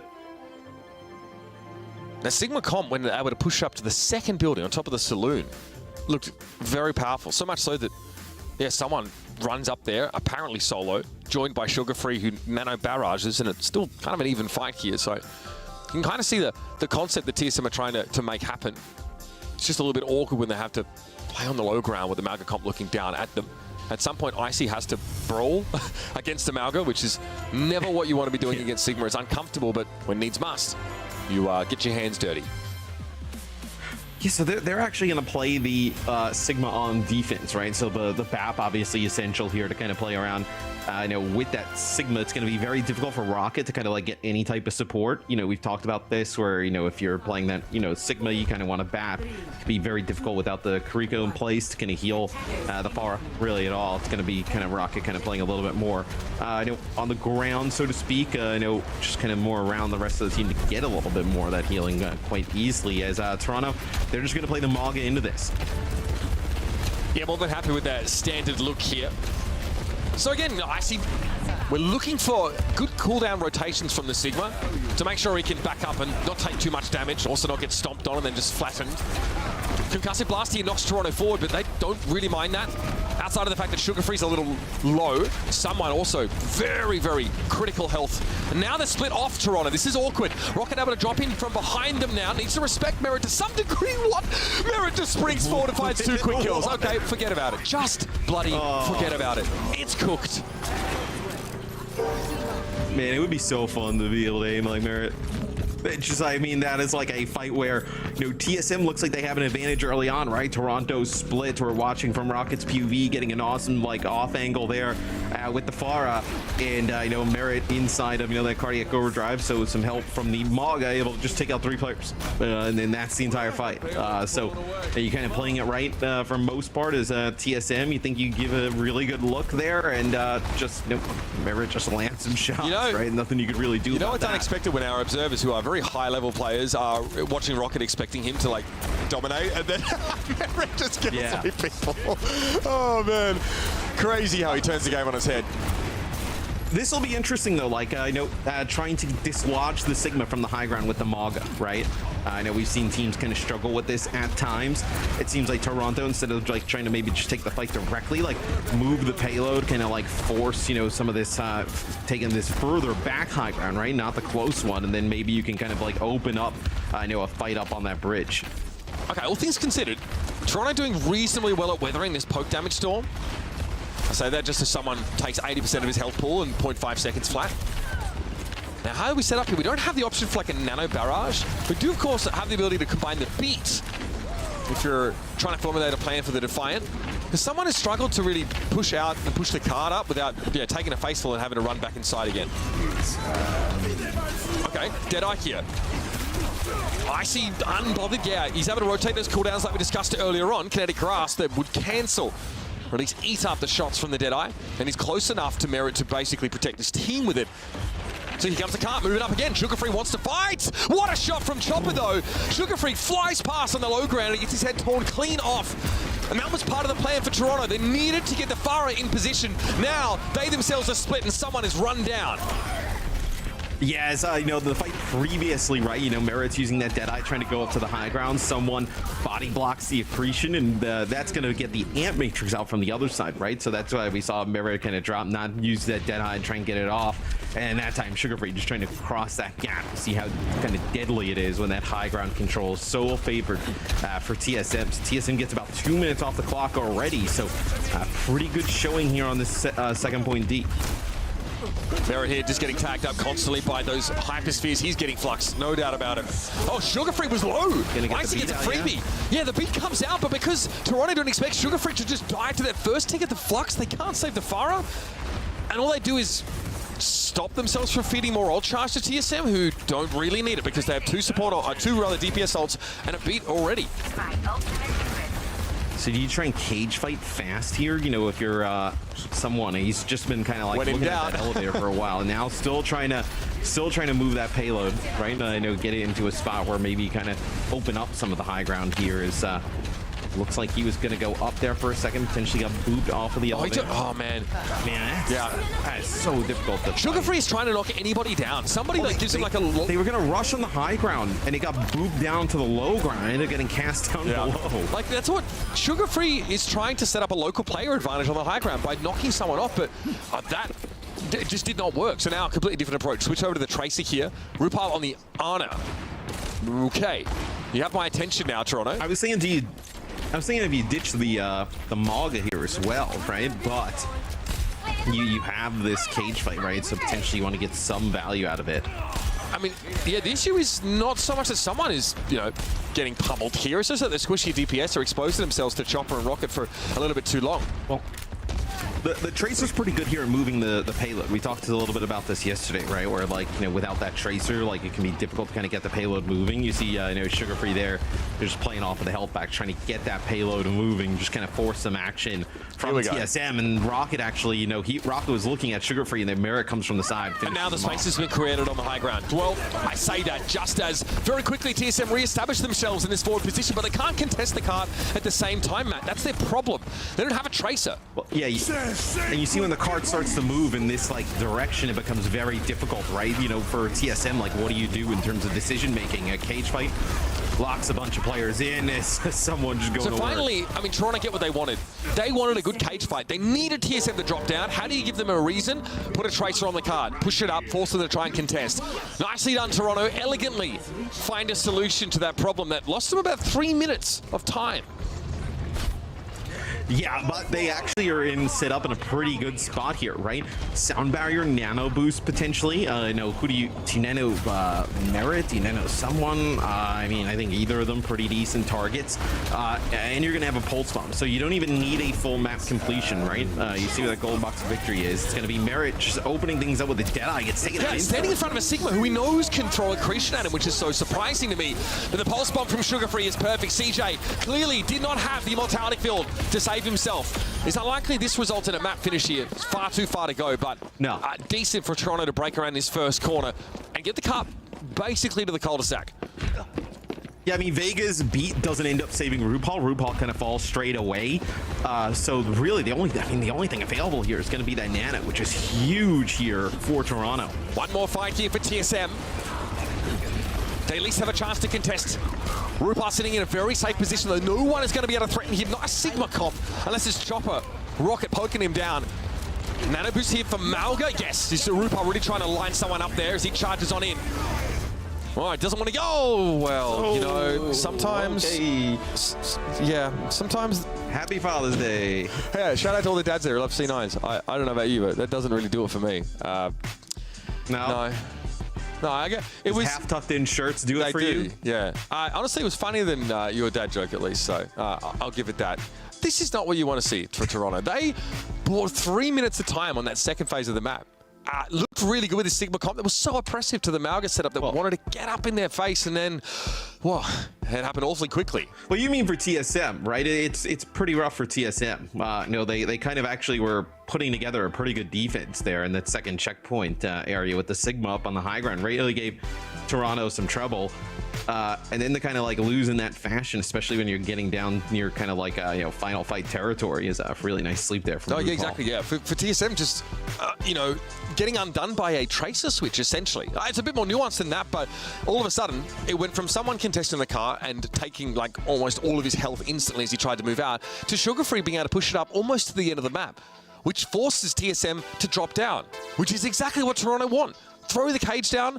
They just go Malgan, and they're able to push into that last phase of the map there. And like you mentioned, Matt, they're like, okay, well, they're in a really good spot here. They had like beat Nano up, like they had Deadeye, Merit Deadeye's in front of a Sigma, just like asking to get rocked, which is interesting. But they can recover from that and still end up winning. Pure weight of ultimates, and with how I guess far from the end of the map that TSM had ultimately pushed, they were already in a full, desperation stall situation that last fight here. Let's take a look at this. So Icy just turns to go and deal with the Maga. Yeah, and it looks like nobody kind of takes the spot. So difficult. Look, it's just again one of those communication breakdowns that can really happen when you start to feel like the game is running away from you. It's getting a little bit too fast to keep up with there. But again, we talked about it in the first map. If you give the Toronto Defiant this kind of opportunity, they will take full advantage of it. They really have not looked like they've been messing around, but they have looked pretty fallible here, at least on Hollywood. But like, what even is TSM supposed to do in that situation, right? I mean, the Maga just goes sprinting into the back line with a nano boost. Does Icy just like, well, let's just let the supports die and stand there? I mean, he kind of has to go back, and then what? The Cassie or the Pharah are going to step up onto the payload? I mean, both of them going to die, right? I mean, ideally, you would like to see somebody do it just to kind of keep the game going, but still not a ideal situation or one anybody would want to be in there. And the market generates far too much threat to be ignored. It's not like a wrecking ball that's just kind of like shooting you from behind. He had to bodily turn around and throw up the kinetic grasp because both those chain guns were going for it. I mean, he already does tons of damage. He's already pretty survivable, and then you give him the nano, and then he's got cardiac overdrive. I mean, you can't just like, oh yeah, the Lucy will just kite him for the Kriegel. I mean, that's kind of ridiculous. You need a little bit more than that. Yeah, we have some substitutions here for the next match. So Sonjin comes in here at DPS. Chopper is going to get subbed out.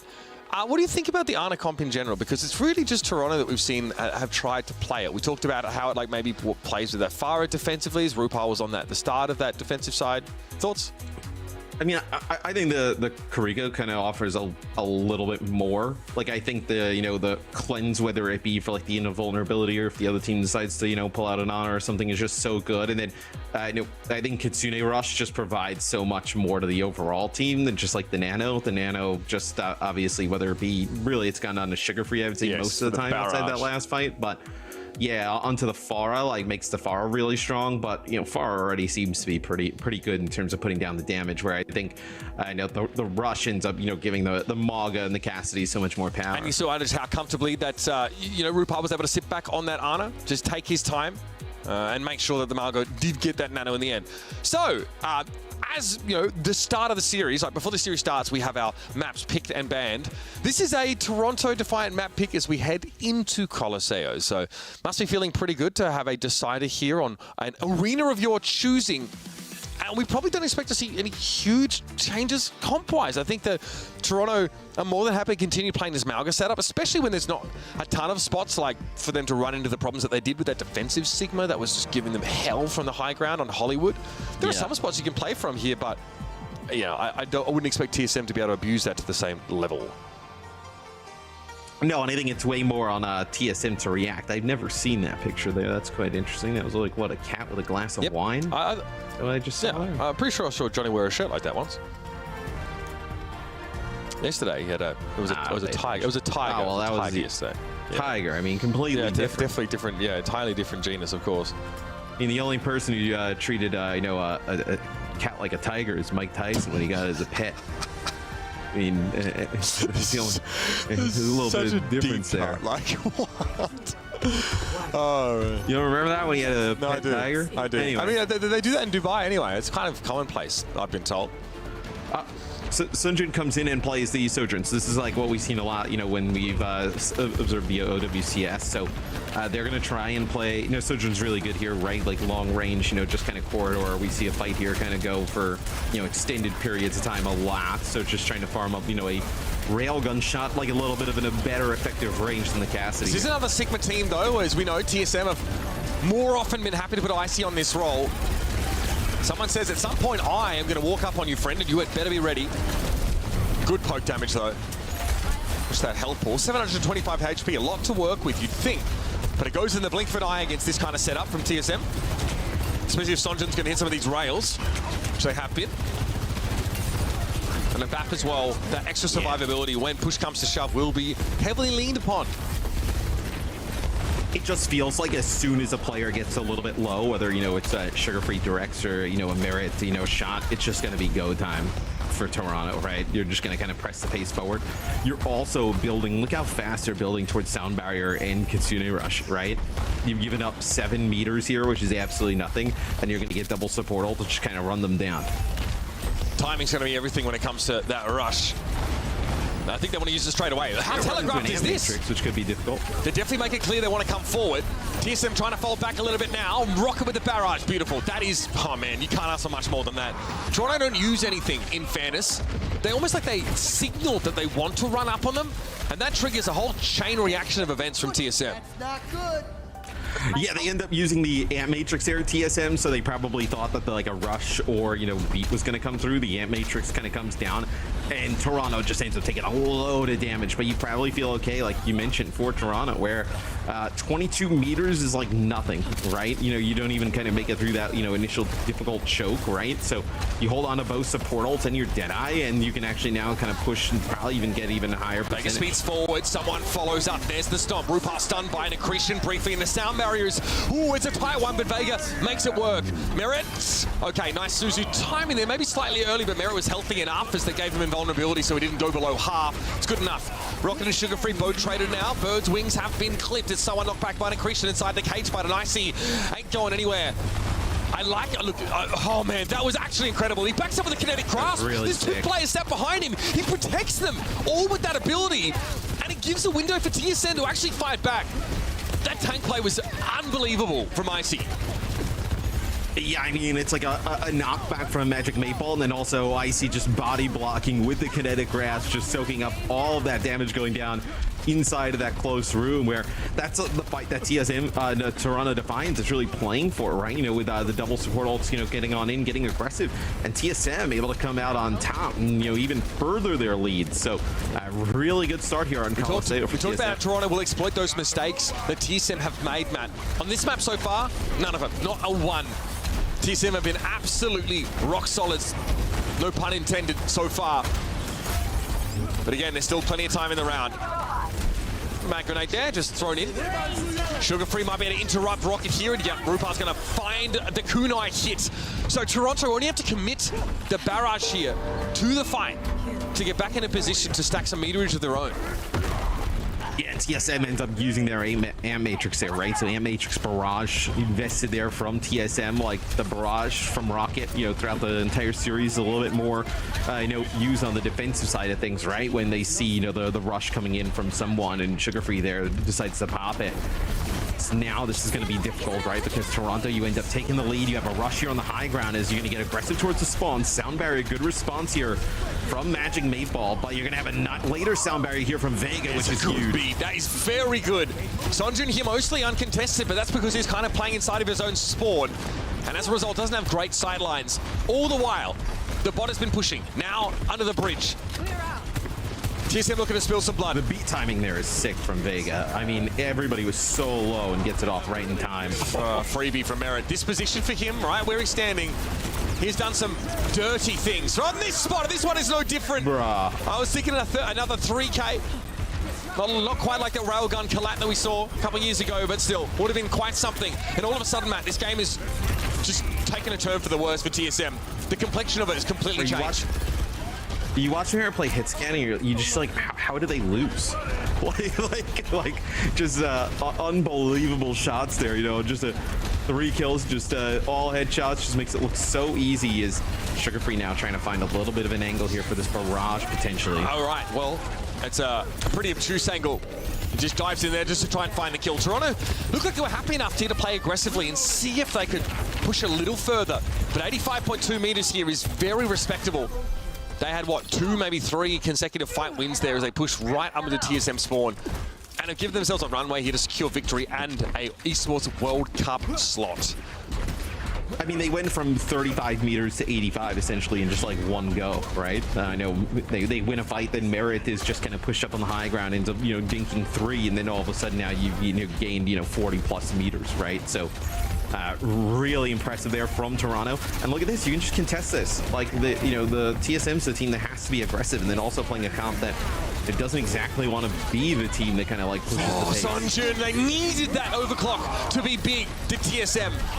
Winning 2 consecutive team fights was a minimum for them at this stage of the game. Interrupted though halfway through, and it was Sugar Free in the midst of it. Unperturbed by that overclock. Now to switch to Cassidy for Sunjun, but I mean at this range, Sugar Free does not care. Those shots are just tickles. No, and just kind of like firing down the choke, just pestering, putting down some damage. They don't want to push the bot too far, right? Because someone's still coming off of spawn. They're totally fine taking the fights in this exact area, right? Just kind of poking, prodding, putting down some damage here. They probably have a good idea that they're kind of behind in terms of like support ult economy. So see how they decide to take the next fight. Sunjun here. Hoping someone overextends into some of these shots. In fact, it is someone who delivers, but I don't know if he's ready for that.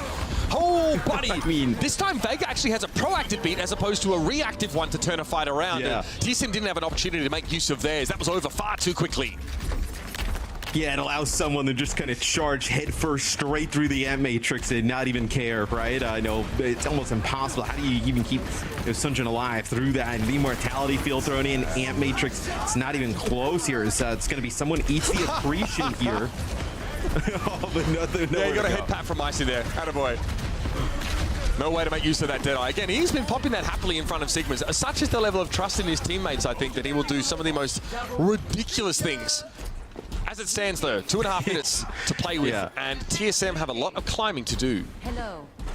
Man, it is someone, though, eats the accretion, right? And then from Merit's POV, there's like the Icy's barrier, kinetic grasp, there's a sound barrier in the mix. The Far's on one side. Very difficult to get anything going with the Deadeye, but you just see how much it kind of like forces out. And here we go, back towards mid-map. This is good, though, for Toronto, right?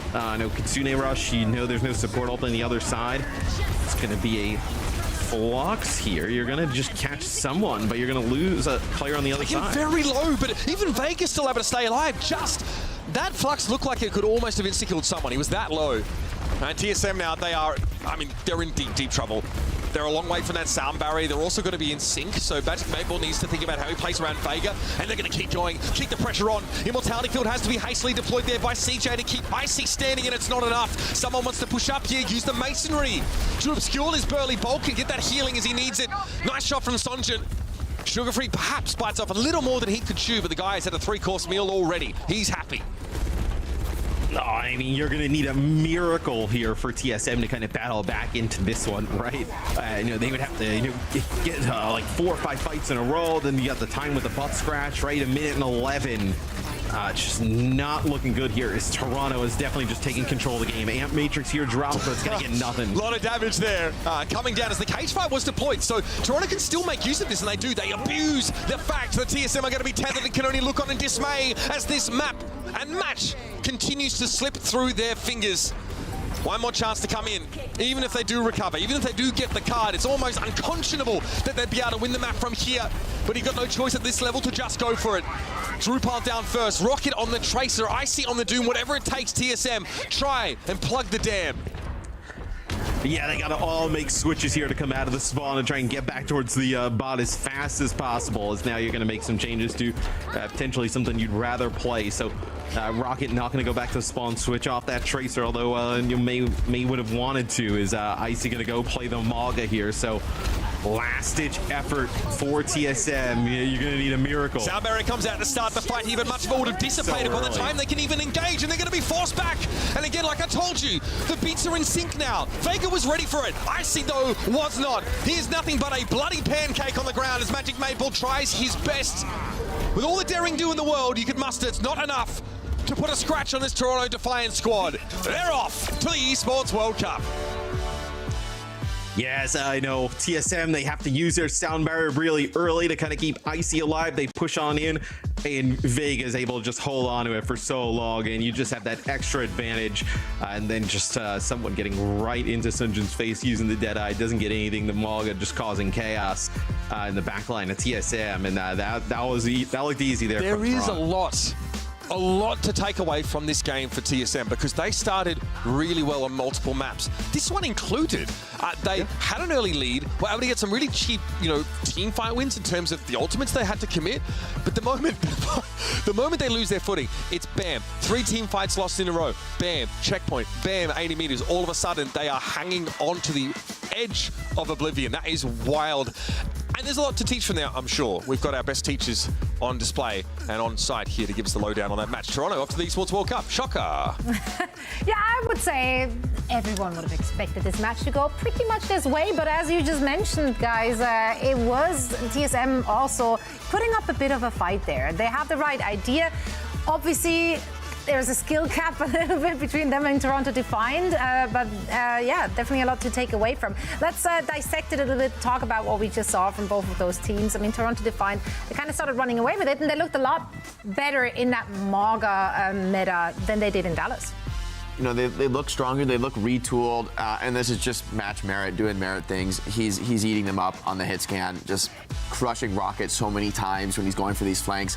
And, I credit to Rocket. I think he did look like one of the better players on TSM here, but as much as we can say, they did so well, they just got smoked. I mean, the only way in which they did well is that this is the best team in NA, and so you're like, yeah, we lost, but it's okay because they're so they got destroyed. I mean, there was a couple rounds that were close, but I mean, they were never seriously in contention to win a map.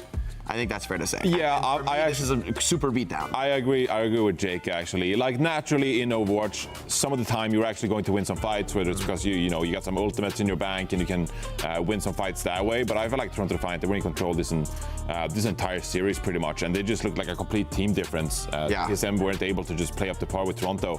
And you can see that, like, this is Toronto Defiant playing with a vengeance, right? Great sleep dart here from Rapal on Diana, and this was a nice little pick that I'm curious to ask him about later on, maybe. But I do think that they just play with so much flair. I mean, they are the better team. They know they're the better team. You can see they're going for these hero plays, whether it's Sugar-Free getting nanoed, for example, or it's Merit getting nanoed on the Cassidy. They just put so much resources into their damage players, and someone stepped it up on the Maga. This is Toronto Defiant just in control here in the North American region. And these are teams they should dispose of. They're probably upset they couldn't match the Korean teams or even the EMEA teams in Dallas, of course. But still, I mean, being able to beat a Sigma composition, that's a good sign, though, because they did struggle against ENCE in Dallas, right? So the fact you're able to take TSM out, that's a good sign if you have to face a team like M80, for example, or Energy Shock, for example. Well, if we're looking at the lower bracket now, though, how do you think TSM is going to fare in there? Because again, you guys were so harsh now on TSM. I want to keep the narrative of our casters here. I do think that it was not because they played bad. Toronto is just many tier levels above them. Sure, we're just keeping it real, I feel like. Exactly. Agree. I do want to they're say, the only team in this bracket who are on that level. Against anyone else, TSM is scary. TSM against Timeless or the Citrus Nation, it's not going to look like that. Agree. I think TSM against any other team in the tournament could look like a very serious competitor. I think they could very easily go to the Esports World Cup and qualify. But I just want to be clear, they are not touching Toronto Defiant. When Toronto Defiant is in form, yeah, that is. I feel like that was a really impressive showing from Defiant. As much as TSM, we want to give them credit as a decent, respectable team. Toronto is just there's levels to this. Yeah, no, they're in a different bracket, and that's something they have been for a while now, really, since this open Overwatch format has been, making its debut. We actually have RuPaul joining us now for a quick chat, so let's bring him in. RuPaul, great to see you again. Congratulations on the dub, another day in the office, a quick series. How do you feel generally about your performance so far in this tournament? I think we're doing pretty good. Just as a team, I feel like we're really strong at the Maga comp, which is pretty meta right now. It seems like a lot of the other NA teams have kind of swapped the Sigma, but we're still playing the Maga and having success with it. Another hero you played was, of course, you flexing over to the Ana, which is an interesting pick. We haven't seen a lot of Ana so far this tournament. And, just trying to figure it out in the green room, of course. You lose the Kitsune Rush, which a lot of players, they value that Kitsune Rush. It's so powerful, right? And instead, you utilize the Nano to instead put it to Sugar Free or even Merit, right? How did you kind of go about playing Ana over Kiriko on some of these maps? I think we played Ana a lot on maps where we could be really aggressive, because if we can be really aggressive with the Ana, it means that they can't get to me. And if they can't get to me on Ana, I'll do so much. I'm completely free to do what I want. Whereas Kiriko is kind of more safe, but Ana's ult is super strong as well. We did a lot of Nenofera, and it literally one taps anybody. So you value the Sleep Dart and the Biotic Grenade a lot in this meta? Yeah. All right, right on. I mean, the Sleep Dart against the Barrage, for example, or a lot of couple shots into Pharah. Yeah, it's fun. A lot of playmaking. So I'm curious, RuPaul, you guys just qualified to the Esports World Cup. I know that's probably not a surprise for you guys. I think that's probably pretty much par for the course in terms of what you expected here. But how are you thinking about Esports World Cup, about competing on the international stage again? What does that opportunity mean to you, especially after Dallas? After Dallas, we're really looking forward to that, because obviously we had a pretty poor showing in Dallas, especially because that's just not the team that we were. It felt really bad to lose the way we did. So going into that, this past week and next week as well, we're practicing really hard. Obviously to show we're the best team in NA, which we did before, but we're going to be practicing even harder the next month, because we're really excited for the Esports World Cup. Right, and currently you're looking untouchable, which is what we've seen from you pretty much all year long. So it's great to see you all back in form. RuPaul, thank you so much for joining us, and best of luck in your next match. Thank you so much. RuPaul from the Toronto Defiant. Always great to hear from him. Also Sugar Free. Hi there, sneaking in the back. Just quick hi, a quick glance in. Let's take a look at the bracket, because Toronto Defiant are sweeping through the upper bracket, and they're currently waiting in the upper bracket final for the next opponent, which could be either M80 or Energy Shock. And you know what? We're finding out which one very soon, because that is our next match coming up here in blip.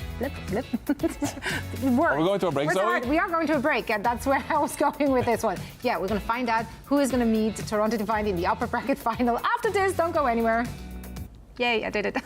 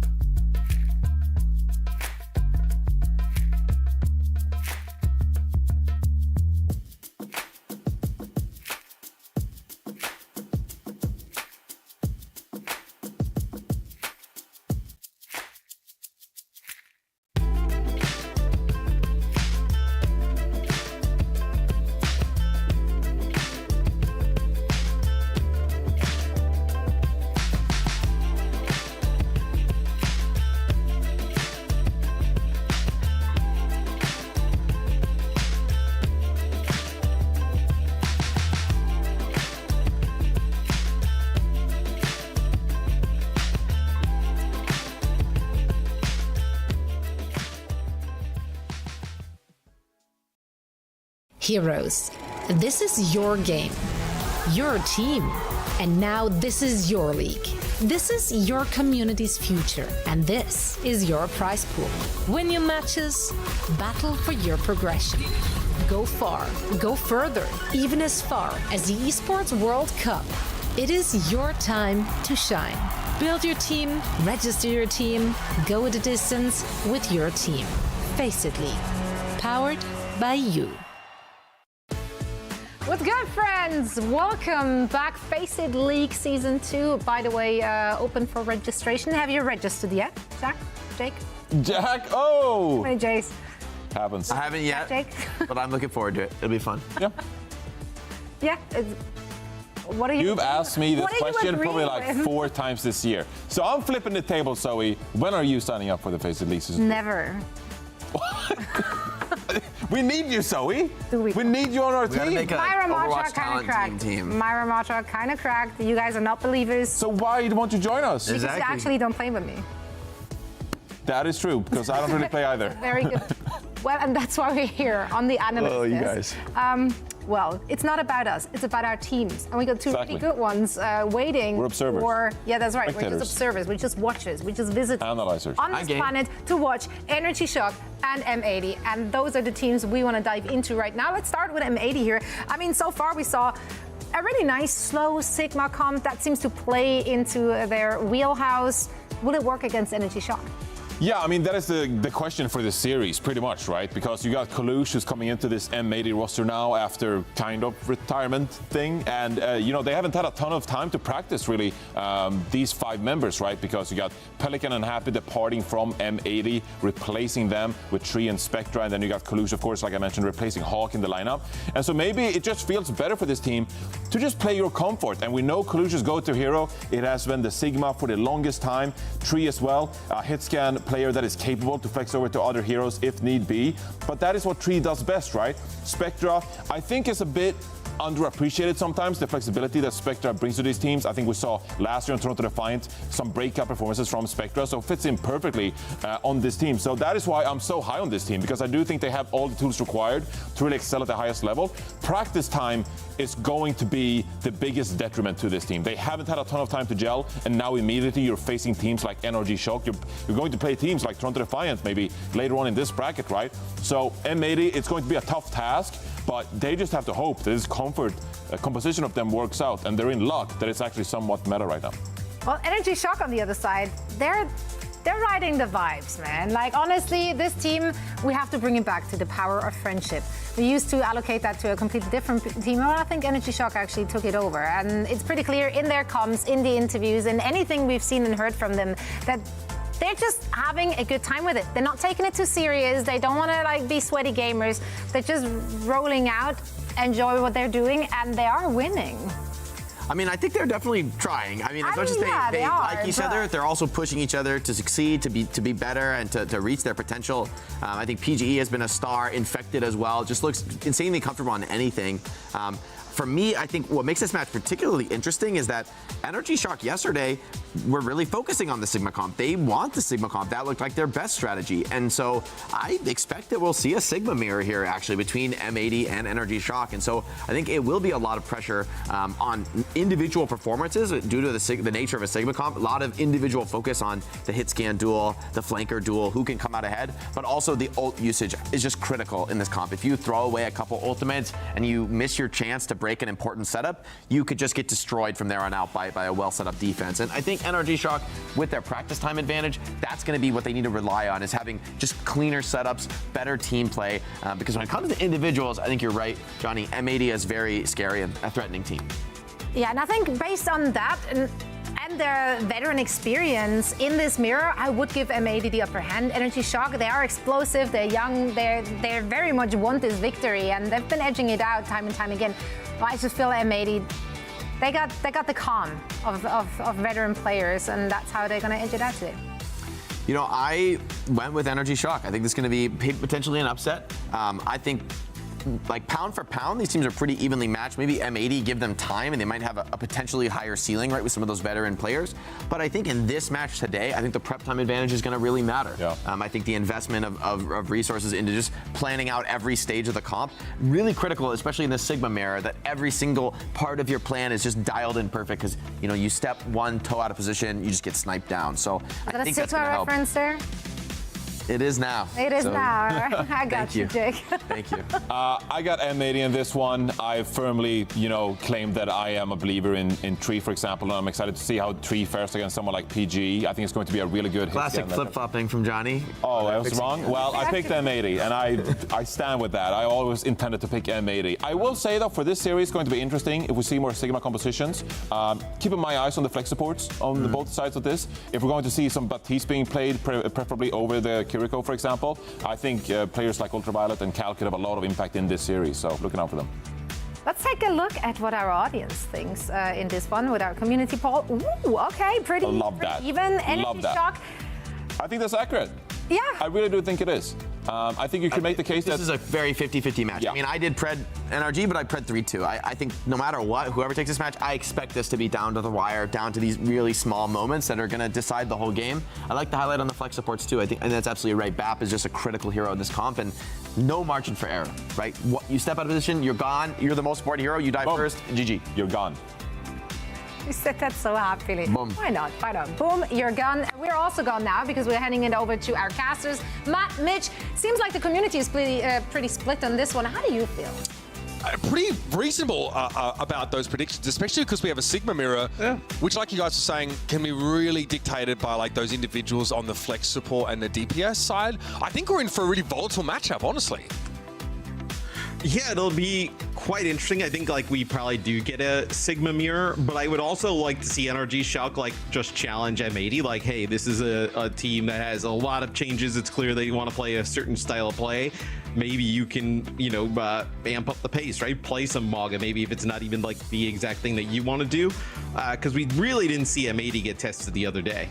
They were able to just kind of cruise through playing. Yeah, they did drop a map though, I guess, to Shikigami there. So, we did see him at least, put under some level of duress, but in general, it never felt like they were going to lose the series, though. They dropped the map. It never felt like they were going to lose. No moment where we were probably in doubt that they had what it took to advance. Here, though, that question becomes a lot more pertinent, and the answer a lot more murky, because NRG, of course, they graduated as students of the game. Now they're looking for their doctorate in domination. A win here locks them for the Esports World Cup. That's obviously on the line for both of these sides here. M80 might be the most changed roster since their inception. I mean, they had a roster, they got rid of that whole one, and they got a new one, and they changed that one. So a lot of mix-ups for this team, all, of course, with the intent of carving out a spot in Riyadh for themselves. And Tree has looked fantastic coming into this lineup. We saw a lot of Ash play from him, actually, really looking to punish and outrange teams that weren't willing to go for a longer range hit scanner, just relying on the Cassidy. Yeah, we saw a lot of Ash with the Sigma from M80. That was kind of like their specialty per se the other day. Interesting enough, though, like we talk about, the Sigma versus Sigma head-to-head, like seeing them just kind of like one-trick the Sigma on the side of M80, it does open up like a world in which you play a lot of other different things, right? So it'll be actually Infected coming out on the Winston to kick things off, and they'll be playing a Widowmaker as well. We have seen this flexibility from NRG Shock before. In fact, it's been happy to play Winston, Ball, obviously a lot of Sigma. Should be fun.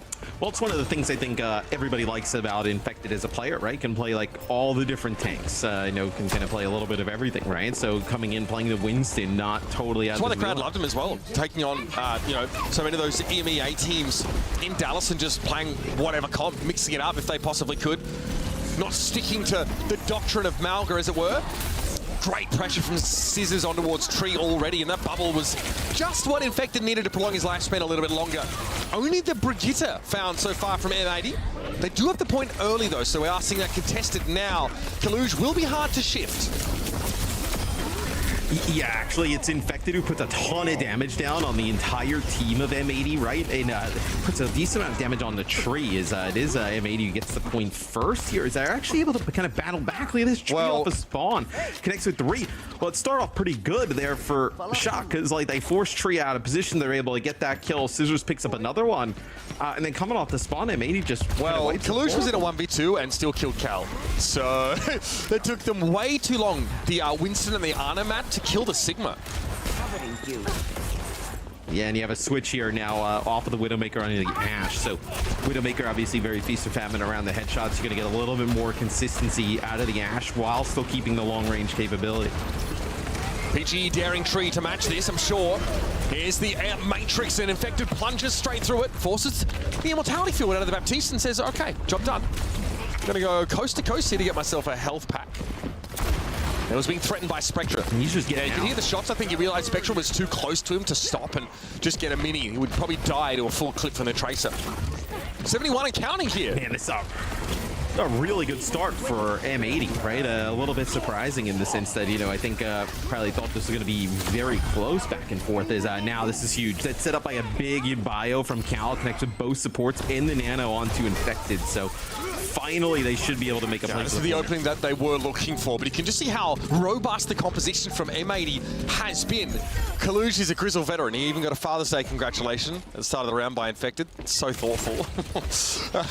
And again, really going to take a little bit more than that to rattle Kalush, who's played at the highest level for quite some time. So they'll have a Flux with sound barrier here. Nothing really new available here for NRG Shock outside of this pulse bomb from Scissors. So see Spectra kind of taking a long route. Spots, I believe he spots Infected all the way up there, right? So going to give that call out to the rest of the pretty common spot for the Winston to perch there. Infected would love just to have his jump cooldown available when he hits the ground. NRG Shock warding M80 away from the point there. Whip shot even thrown. What a pulse. PGE down. Spectra gets involved now. Sound barrier, Immortality Field, kitchen sink, everything for M80 deployed at the start of this fight. It's made it awful hard for Infected to gain any purchase. And Scissors has really been just shooting shields. Flux there. Probably a little superfluous, but it accounts for Cal, and that's enough for M80.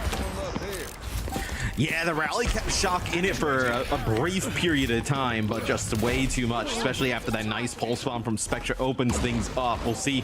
They can get back, get a touch. Nope, the Wrecking Ball swap does not pay off, so it's M80 taking that first round. It was a great start for them too, right? They capped that point first, and it looked as if NRG Shock would be in a position to do so, but the fights are getting dragged out too long. That Winston comp needs to win pretty quickly. I guess in the same vein as like you want your Malga comps to, very rapidly manufacture a player advantage and then exploit it.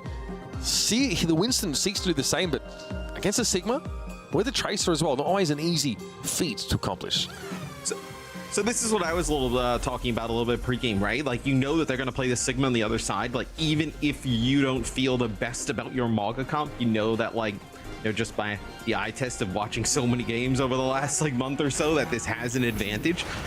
So just try and play it yourself. So it'll be Scissors on the Venture, and it'll be PGE picking up the Genji here. Let's see if M80 can actually. They're playing the Farah here, Spectra. Okay, this is super interesting. Yeah. Very good against NRG Shock's DPS duo, and they don't have a BAP either. So Spectra might just get to do whatever the heck he wants here.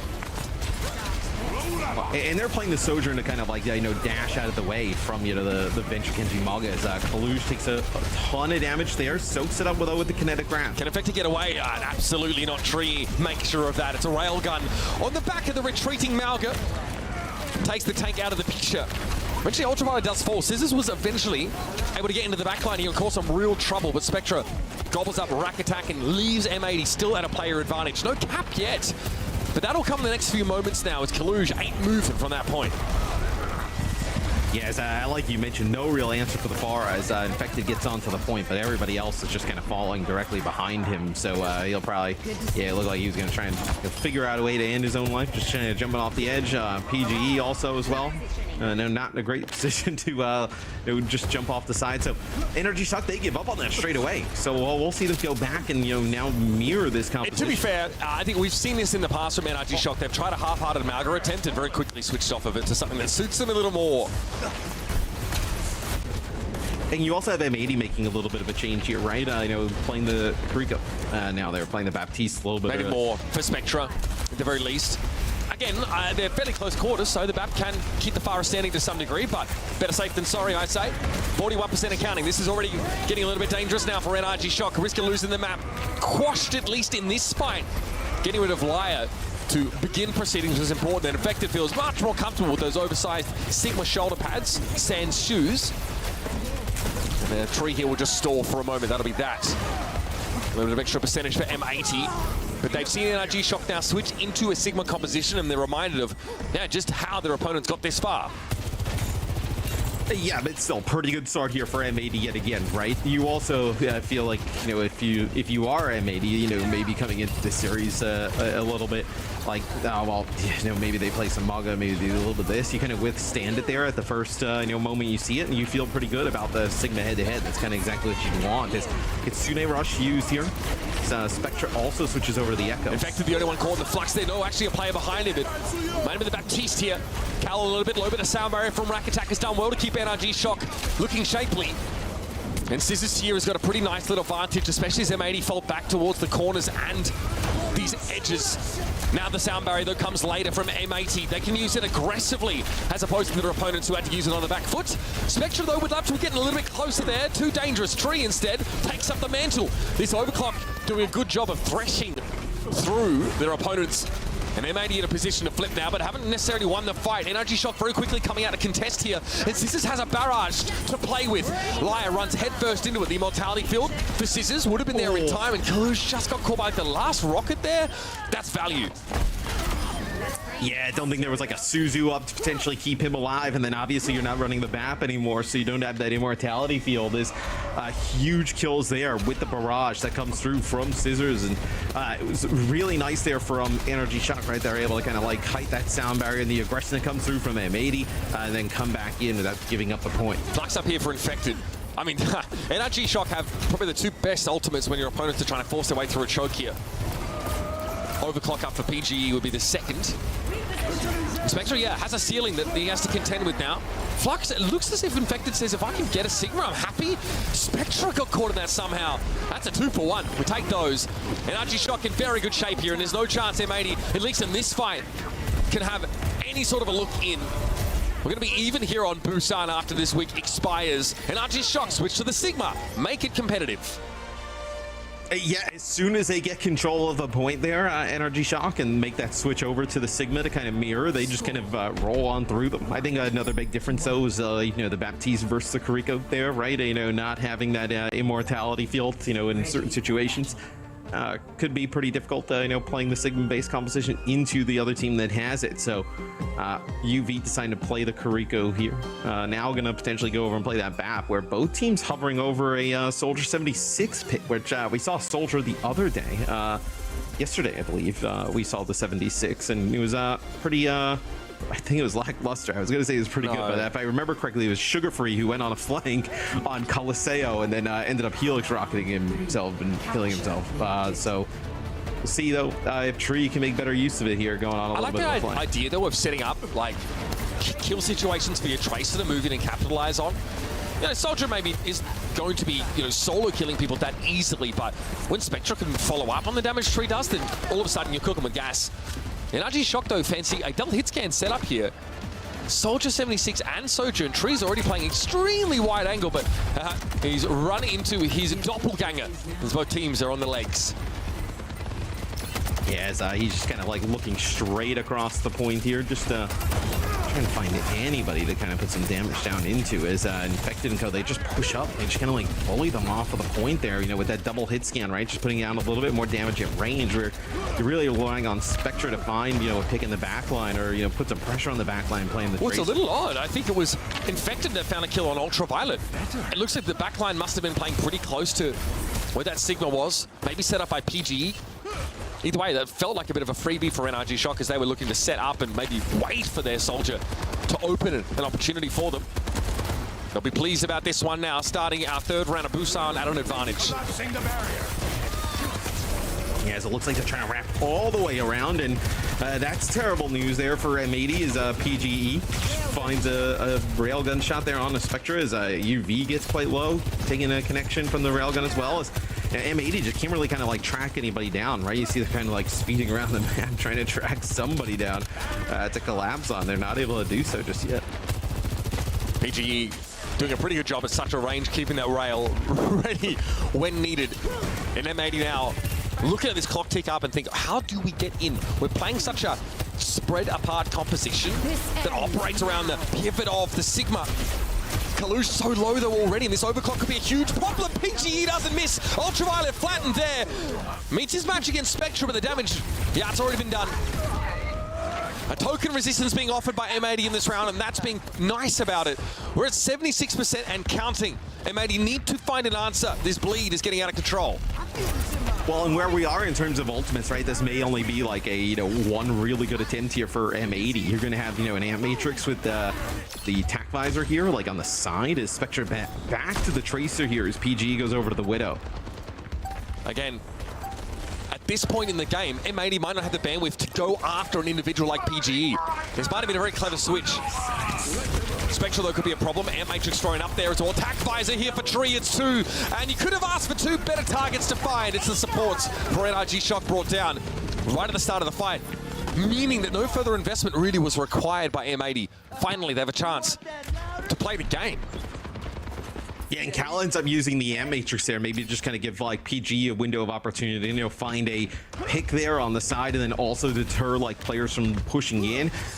Does not end up working out that way. So just with that Tac Visor, M80 ends up taking the point back, which is quite huge. They end up holding on to both their support ults here. So clearly not out of it, right? This last point, right? M80 got a little bit of a lead and then NRG Shock ran the table. Definitely possible. Quick flux, Tree those legs able to get him out of it. Lion not nearly as lucky, but is able to get the sound beat off in time, but not to save Spectra.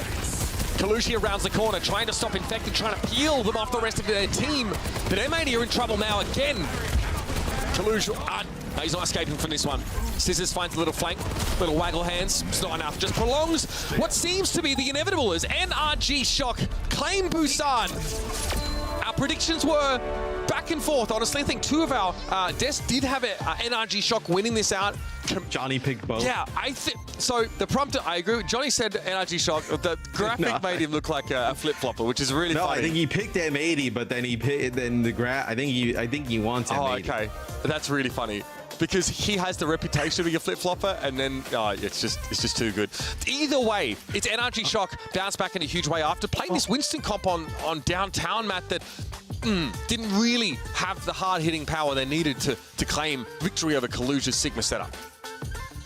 Yeah, I also think this is just a big match for NRG Shock in like the grand scheme of things, right? Like, obviously it doesn't have impact, in kind of where they would rank like globally, right? But like NA, if you believe like in this team's potential, they should be able to beat a team like M80, right? You shouldn't just like write this matchup completely off. I mean, I know, because otherwise what, you're in that bracket of teams that we think is like 3 through like 5, right? Who can kind of all like trade wins with each other, may even go down 2 through 5. So we'll take a look at some of the highlights here as NRG Shock just trying to make a little bit of a statement win here as they get off to a pretty good start. The comeback here in the second point was huge. I mean, this is the barrage that ends up kind of clipping Kalush there through the wall. I mean, that's a huge kill, right? If he backs out here, you kind of have Susie, if Spectra still here, right? UV maybe are able to kind of like push back out onto the point, keep it contested. Yeah, we saw, that switch over to the Sigma comp was the turning point for NRG Shock here. As Infected looked really at home, as he has in this setup, over the course of the last couple of days here. Great bounce back, and historically, I don't think NRG Shock have really had M80's number, but things have changed, especially for M80, and Johnny was pretty hasty to say that, right at the start of the death segment. This is a team that is going to take some time, and they did drop that map to Shikigami, who, by the way, look like a really good Malga team anyway. But they're definitely not stabilized. They've definitely not fully settled in here. Unfortunately, they don't have much time. They don't. They lose here today. They can come back next week and fight through that lower bracket. But all you got to do, win one game, win one best of 5, and you're headed to the Esports World Cup. You don't have to worry about it. Do you think we see M80 play anything else? Like we didn't the other day, right? We didn't see them play any type of, whether it be Maga, even trying to play like a Winston or anything along those lines, right? Like, do you think we see them deviate off of the Sigma at all? Do you think we just kind of see them just commit? They can. It depends on what map we get. If we get, we're likely to get Hollywood and not Akenvalder in our next map here. So like that's the kind of map where Kalush was actually one of the first players to play the Diva. Which was a little while back, and it was obviously a little bit better back then. Here, like the way that like she interacts with armor is not great, so a little bit difficult for her to deal with some of these tanks, and like the head-to-head doesn't feel like she has huge impact. But if you remember, like Kalush was subbed out of that 2022 Grand Final because of like a issue with hero pool, that Mikey was just better positioned on the ball, and like I think the Winston, because they're playing so much of the Winston, Kiriko, you know, the Reaper comps here. So Kalush has a hero pool to work with, but I don't think you're going to see him try and show as much range as Infected, for example. You don't really have another option, obviously, a tank. Like Kalush will be in here, but you know what it's like, right? When you join a team, you probably just try and nail down one comp first. One comp that you think is going to be universally good. So I don't really know like how much extra this MAD team could be expected to have up their sleeve. Yeah, I mean, especially when you kind of have like a patch coming the week after, right? Like let's just get something down that we know we're not going to get blown out with. We can probably win, you know, a round or two, and then figure it out, you know, once things kind of change and potentially even stabilize a little bit. So. Hollywood will be the map. It's the Energy Shocks map pick. So I think, look, they looked pretty good on the Sigma there. I think they can kind of definitely run with this throughout the rest of the series and match it. Hollywood, always a very telling map. But earlier today, we saw, again, a Malga comp played into the Sigma setup. So we got to examine the differences between those comps and discuss it. Here we know neither of these teams really like to play that style. They are definitely Sigma teams here, which, like we mentioned at the top of the show, means that the focus shifts a little bit away from how the tank lines interact and what the individuals can get done at flex support, which is Calvi, Ultraviolet, a sick NA matchup, and then, of course, our DPS. Spectre really impressed me at the start of Busan map. The Tracer play was really, really good, but yeah, it wasn't quite there when they needed it. Let's see what M80 are cooking in the kitchen as they're about to head out on offense. Maybe second point, throw hard. Maybe go Tracer second point if we have trouble. Yeah, Sigma? Maybe set Echo second point. Alright, yeah. Okay, don't drop. I'm playing with you. Playing with you. The bloodshed begins. Yeah. They're cast. I'm a little cast. You want to go Pharaoh? Oh, I'm in. Never mind. Okay. Just 3-2-1 in the corners and hard shoot their Sigma. And when they back up point, just try and take some space. Yeah. 3-2-1 through this corner shield. Ready? 3, 2, 1. Go. I'm hindered. No E. We can 3-2-1 next corner too. Yeah, 3-2-1 next corner. Fair one. Taking a lot of damage. Healing. We're all low, okay. Yeah. You guys ready? Yeah. 3, 2, 1, speeding. Yeah, we got that out. Just secure. I need heal. Hey, they have window first. There. 86 window. Yeah. Hey, look at Wait, heal. You guys go meet me and Trigo right window, okay? Okay. You guys ready? 3, 2, 1, walk me.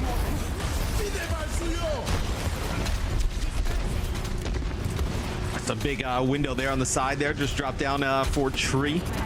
Just trying to get an angle there. Just kind of like forces Energy Shock all the way back to the corner, and now they come out with their own animation. I love the calling here, but you can tell they made you a little bit early on in their team phase, Matt, because at the start of the round, it's more of a discussion about what to play, less of like it's set in stone. They've done this 100,000 times.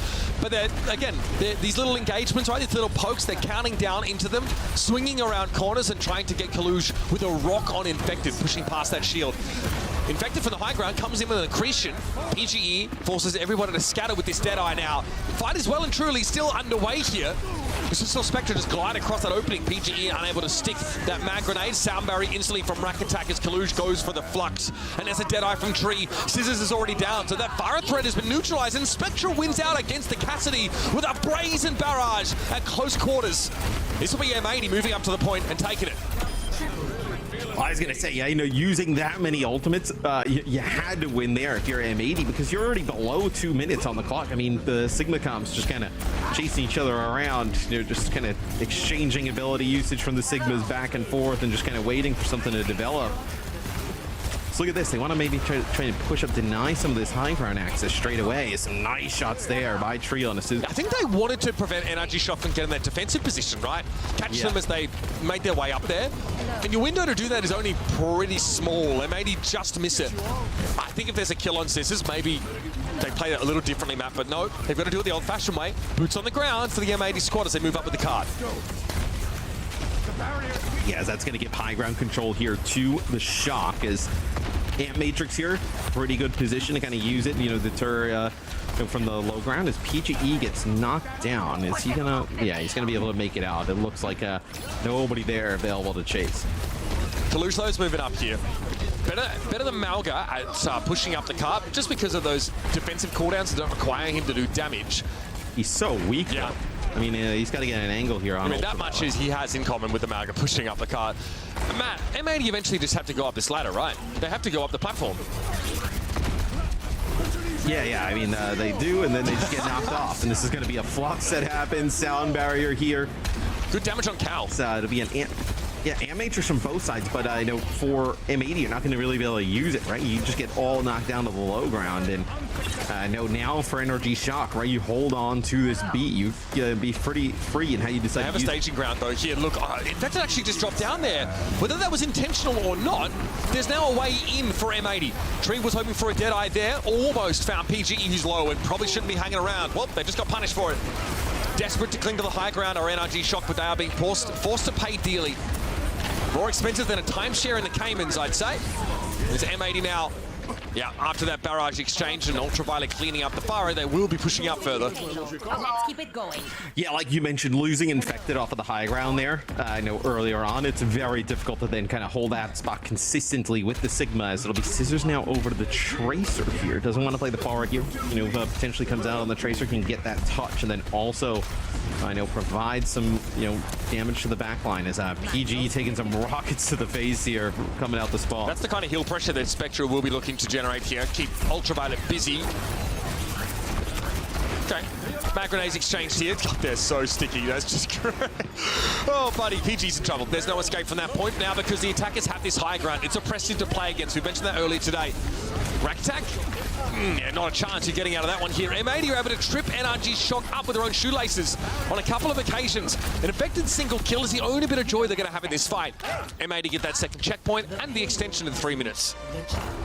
And Shock never get a good opportunity to use their beat in the whole second half of, really that point B take, like I was talking about, where they end up having that beat. They can use it a little bit, more offensively or however they would like to use it a little bit more freely, because Lyra just used his. You don't actually end up getting a use of it, right? So, really, M80, Lyra, he's going to get a second beat here, and while Rack's been holding on to this one. M-Matrix, but Infectors able to back around the corner with the kinetic grasp quickly enough. That's going to be pushed through by M80, so no chance to use it here. And they've extended into Cow sidelines, apparently. Tree able to deal with Scissors, but that was the flanking thread. Flux should catch two. Beat instantly, though, from Rack Attack. Protect them from this. Well, back to a bit more of a neutral standing as Kalush wants to come forward here. What an aggressive M-Matrix to play through for PGE. He's wrapped around now, trying to garner Tree's attention. I think he's got it, safe to say. That M-Matrix, though, on the Immortality field makes it impossible for him to secure a kill. And Impulse is rolled away from by Tree. Yeah, and it's an aggressive sound barrier there from Lyre, right? The sound barrier comes in from the Shock to protect from the Gravitic Flux, and then they turn right around the corner, and maybe with a sound barrier of their own, they push right on in. This will be both Deadeyes used here. Getting very close to a map so completion. Straightforward for Kalush, though, Matt. He just times the grasp. He knows when their Deadeye's going to get popped, and he knows he's the only target in the sights for PGE, who's just been felled moments ago. Infected able to throw up the grasp, now going to buy a bit more time. Kalush is copying some damage from these off angles, which is awkward, but he has a grasp of his own, and eventually Infected must capitulate. Spectra, risky business playing Farah in this part of the map, and Cal, it's easy work for them to bring the Farah down, but the cart gets over. Even the Venture Stall attempt from PGE will be insufficient. Yeah, pretty good offense there from M80. I think where NRG Shock really kind of let it go was in that second part of the map, right? Not being able to kind of hold that high ground for a very long time. And then, not being able to get used to that sound barrier there in the second part of the map, right? Puts them a little bit farther behind there as I know M80 able to complete the map. So We'll see now how the Shock kind of approach this offense, right? Do you want to kind of keep playing this Sigma going up against M80? Because M80 feels like they're pretty confident in it right now. I mean, they've looked really strong. Yeah, no reason not to feel good about it, if I'm honest with you. I think that NRG Shock, M80 tried to mess them up just on this part of the map, right? Just as this second phase defense started, they tried to get up on the platform, and it did take them a few attempts. I don't think there's like no one's written a book on how to sort of take control of Hollywood second as an attacker there. And there was like one fight where they go up, they get concussive blasted back. I think there's like a roll forward by Tree, gets caught in a flux, it requires a beat. Like, it's very complex to really get rolling in that part of the map. And even the best teams can stumble, and they do it too many times, give enough of an advantage, and they start to find time running out on them pretty quickly, as M80 did.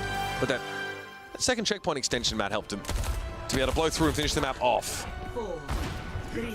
Yeah, nothing surprising here for either team thus far, in terms of comps, right? So it'll be Shock now on offense, trying to make their Sigma combo work. Is they got to kind of like move up to that first corner. They can get the kind of abilities out potentially from the opposing Sigma, maybe the Baptiste, and then try and round it. Scissors, again, would love to control this high ground. Spectre used a barrage at point blank on a Cassidy to make sure he wouldn't be unseated by that, much to the chagrin of PGE.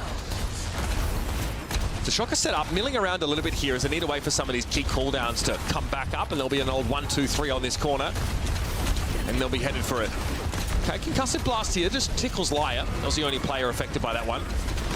Scissors in a good spot now. He wants M80 to step forward. All that the Shock do, really, to expose them to this Pharah, but M80 weren't born yesterday. They stick to the back of the map, and PGE needs to take a sidebar to get healthy again.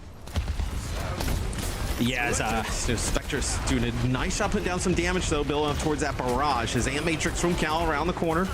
It's going to be an immortality field, but you lose infected, and that's kind of brutal. Cap has begun, though. PGE able to stick his toes on the point.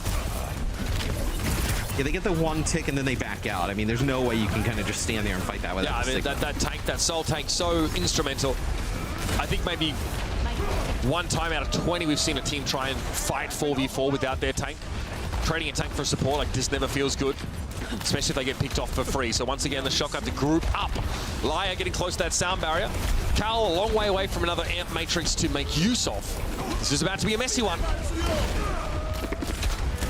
Oh, well, Amp Matrix dropped there as Tree and Ultraviolet take out their kind of counterparts instantly, it feels like, as everybody else kind of funnels in there.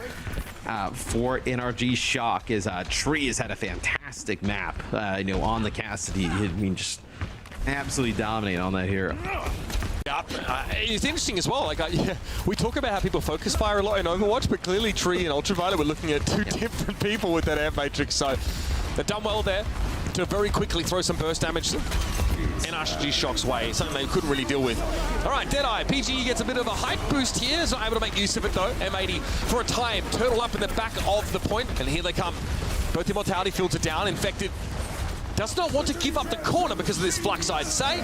2 or 3 players caught inside of that one, but the follow-up potential is basically non-existent for NRG Shock, because Infected was the most far forward player on their team.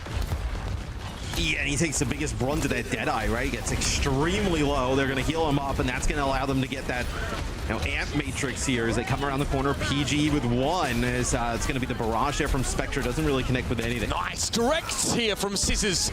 Yeah, 2 made it very easy for Rack Attack to come in and clean off that kill. M80 responded well. They were under a lot of pressure. I think it was Tree that had to fold back and get an immortality field. They were able to trade a kill in the meantime, but finally NRG Shock prevailed here. Down to about, 56 seconds. They'll have control of the cart.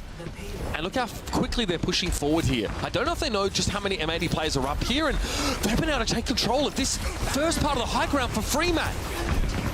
Yeah, this is massive, right? If NRG Shock can kind of control this, right? It was kind of what ended up ruining a little bit of their defense, right? Where, Infected fell, and then they weren't able to kind of recapture that high ground. So he was up there originally. Not able to hold it for long here, is now M80 is pushed up here and taken this So position. I guess it's voluntarily given up by NRG Shock there. Infected just drops down and says, well, it's nice to be here, but we actually need the card to be up a little bit further before we start thinking of trying to control these buildings. So, fair enough.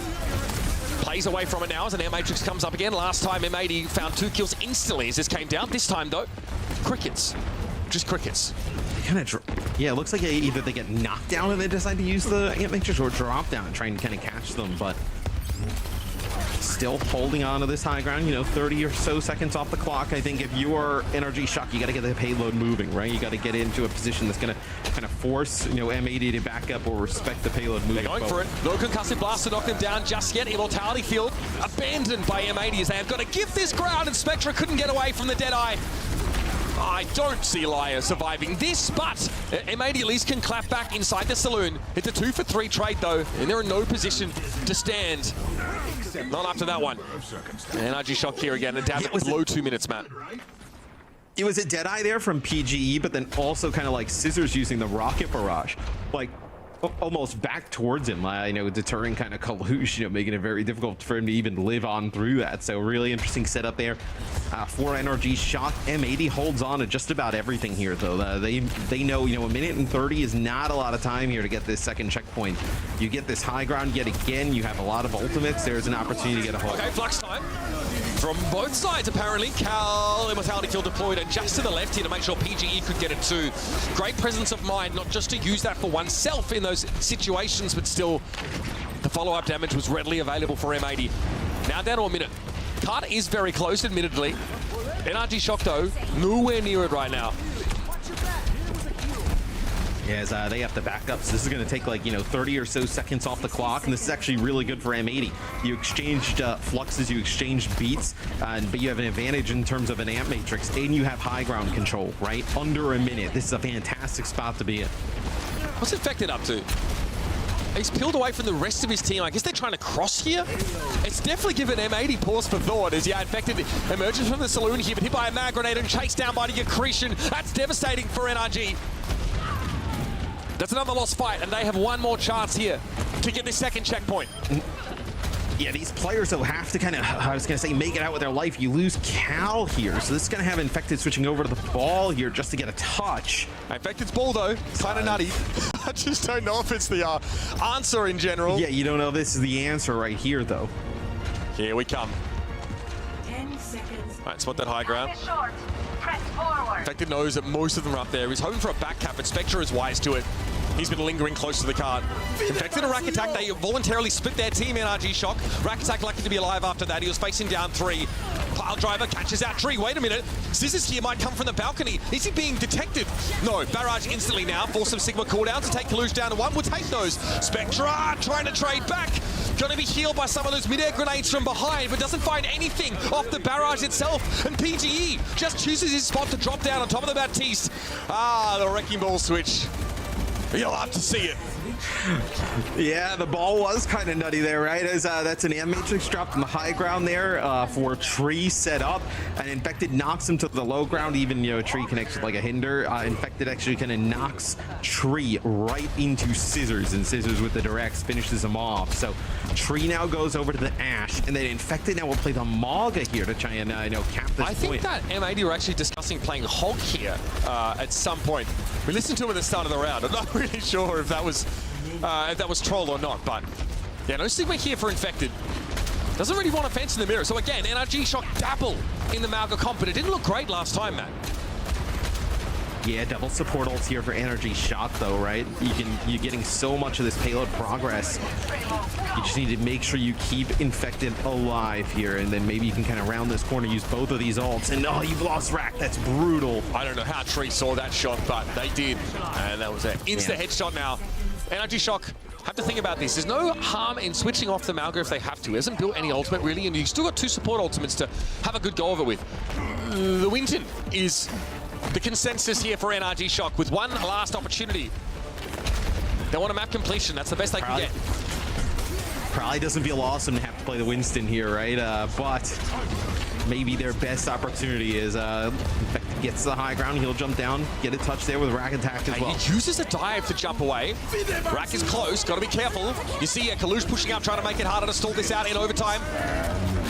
Flux here. Oh, he spotted PGE. Well, Oh no, he didn't get the sound barrier either. It's okay. He wasn't low enough when he started coming down for it to be an insta-kill. Oh, they kill Liar while Liar is beat. No chance to get rid of it. At least it wasn't an Ajax. He'll be able to come out and make use of that, but who will benefit from it? Who will be standing for M80 by the time he returns to the fight? Here's Spectre's Barrage, good for 2. Bob, though, knocked off the card, and NRG Shock, always the cheeky ones. They get the map done. Yeah, and you know, for M80, you never get used to that sound barrier, right? If you could have used it to kind of keep Kaluj up, then you get the Bob, you know, and it's a pretty decent barrage there from Spectre at the end. And maybe you can make something happen, but I know that kill onto Liar is massive. Not having that beat for that last fight, M80 got to be fuming. Could have won the map there and then. Now, there's no guarantee that they can do that here. Obviously, they will get another crack at it as we head into extra innings. They'll be the attacking team in that instance. But a minute and 12 on Hollywood in a Sigma Malcolm, not a lot of time. It's really so little to work with. Yeah, I'd be very mad. I mean, so they're discussing now the Lucios if their team Jazzy. I guess this is the Jazzy skin right, so meta, right? So yes, the Lucio Jazzy skin, when you use a crossfade, it plays like a little, I don't know, a line, and like there's a lot of trumpets, so like it can be pretty disconcerting when you are constantly crossfading. It's like Liar not happy with it. Yeah, no, it's a lot, and it definitely feels louder relative to the rest of the game. So I get it. Same with Rack. He is also not. Team we gotta get a poll in the chat. Who's Team Jazzy Lucio? Who's team not? Yeah, I guess Funny Astro was saying that he loved it, but I think he's, I don't know. He's got to be. He's the trolling. kind of guy that puts ketchup in his coffee though, so take it too seriously.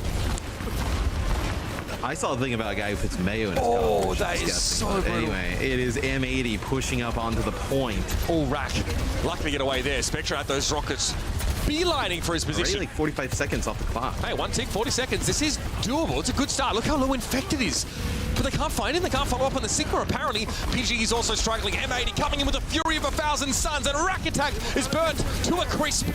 Immortality Field's throwing up for everybody. But M80, they get the job done. They're going to take Hollywood away. A blistering fast attack in extra innings to secure the map and to even up the series. Yeah, they just kind of bully them into the back corner there, an OT, right? I know the Pharah putting down tons of damage on Infected. He has to kind of step up. PGE trying to, I mean, if he can't like build towards those rails, there's really not much he can do, but he's taking loads of damage as Spectre up in the sky on the Pharah, making a big someone impact. that actually even in his previous teams at the height of his career, we'll say Spectre didn't always get maybe as much credit as was due because he played Tracer all the time, and it just seemed like such a commonplace thing to see Tracer players have these huge moments. But now able to show up on the Pharah and a couple of these other picks here, instrumental in terms of that sort of poke damage at the start of the fight, which is exactly what a Sigma comp wants to capitalize on. Nicely done for M80. They did the hard work. They probably felt like they slipped a little bit there at the end of their defensive round, but coming away with a map win and not a draw as it could have been, it's got to feel good. Now they're in this series. Well, I mean, I think also like it's kind of like the opposite side up for both teams, right? If you're M80, you probably feel like you potentially even gave away map number 1 a little bit, right? And you can be up 2-0. And if you're NRG Shock, like you kind of have to be, pretty fortunate you got that map number 1, right? And find yourself down. I know 0-2 potentially here would be quite brutal. As we move into push, look, the Sigma comp, especially now, starting to look like M80 really kind of hitting their stride. Getting things to work out. I think they did a great job of pushing towards that high ground, getting control, and putting Tree in positions like this to succeed. Yeah, it's funny. After coming out of Busan, we really felt that okay, as soon as NRG Shock had switched to the Sigma composition, they looked to be vastly better. I mean, that last round, albeit, I guess Sanctuary's a bit odd just because of the really long sight lines and the soldier play that we sometimes get. We definitely felt like, though, NRG Shock were the strongest Sigma team. Coming to this map, no way. Not even, it didn't even look close, especially that sort of first attack there for M80, or that last one, right, where they secure the map in overtime. They look like they're much more comfortable in that one. And like we've talked about Tree, he's someone that we really see this squad of M80 want to leverage as much as humanly possible. The Cassidy play has been stunning. There was a fight where they threw an Ant Matrix down straight away. Ultraviolet and Tree both find kills instantly. That's perfect. To win a fight with just that Ant Matrix being thrown out, which in so many other engagements is like kited away from or pushed through or generally just ignored, that's really big. Being able to have above rate impact at the use of one ultimate, again, roughly translating one ultimate to 2 kills is bloody good. Sometimes just getting a pick with it is excellent here. So M80 doing a lot with very little, or at least doing more with what is available to them than their opponents are in a mirror. I think that's really crucial. Yeah, it really is. And then, both these teams obviously competing for a spot at Esports World Cup. It'd be awesome to see, I mean, really kind of both of them there, right? I'd love to see the NRG Shot get another chance at LAN, right? International competition. They kind of know what it is now, right? They got a little bit of a taste of it. Now see it on an even bigger scale, right? With more teams. And then for M80, I'd love to see Tree get the opportunity, right? This player has been kind of like chomping at the bit for a very long time. I'd also, quite frankly, love to see Tree against Merit, right? In like a next round. Like, that would be pretty awesome to see. So, I obviously hope both these teams, do quite well. I know we're all tied up here at 1 apiece. I think for me, though, like, it's, M80, right? If you can get this series win here, I mean, it's huge. It is such a sigh of relief, right? Not having to go with a new team into next weekend. The timing could have been better. Right? Could have been a little better. Yeah, probably a little. To make those huge roster adjustments. Again, replacing 3 out of your 5 players. First of all, they've done pretty well navigated the free agent market if they could get these kind of players on their roster at short notice. Yeah, you could end up with 3 worse players for sure. I mean, again, look, hard to replace Pelican, Happy, and Hawk. We know that. And maybe though, they don't need a 1-for-1, replacement for all of those individuals. They just need a team unit that gels well and has a high ceiling. So far, well, we don't really know what that ceiling is. They're looking good here. And obviously only dropping that sort of 1 map to Shikigami, who I think just really were able to play a Malga comp there. The Venture play was, I think from Dooms, right, was really, really good. Easy to take a team by surprise when you've got an individual that just has an outsized impact like that. But M80 outside of that, looking for smoother sailing here, and a qualification will be huge. Then we will look at their matchup against Toronto. It will really just be like a way to try and take the temperature of our top NA teams with the World Cup approaching rapidly. Well, I also think it's quite, like, if you're going to beat M80, if you're the Shock, like, this is the moment, right? Like, throwing together a new roster, right? Meta that kind of suits you pretty well, in the sense that they're not going to play the Maga, right? Like, this is kind of a golden opportunity, you would think, right? We talk about how, Toronto and M80 have been kind of like the top 2 of, NA pretty much throughout the years so far. Definitely Toronto, and I think, M80 probably as well. Like, if there was ever a time to unseat M80 or, put some doubt in people's minds, like, winning, a series like this, right, would definitely, be the first step. I mean, losing here just kind of, cements that, any kind of combination of these players on M80 is going to be able to get it done.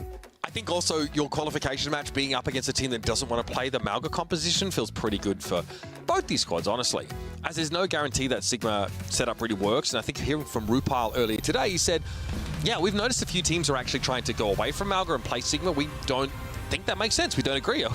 We just think that's fundamentally weaker. So Toronto are a scary team in that sense. They sort of offer that very, very strong comp. And these teams are going to be thinking internationally as we approach the World Cup, but there's a big patch coming up. What we're seeing right now is likely not to be remotely relevant when we get to that point in the year. So now you find your best comp, whether it's Sigma or Malga or otherwise, and you get as far as you can with the time that you have available before this patch hits. Yes, we'll see both teams probably play the Sig yet again here. I think it'll be interesting whether we see the Sojourn or the Cassidy. Scissors moving away potentially from the Pharah. I feel like the Pharah is so impactful.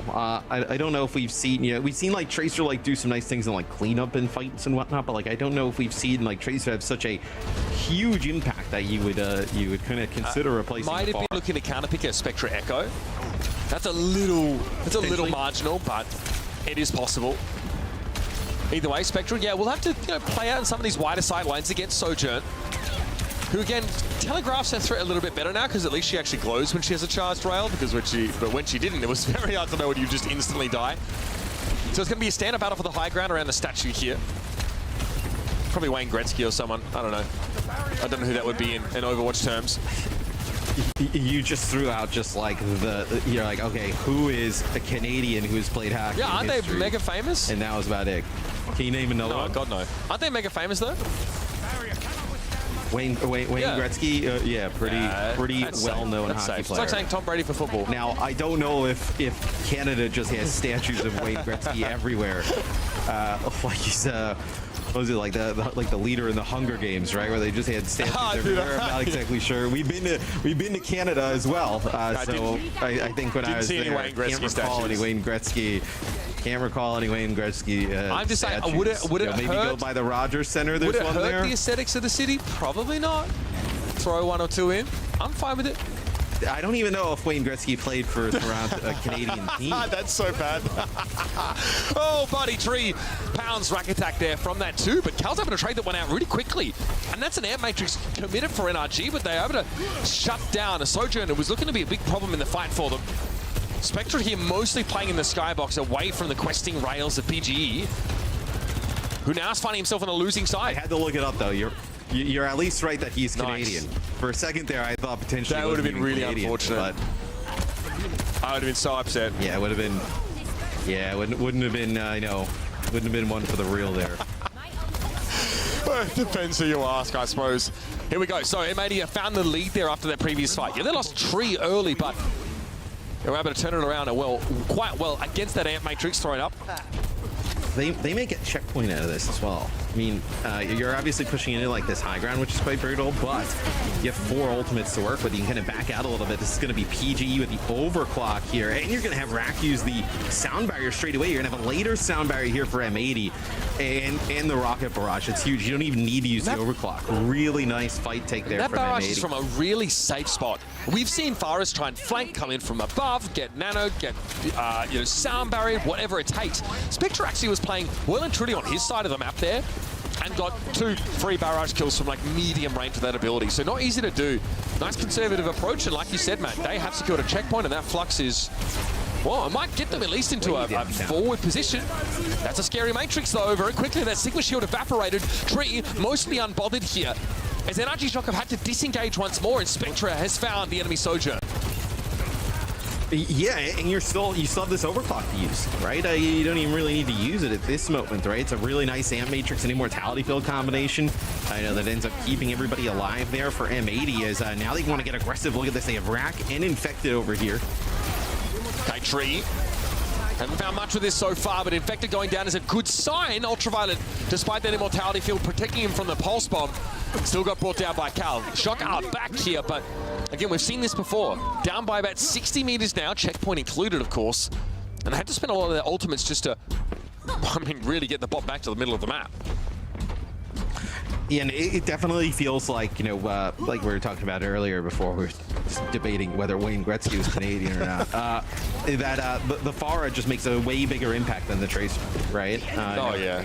Scissors Air gets hit with a direct, has to recall right away, right? Where just the amount of damage, I think it just makes, like, in this kind of scenario, it makes PGs, like, way tougher, right? The fact that, like, he's going to getting pelted, the rockets at range, for Tree, right? You can put some shots into the Tracer, you have, support there with the Baptiste. It's a little bit easier to kind of fend off, but when we look from PG's perspective, he's got to worry about somebody up in the sky. He's got to worry about returning rails from the opposite side. Very difficult to deal with. NRG Shock is slowed down here as M80 walk down the stairwell. They kind of flip the map on them a little bit.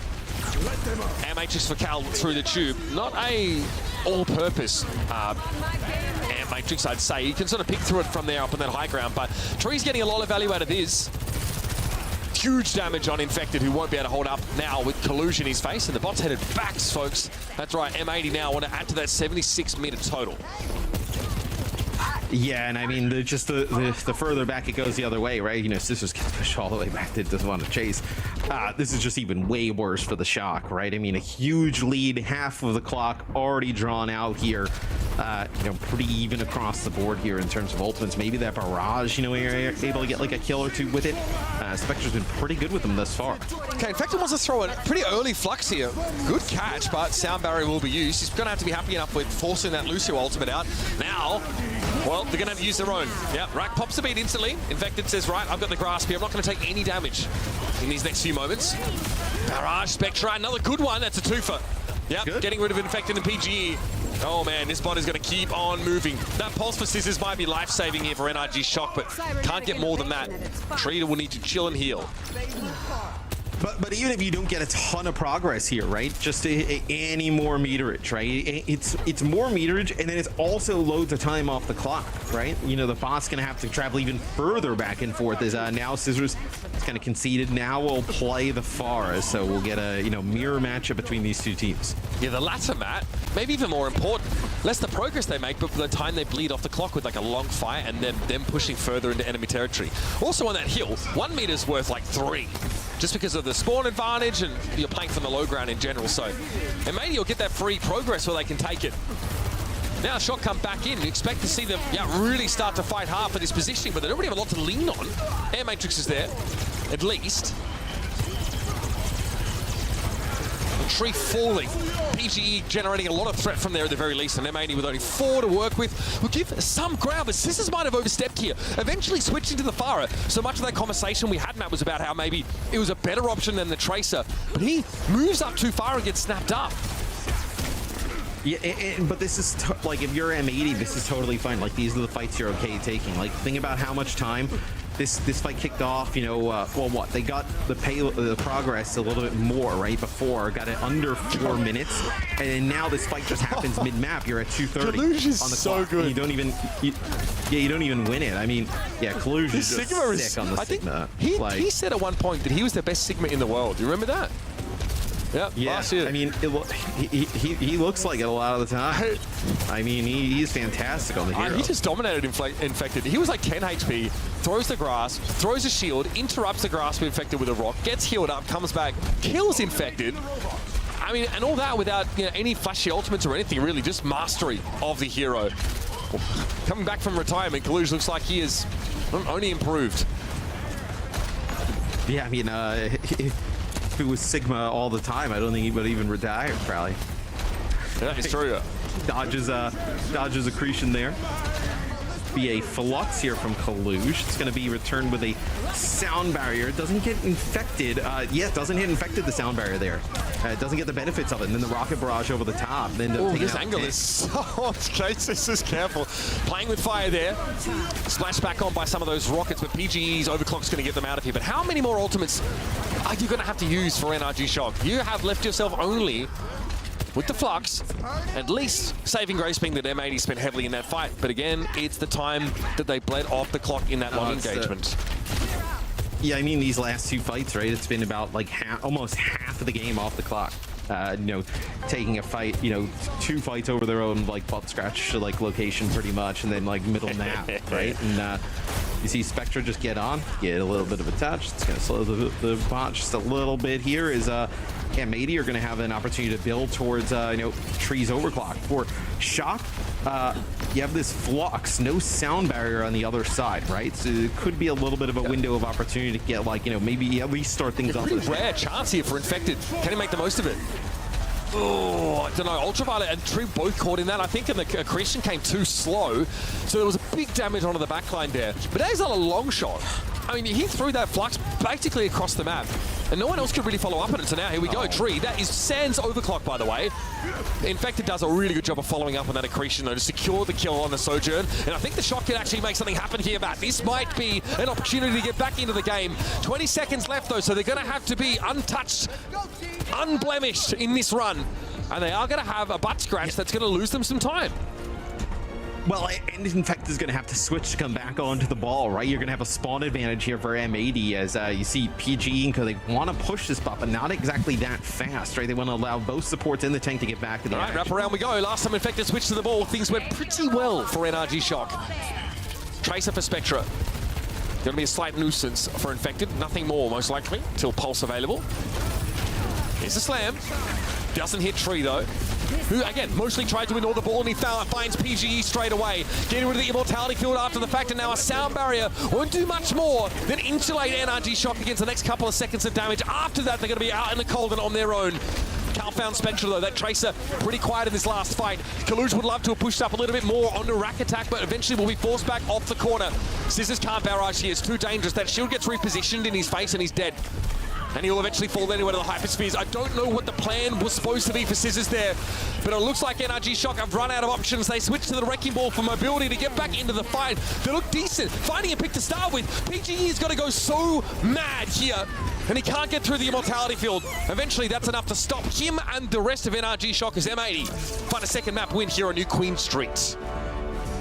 Yeah, I mean, a pretty commanding win there for M80. Like, that one, gets a little bit interesting there towards the end, but otherwise, not all that close, right? It's like 90-something meters to like 17 for most of the game, right? So M80 really dominating there. Really nice forward play from Spectra, coming up with some big kills, with the barrage, right? So like, 1-2 kills, but you're getting rid of the tank rather quickly. You're getting rid of another player and, maybe the tank pretty fast. So some nice plays there from M80 overall. That's a pretty dominant win there. And again, this is a continued example of maybe that Sigma comp, the Sigma mirror favoring M80 just a little bit more, but there's a lot of smaller elements that are at work around the Sigmas, and to dig into some of those, and I'm sure much more, we're going to head over to the desk to break down the action thus far. Folks, thoughts, feelings, emotions?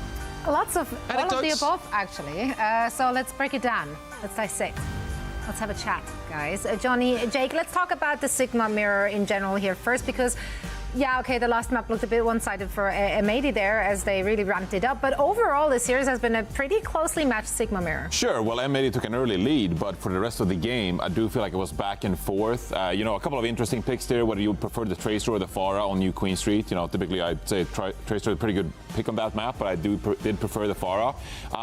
But really, I mean, it's been a Sigma mirror through and through this entire match, and it's been incredibly evenly matched. We've seen them go back and forth, and a lot of the time, it's one team popping down an amplification matrix, the other team disengaging, and then coming back with their own. It's been Sigmas utilizing the Gravitic Flux, and then Sound Barrier in play, and then you see the other team come back and do the same kind of thing, right? So a lot of trades, when it comes down to the very small things, can your hit scan players get an extra pick, Jake? I mean, that is pivotal in the series. To me, honestly, I think the DPS are really the deciding factor at the moment, just with how close, as you said, everything else is going. Both teams providing a stable platform from which the Sojourns can fire, and I mean, they've been doing just that. I think both Tree and PGE have been lighting it up, both finding the opportunities with rails and their overclocks, clutching fights out for the respective squads. So I think still lots of pressure on the DPS, especially the hit scan. They really just have to be perfect performers, can't really make any mistakes.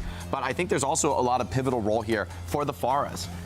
Interesting to see the Tracer coming out, but I think the Pharah, super important, easy to die, but sometimes, right, you can find those pickoffs, shut down the enemy Sojourn, or find a spam kill. And although it feels lucky, it's not really luck, right? The consistency with which you can find those opportunities speaks to your experience and your competency on a hero like Pharah in a comp that doesn't give you too much resource, right? That doesn't really enable you to succeed. They just expect a lot from a little, and it takes a great player to deliver that.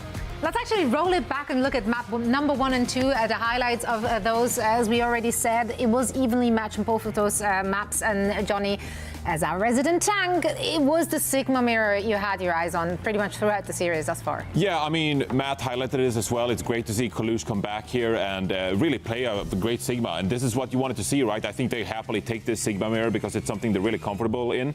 I think you saw, though, that as you went to, for example, a round like Sanctuary, for example, NRG, they were just way more comfortable rotating around the map, getting into superior flank positions. And that is something that maybe M80 aren't as well practiced on, like how Tree is going to rotate around the map to create better angles for yourself. I felt like NRG Shock was in control in that regard. They put their hit scan players in a pretty good position. So it comes down to a lot on these map, for example. It's, how does your Sigma play the high ground? How can you protect the high ground? I think it will come down to Infected in the end as well to step it up for NRG. You saw there, for example, on New Queen Street, we saw that Infected, he had a couple of good plays, but also a few fluxes maybe where you couldn't really capitalize on. So it going back and forth. I don't think there's a specific player that stands out above anyone else, and I don't think there's a player in the lobby right now that is making huge critical mistakes either and really setting their team back. So it's really been back and forth so far. Yeah, Tree finding just a little bit more in terms of the eliminations, the fewer deaths, but in the end, damage is very, very even. PGE even finding a little bit more of a contribution there. So it's like one rail. Yeah, right. Like the hit scan mirror really is closely matched, and it just comes down to who's able to get the edge in these longer team fights. I think the Sigma is critical, but honestly, Infected has looked pretty good to me as well. It's just really tough in the mirror. You're playing against such an effective threat in the other team that the enemy Sigma could always cancel your flux, so you don't really have the luxury to put it exactly where you want it. But that just speaks to Kaluj, his experience, his veterancy, that he can come back in after not been grinding the game for a little bit. And he hasn't lost a step. He still looks great on the hero, still looks super in his comfort zone, and I think M80 is wise to play to that strength, especially as a newer team, a new reformation of a team. Just stick to your strengths, stick to your guns. The question is, can they do that continuing on to a map like New Junk City, where the Sigma worked before for M80, but will NRG elect for the mirror or force a different look? I think they have a lot of options here. Yeah. Indeed. Well, this is match point for M80. Can they get it done on New Junk City? We're about to find out. For all the action, we're going to send it over to Matt and Mitch. New Junk City for their tickets to the Esports World Cup. That's what M80 have on their mind right now. NRG Shock had some moments in their first map of the series and ultimately took it away as a result. But since then, in the Sigma mirror, they've been coming off second best more often than not. That has to change right here. I was going to say as well, this is one of the rare occurrences where we may get like a Sigma mirror potentially on Flashpoint, right? Sigma is not the preferred tank on this game mode, just kind of how slow he can be. So NRG Shock looks like they're going to adapt to that, right? They're going to potentially play this Mauga comp, which is pretty effective, where M80, they don't care. They're just going to play Sigma. Just play Sigma everywhere.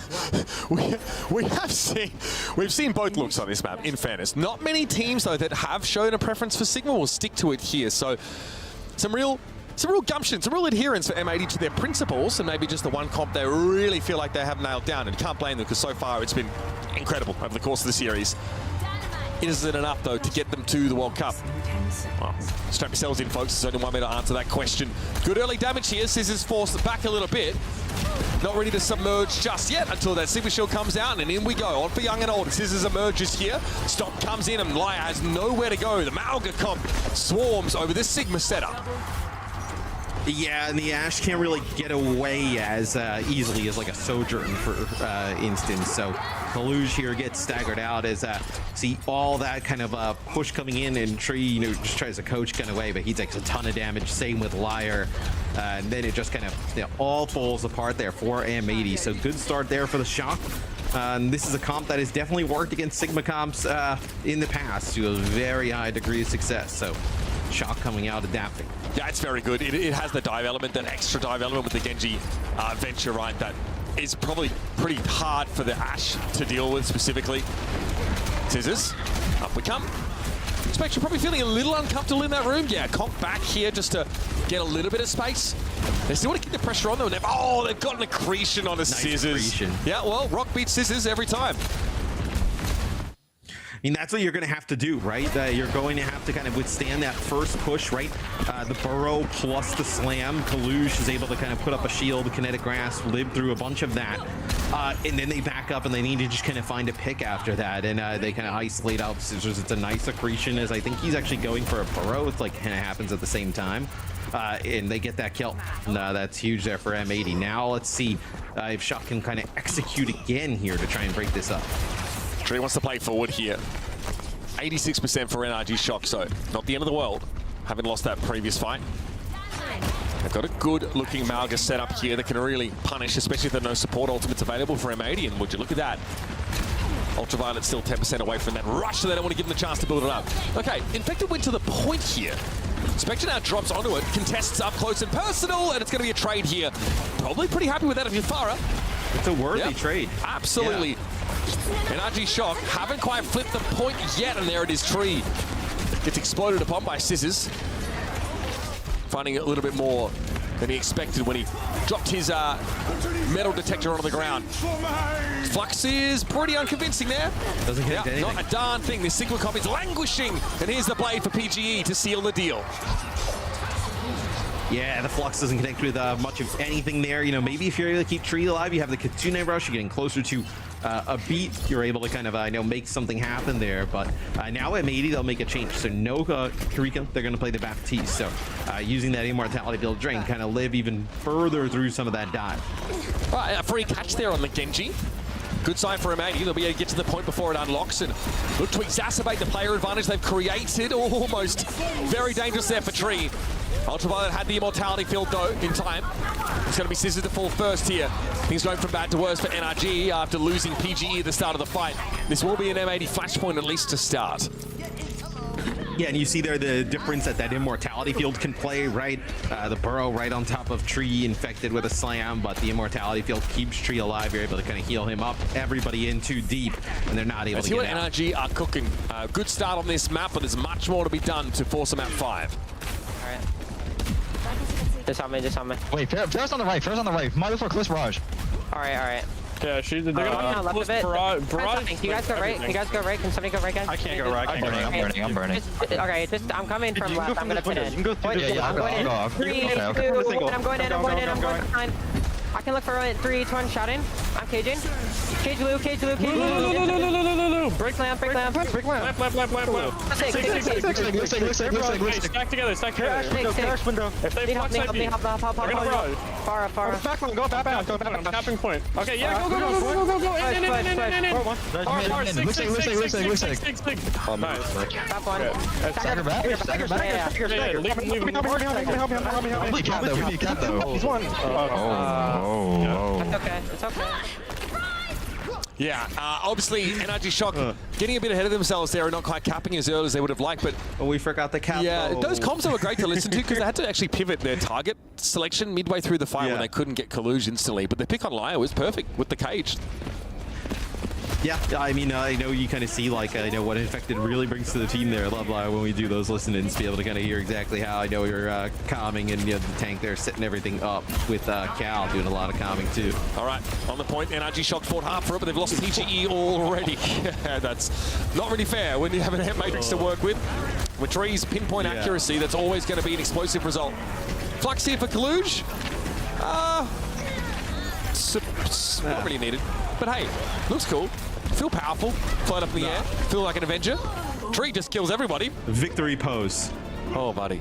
Tree just kills everybody. I mean, he doesn't need the Amp Matrix. That's just adding insult to injury there. I mean, just letting him just kind of fire on through, able to just, target PG mid-air, just kind of jumping around a corner and just, finish him off.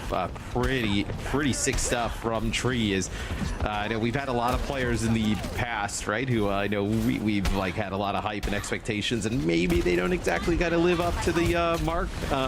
Don't think that's happening with Trees. He's been phenomenal so far from what we've seen. Was that an overextension from Laya? It's unclear. Scissors was able to finish them though. PGE, discretion being the better part of Valor, especially if you're a Genji player. But don't get too hung up on things like pride. Leave that for Hanzo mains. High ground positioning here for Tree. Mind you, no one's capped the point yet.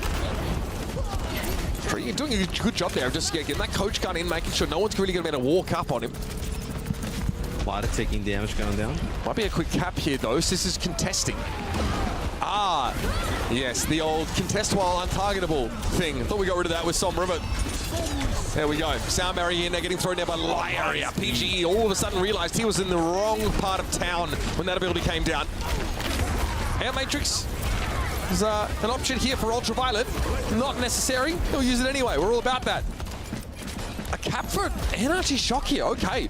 Tree doesn't really feel like there's anything to be moving up with right now. With Malga still alive for NRG Shock, and maybe have to wait on this and couldn't use that Matrix. No, I mean, it was a really nice play from Liar to just kind of get there, protect Ultraviolet, from that blade that came through PGE, switching over to the Sojourn now. And then they actually use a sound barrier, but not able, Kaluj really just doing all he can to just kind of live on the point, not able to do so, and then NRG Shock ends up taking. Tonic Shock available for Scissors. Okay, I would at least get rid of the immortality field there, but the barrage from Spectral was a bit of an issue. Allows Infected to get taken down, who just had Cage Fight come online. NRG Shock really hoping to get a comfortable Flashpoint win here, but Kaluj is going to drop down and flip this one awful quick. And I really like how we've seen, M80 use their rocket barrages, right? Spectre taking some really odd angles, but honestly, even if you trade the Pharah for the Maga, that's an awesome trade, right? For M80, like, especially if you kind of have the rest of the team alive, right? You feel like if, even without the Pharah, if you can deal with the Maga, like, just by using that barrage, getting the Maga out of the way fast, it's a huge win, as looks like Infected jumped down here, maybe just trying to bait players down and just come into the cage fight. Exactly. We've seen this on so many maps. Hollywood, for example, when you're attacking with Malga. Here's the cage. Infected's low. Cardiac overdrive. How do you get healed from this with the grasp in your face? That is a beautiful flux. Oh, buddy, that's crippling for NRG Shock. And this is going to put M80 in the lead on this flashpoint. What an ultimate from Kaluge. Yeah, it's a really nice flux there from Kaluge, but then also Tree sends the Bob into the cage fight, right? So that's putting down tons of damage as well. And it allows them to use the kinetic grasp while still being a threat to Infected, as Infected wants to get here and get a touch. Goes over to the ball. Swings through. There will be a touch, but the rest of NRG Shock are being kept at the door for the most part. You saw desperately. I think Rack Attack tries to help Infected out, keep him alive with the sound barrier. Oh, they really want M80 is a later one, though. Of course they do. They need this, man. It's not an option. M80 getting another flashpoint here after starting so far behind would be devastating for them. We have a trade. Spectre for Scissors here. Tree still at large, and PGE hoping to match the impact of the other hit scan. And what better way to do it than to take them out yourself? Beautiful railgun headshot for NRG Shock. Ultraviolet able to bring Tree down, but there's nothing really else to work with. Just two supports up now. The stall is pointless outside of trying to buy time for your teammates to get back, but you need to keep each other alive, and that's just not possible. Ultraviolet with a freebie, not bad. Has to give the point up and can still get killed here. Oh, that's ugly. Trying is he gonna, oh, I thought he was gonna try and go for the health pack, maybe just try to bait it and then gonna work his way back up to the top, but yeah, you gotta give it up. Just kept it going for so long that I don't even think you're gonna be able to fight it, where maybe you die a little bit early, you have like a chance altogether, but the switch over to the Wrecking Ball again for Infected and Shock pays off. All right, 6 on it for the time being. Minefield available. I haven't said that phrase in a while. We'll see what M80 have to say about it now. So we're heading over to Junkyard. Little high ground platforms here for your Cassidys, of course, and your Sojourns, as PGE did a great job in that last fight, neutralizing Tree. Okay, Spectre kept it alive there as Kaluge comes to the rescue during barrage, and Infected taken down by the accretion. Against a lot of CC, Wrecking Ball doesn't feel great. We might see a switch off of that here as Ultraviolet takes Scissors to task. The supports for M80 have made some sick plays throughout the day, right? Right there, the Burrow's coming in, trying to make a play for Tree. Liar is there yet again. UV as well, as Tree does switch over to the Cassidy from that last point, right? Was playing the Ashe, now wants to play the Cassidy. Maybe even for the Hinder there for the ball, but it'll be Infected back over to Maga here. So now another Maga versus Sigma matchup. Crazy that Liar used to be an underdog that never expected to win. It's hard to think back, not even that far, to that era. Yeah, it's like it feels like a decade ago, but it's like 7 months. And the better M80 do, the longer ago it seems, I'll be honest. Cal here with a Kitsune Rush to send Infected on a collision course with whatever extremity of M80 is poking out at that time. Maga looking to tear limbs from limbs. Here's the charge. Over the top goes Spectre Flux. It's going to be Infected inside of that. Rack Attack instantly responds with a sound barrier there on the low ground. And Kaluge is overextended.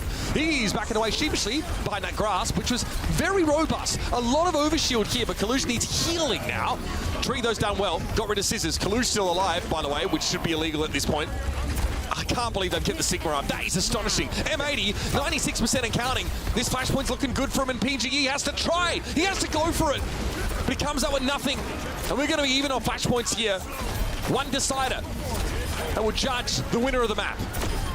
Yeah, Kaluge does a tremendous job of cycling his cooldowns, but then also Tree, when he's very low, Tree uses the Deadeye. They don't want to push around the corner. That allows UV to kind of heal him back up. UV also ends up getting an Amp Matrix there. They drop it. Tree starts, picking off players, and then Kaluge able to keep that, point in M80's favor the entire time. Just sick plays from those 3 players on M80 as they give themselves an opportunity with just one more flashpoint to take the series. Bomb flats. That's where it all ends here. Take the series, take the ticket to the Esports World Cup.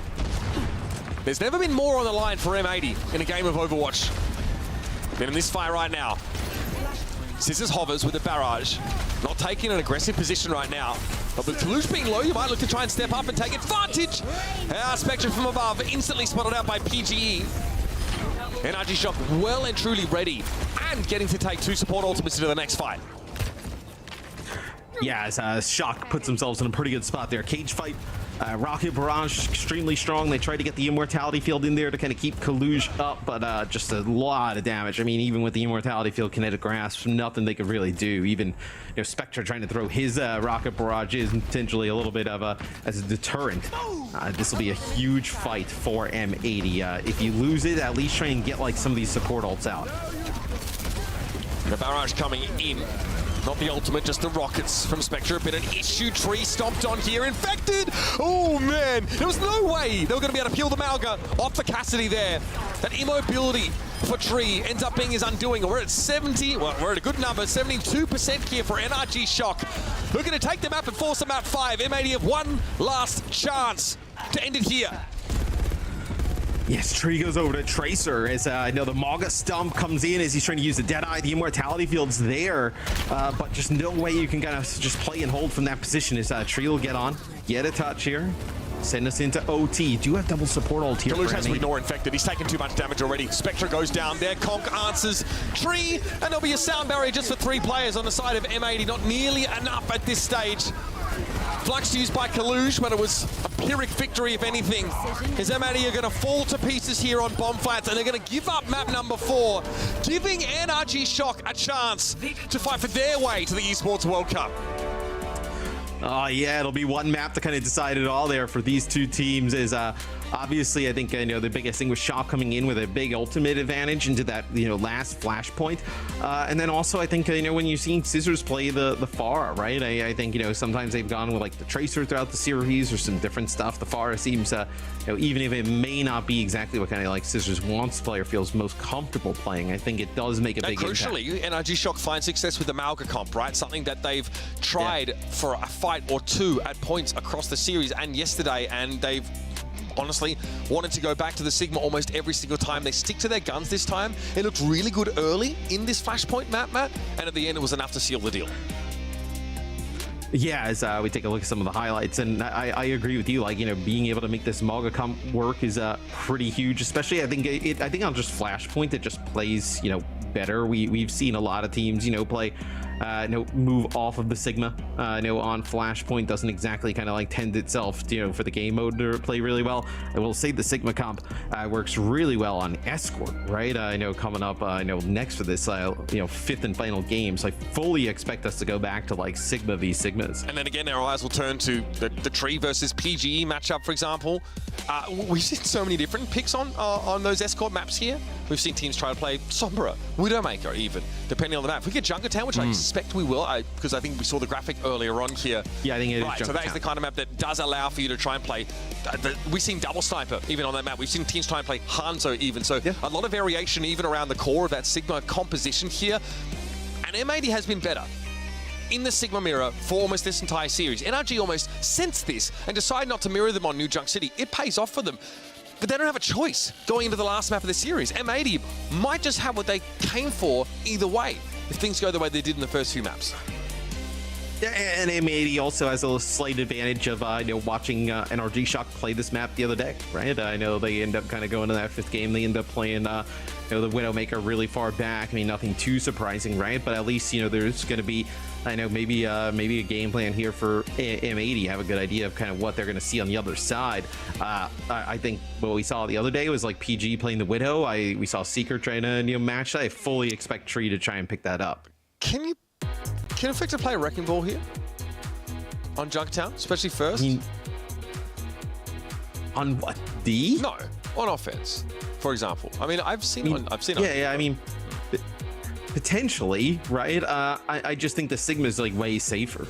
I mean, sure, I think they've actually, like a few times throughout the series, right, needed Infected's Wrecking Ball where they're coming back into fights to make like a huge difference, right? But I think just kind of coming off the rip, picking it. The one thing is like they wouldn't really like, there's not going to be like a Cassie on the other side for like a hinder, right? The sight lines are too long, but so maybe you feel like you can make a play for the Widowmaker potentially, but I mean, it's possible. I think it's a little bit risky. They didn't do it the other day. So that is fair. I mean, yeah, this is not the first time that NRG Shock have managed to force a 5-map series.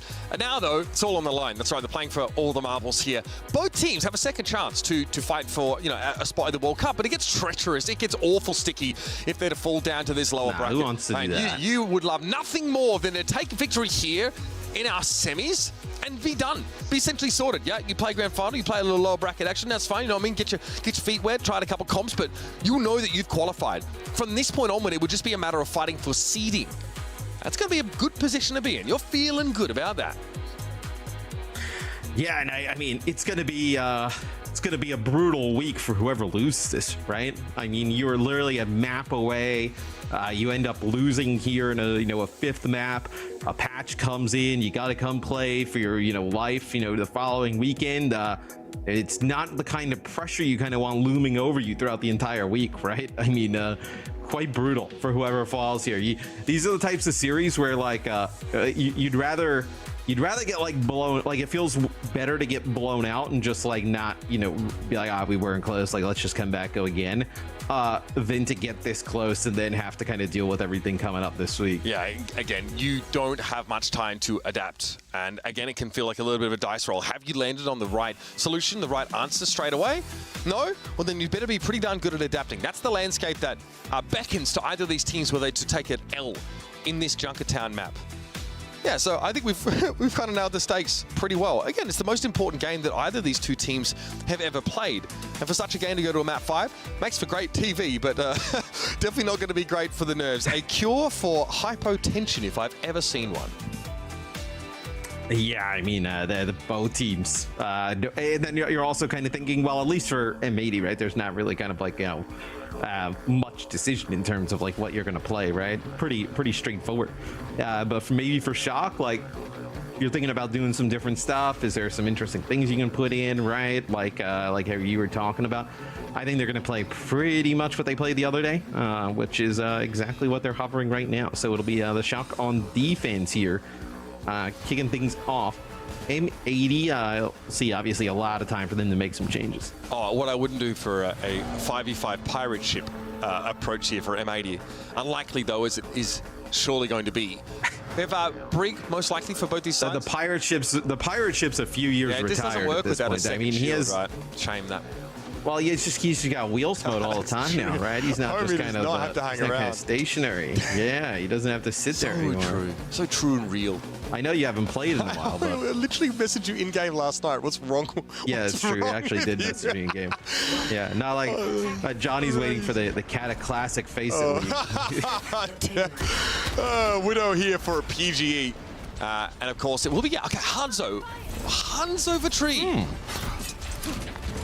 So, I mean, Hanzo obviously provides some, pretty nice long-range damage, but also I feel like it's really good at putting pressure, onto Infected. Potentially a little bit safer as well against, the Tracer, right? The Tracer kind of gets in your way. Storm arrows, it doesn't take much. Just connect, one or two. The Tracer's gone rather fast. So, it's a lot more pressure here onto Infected. That'll be the player to watch. They've made it to this first chunk, right?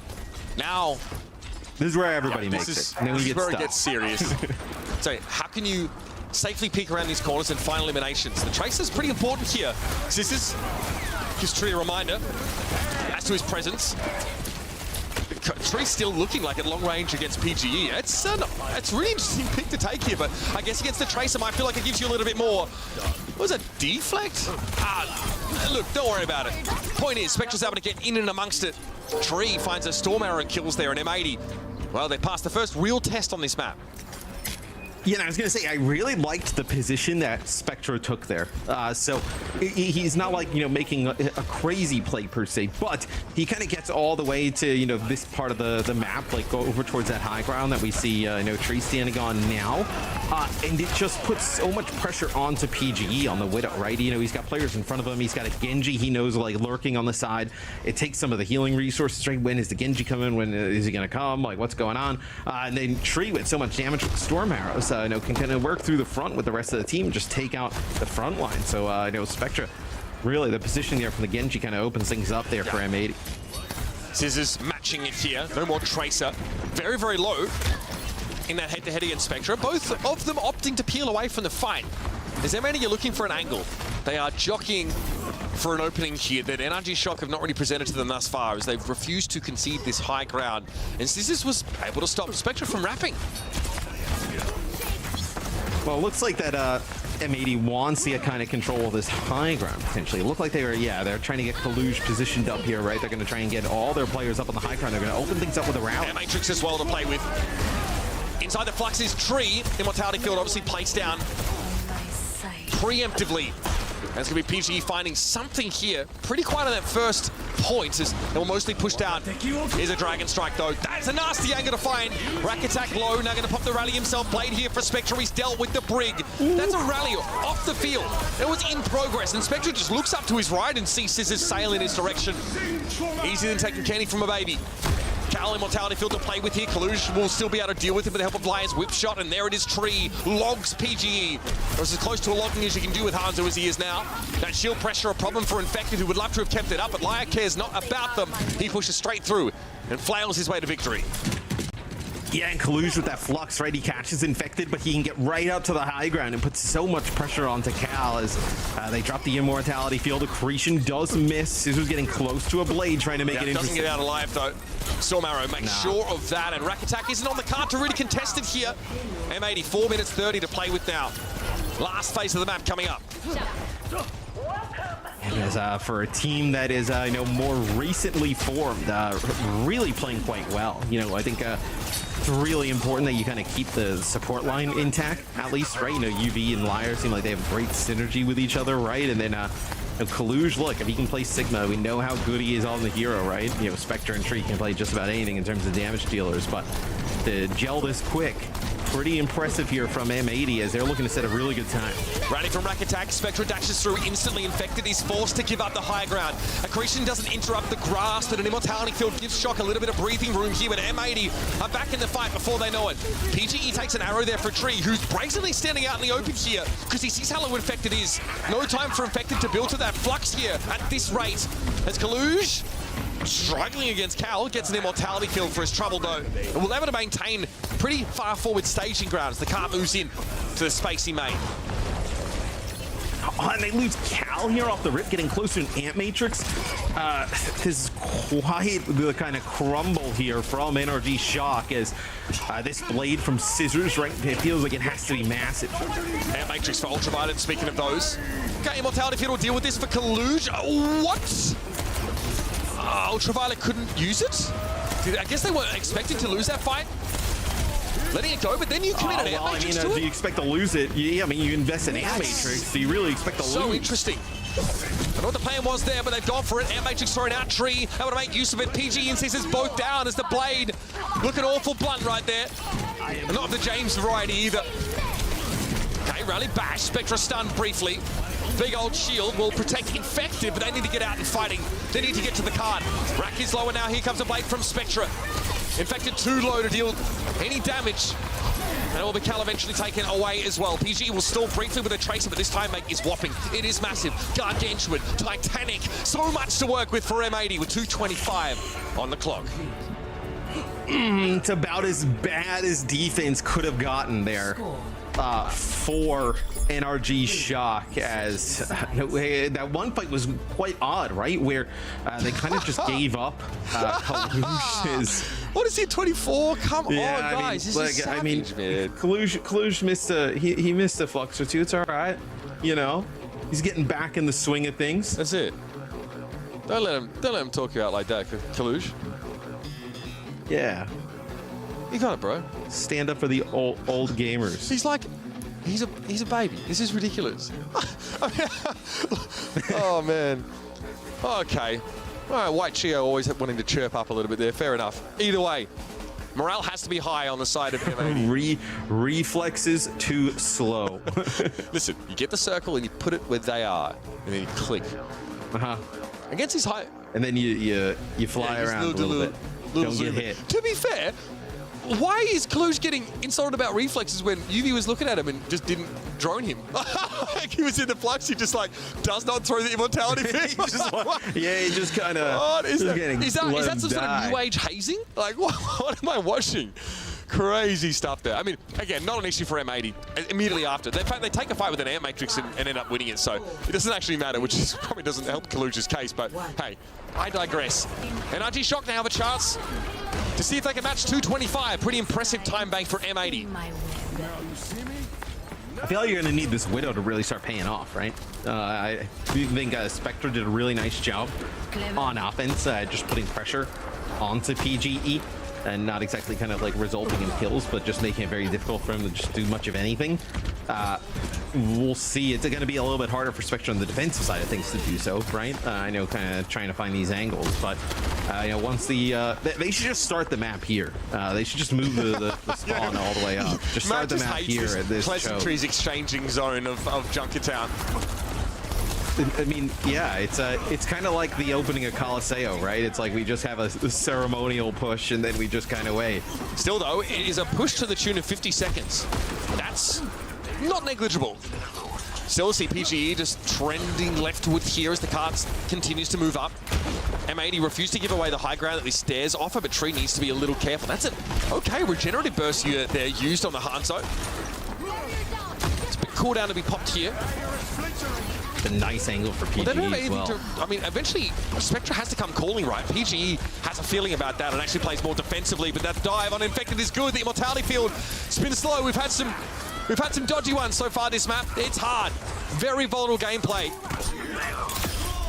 Spectre here. I was going to say, is this going to be able to make it out? I mean, it does get a support, but yeah, the Immortality Field was a bit late, right? Now you get Cal staggered out, so a lot of time off the clock. You do have the Infrasight coming on, right? So maybe that kind of forces them into some odd position here. This next fight's going to be absolutely massive, though, Mitch. Below 2 minutes on the clock, support ults galore on both sides of things. This Infrasight's going to buy, you know, some space and time, right, to the tune of about 30 seconds. You know, the next fight or so kicks off at, you know, what, minute 30? Like, you're in a spot where you're below a minute with nothing to use for Energy Shock. This is like a do or die. 3-player flux there. Rack Attack going to the rally to try and fix the damage that had been done. No kills as a result of it. 3 players stunned up by that one. Was that an accretion or maybe a bash from Rack? Either way, PGE gets locked, but Cal's good for 2 through the air matrix. And no way Lyre was getting away from that. Tried to slip inside that building, but 1 HP was easy to follow up on. Great matrix play from Cal. Yeah, massive. It was a fight that they absolutely needed to win with that much investment from the Shock. So now they have just a little bit under 4 minutes here to get this second checkpoint, where I know M80 does have a pretty nice time bank, but this isn't out of the realm of possibility for the Shock to even it up, and that's huge. It's actually a shot there, I believe, from Tree that connects onto BGE, and then Kaluj finishes him off. Okay, Scissors just pops up into that one. Storm Arrows here for Tree. Showing us more than just straight up hit scan prowess. Tree seems to have it all. Whereas NRG Shock in that fight get nada. Zilch, 0. PG gets down to 10 HP there. So Tree, I mean, just gets to the high ground right after that first pick, just starts making plays. This is a very difficult spot to kind of get through, right? With high ground control here for M80. Shock in a very difficult spot. Oh, this flank from Infected's dirty. Nice accretion hit. Scissors could have done so much more with the blade, but the accretion response was good from Kalush. They've only lost Ultraviolet until now. Now they have no supports to work with. And again, NRG Shock with a little bit of a outside of the box approach. Are able to flank their Sigma around, find a big accretion, and break through M80 once more. Yeah, they get up to the high ground on that little bit of a flank, and Tree actually kind of drops down towards the offensive side, tries to shoot the dragon back up through where they're pushing, does some damage, but doesn't finish anybody off. They're really relying on Spectre's blade here to get a second point hold. Okay, not a terrible spot to play from here, but a gap that Scissors can cross into. It's Spectre's Dragon Blade that is probably first up on the menu. Again, if he can pressure Infected down with it, that will be good. First, though, have to not get fluxed. So many choices, Infected, I know. Kalush gets an Immortality Field. This time, UV doesn't miss that one. Tree Force right on back by Infected, though, and here comes a blade from Spectre, a little belated, I've got to be honest with you. An Immortality Field right on time, conversely, for NRG Shock. The Sigma Mirror now Looks like it's favoring them, at least in the last couple of moments, but they've got to be quick about the rest of this fight. And what? It was that from Liar. Oh my goodness. Swinging that flail. Nutty stuff. Cal going to fall here. Liar with yet another one. Rainbow Spring is on the scene. Scissors, by no means a shoo-in to win this fight. This is really bad for Genji. Liar is going to do it. This is terrible for Genji. Boy! Unreal, Liar. Well, it's a rally from Rack Attack that gets cut down by the blade, and then Liar decides to pop his rally UV there with an Immortality Field, kind of keeps him up, and just does a tremendous job there, even with the Amp Matrix towards the end, enough to pick up a kill. This Infected goes over to the ball. It was probably just to try and get back and get that touch, maybe thinking they could get it over the line with the way things were going, but sick plays from the supports of M80 yet again. Kalush with the flux. I do not perceive it. If I don't see it, it doesn't exist. It was close. It was close. I don't see it. Okay. Spectre down. PGE with that overclock here. Able to transition to an aggressive stance. They're now M80 without any ultimates to use in that fight. They didn't bring any in, to be fair. No ultimates were used whatsoever. He got the slide out of the Sojourn. That's exactly. Big cooldown burn. We'll trade. Take that trade any day. Flux for the dash is. Yeah, if anything, Spectre it's Kalush's teammates' fault for not following up on him burning the slide from the Sojourn. That's a good point. I think they should start taking some responsibility here. All right, Infected is the pendulum. He's lurking. As the clock ticks, he's just looking like a part of the map now. Do they know? Now they know. Looking like Shelob just hanging out there looking for its next meal. 138, so whichever way you slice it, NRG Shock are going to be behind in Time Bank. And speaking of slicing, Scissors has grand plans for M80 of the Michelin star variety. In we go. Here's a minefield. Scissors, hey, he got rid of an inanimate object to start with. That's pretty good. Tree, though, wards him away with a warning shot. Infected, though, here with a follow-up damage. That's a rally. Yeah. They're not going to get Tree. That's a sick rally again there. Why is that guy? He is him. I mean, dude, the supports of M80 have been sick today. I mean, making some crazy plays. I mean, right there, able to keep, basically the entire team alive. Amp Matrix had to be used there on the high ground, but then Liar yet again with another good rally. And here's the Shock's opportunity, right? Their supports, right, now have both of their ultimates. Like they gotta make these worthwhile. Dragon Strike for Tree. That's all that really is to write home about for M80. Spectre's on the Tracer now, by the way. You can shoot this dragon like through the Amp Matrix if they decide. They actually trying to use it up on the high ground, split some players off. Lion going to go down low to the shield bash inside rally. Look how low they are. A good pulse could be a game changer here, but the shield is flipped around by Rack Attack. Nicely done. That fight doesn't look close, but it could have gone either way if a couple of abilities had hit. The Dragon Strike forced them onto the low ground, but that's NRG Shock. Using the rally before the final fight, they're going to have to lean on Cal again with the Amp Matrix. Last time they used that ult, though, they found 2 or 3. Yeah, and they've also been kind of trolling Kalush a little bit, with his fluxes throughout this, and he may have a chance to kind of make some of those misses don't even matter, right? With one to kind of seal the deal in their spot at EWC. Kalush ready to go, moving out into the open as Tree just tries to control this flank angle. All right, here's Daddy. Flux gets thrown out, PGE very low, it's Infected, obviously taking the brunt of that. Tree needs to do more with this Widow. So far, a little quiet. In overtime now as NRG Shock surge ahead, it's going to be PGE, the tip of the spear. Kalush getting swarmed over. Tree trying to go for a flank here, but it's just nothing to do. This Widow, very, very quiet, and NRG Shock are going to get that little extension as we're going to head into extra innings at the 225 disparity. Yeah, it's still very good, though, for M80, right? They dwindle the clock down, no time left, right? So just a minute for the Shock. Think about how long it takes for these fights to develop here, on this first point area. You kind of get to that bridge, and then everybody stands around. So, a minute is going to go by real fast here. And then for M80, 325, right? If you're M80, just try and hey, let's get a first point hold, right? Even if they make it around that first corner, you still feel like that with the way that you're playing around this Hanzo, you're still in a very good spot. M80 have shown us something a little different. I don't know how many teams have gone for the Shimada Brothers rerun, but it's worked out for them at multiple times. And in fact, the first kill on that attacking side was just a Spectre dive onto Infected once the poke damage really started to become more than he could bear. He's able to dive in and go for the burst damage, which also means that you know, Cal, they have to be on a hair trigger when it comes to these immortality fields. A second too late, and Genji would already have dashed in and ruined his tank. Absolutely. What's your thought here, you know, for Energy Shock, right? Playing the Sojourn here off the rip. The Sojourn Genji looks like they're hovering here.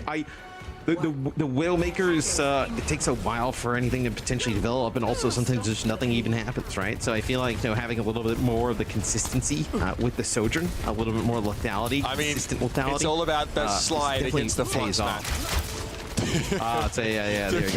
Purely strategic decision. anything to give Kalush's teammates more ammunition. Is this how it feels when you ask me a question and I just say something really sarcastic back? Considering that's exactly what I've done. Yeah. That's exactly what it is. PG down early, though. Interesting. An inauspicious start for NRG Shock here, of course, are on the lower end of time banks here, so have to attack first. And it's actually M80 that take a really far forward fight. They don't let the card just move up through the choke. Yeah, they sacker Cal out here, so without that immortality field, probably gonna have to push up and just get a touch here. So now Infected back to the trusted Wrecking Ball. Cal gonna go over to the Ana here.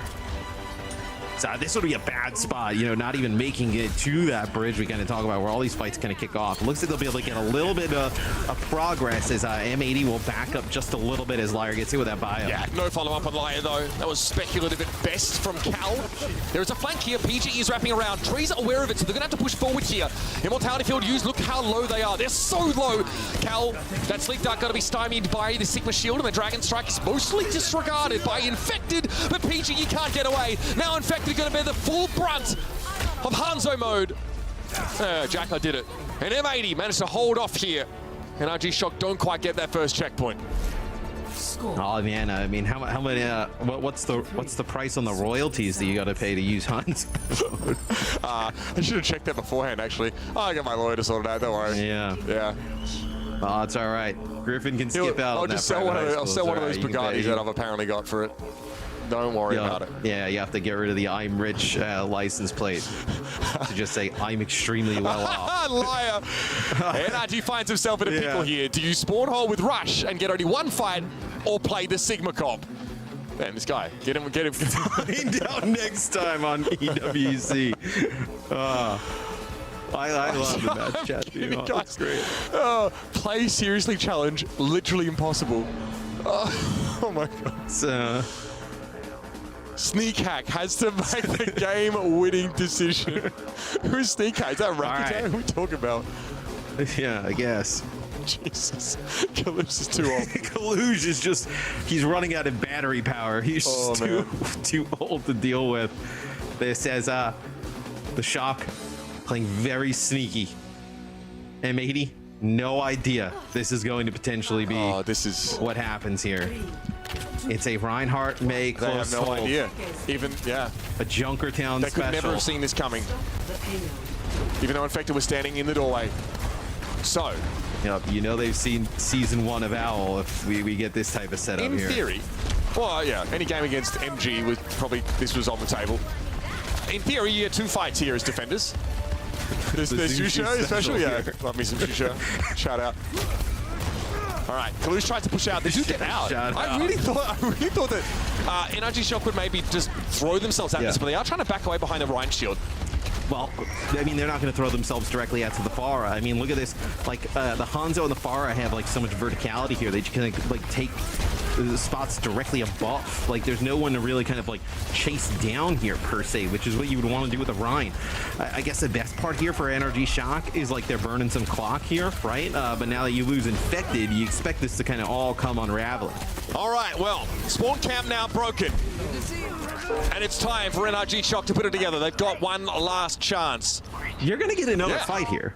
They will. Spectre could be a bit annoying here. Infected's already positioned pretty far forward. Oh, yeah, you get there, but it won't be pretty. You've gone a Cassidy Tracer. Ryan, what year is it? What year is it? Okay, here we go. They will have a chance to touch the card. They better make sure they actually touch it.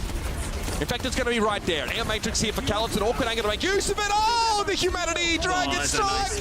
Nice Sound barrier barrier has to be used, but they walk straight into the flux, and by the time they touch down, the sound barrier is gone. Infected the first casualty, now the barrage from Spectra secures 2. That is going to do it. M80 has secured themselves a spot in the Esports World Cup. Let's listen in. Hey guys, this is Jake. Hey guys, this is Jake. Hey, he hit the 3-man flux when it mattered. Come on, why do you have to DM him like that? I mean, we're right here, bro. Hey, heroes. Come on, man. My heroes in the voice comms. Hey, heroes, how you feeling right now? Is everybody feeling good? That's the reaction we want. That's what I'm talking about. That's what I'm talking about. Good effort. Good effort. Good job, guys.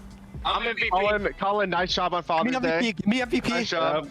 Took care of the kids. Father Gator and Kaluge coming in. Shout out Keith. All right, you guys, you are qualified, though, with this win to the Esports World Cup. It might have been expected for you guys, but how does it feel to actually secure that qualification and be going on to potentially the biggest tournament of the year? It's like a free vacation. Awesome. Free vacation. All right. Free vacation, you know, just another day for the M80 guys. Jake once again preying on our downfall. Wrong again. That's Wrong again. okay. Yeah, it was not We're even close. spying on the Preds. Okay, I see Of how it course is. they are. Of course they are. Yeah.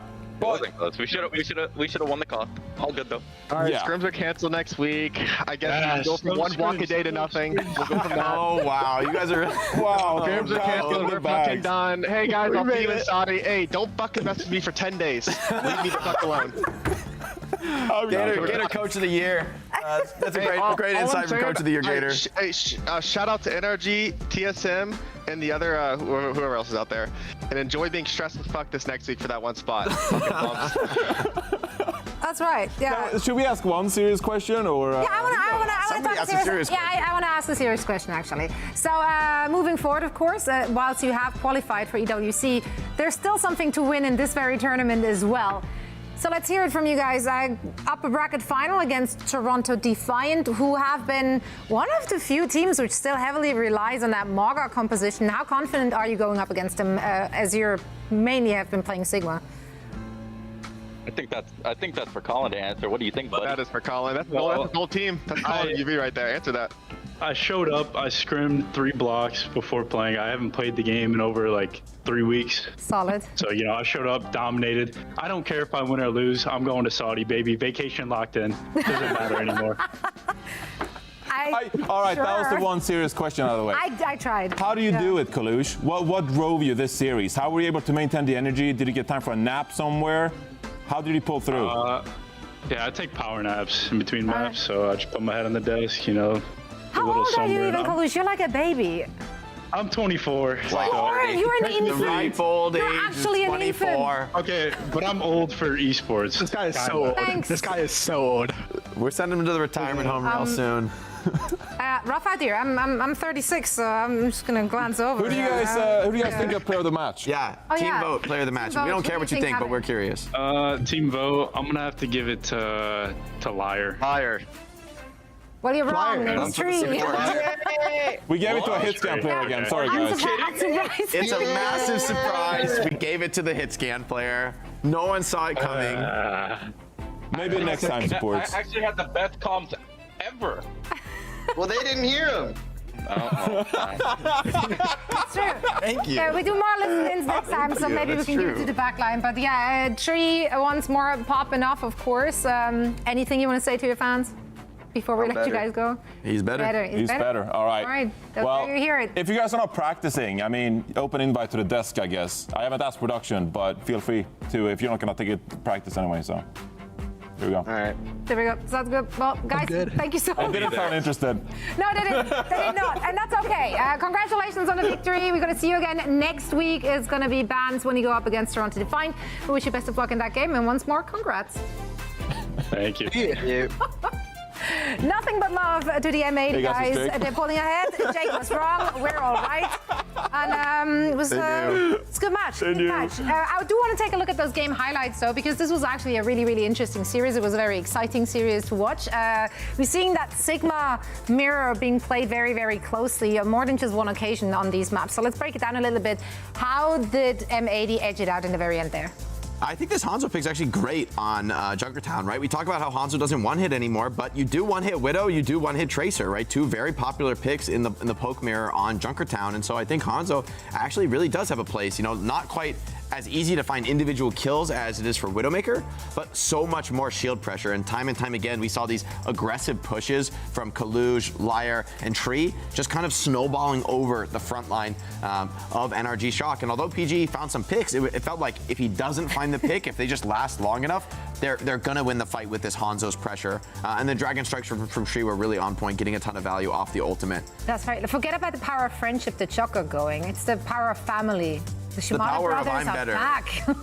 Oh, When wow. was the last I had legitimately forgotten until that they're even related? Well, Yeah, because like... It's Sorry fun about to see them come out. It's a classic. when was comp. the last time though? Like Lore buff. This is an ancient comp, actually. It is ancient. Back when we barely had any heroes in the game. Pre-roll lock meta. We had so few heroes. We were grasping for straws. Like, this sounds reasonable. Let's make this a damage They're hero. related. How bad can it be? Yeah, but I mean, it was an incredible back and forth series, and really both teams pushing it to the absolute limit on the Sigma compositions. You kind of have to go Ryan with like 3 minutes 30 seconds, because the odds you're gonna hold that long in overtime, it's just. So I don't blame them for going Ryan off, by the way. If anyone out there watching just like, why did it go Ryan? It's like, well, I mean, come on. It does have a good matchup against Sigma. I think they're playing to win. Also, I feel like you're the last person on the desk to blame anyone for going Reinhardt. Just Oh, well, I did flame them yesterday for that, but yeah. I was also impressed by the ball. I like the energy shock. It felt like every time they go for the ball, usually that's desperation, and yet they made it work. They were like constantly. Yeah, I mean, if you have a good ball player, yeah, there's like a whiff of Chengdu hunters in there every time I see that happening. Let's talk about some details here, though, because on Junkertown, quite frankly, M80 showed some Sigma masterclass. They did, and I found this one clip that I think we could really highlight about how they played it effectively within one team fight. So in this team fight, you can see the energy shock they pushed up. Tree finds himself on Hanzo on one extreme of this fight, but he's going to launch away from this position. He's vulnerable, so he goes back towards the middle, and PGE finds himself on the other side of the fight, on this wide angle, gets poked down, and ultimately is forced to grapple hook away. So the angle is taken away from energy shock. That allows Spectra and Lyre to help Kalush on the front line here with the Sigma matchup. And so they find a way to really play these angles. They find a way to push PGE back to sort of like push him away from that wide angle to get those opening picks. And then they utilize their Brig and Genji really well in the Sigma matchup to find an advantage there in the front lines instead. So that's what I like as well. You mentioned you like the Hanzo pick. There's something we've seen Tree play a lot in ranked, for example. It's a hero. He's one of his go-to heroes. And he does a good job of playing the wide angles, putting pressure onto the tank as well. But also the way they shut down PGE on that Widow flank, you know, that's a very lethal position for a Widow to be in. But they managed it pretty well, and they won the Sigma matchup. They did. They punched in free vacations, and congrats again to M80. Let's take a look at where they are at in our bracket, though, because they're finding themselves in the upper bracket final against Toronto Defiant. It's going to be a clash of styles, a clash of compositions. I'm very excited for this one, as there's a lot of big names on the server for that one. Now, if we're moving on to our lower bracket, though, this is where it gets spicy. TSM against Timeless, Energy Shock against Citrus Nation. I am hoping for some closer matches right there. Yeah, I mean, so to be clear, if you want to qualify for the Esports World Cup, these 4 teams will have to win 2 series, because you need to reach the lower final, because that's one of these 4 can survive. One of these 4 teams can make it. Not making it. This is a gladiator pit. Like, this is rough. And they're all pretty evenly matched, you know? Like, I could see any of these teams beating each other. Yeah, I'd probably favor TSM and NRG to move on. But I think Citrus, they've upset a lot of teams. You know, they've talked about that. People didn't put respect on the name, and they brought the upset. So I think very, very possible Citrus could bring something surprising next weekend. It's going to be an exciting lower bracket to watch.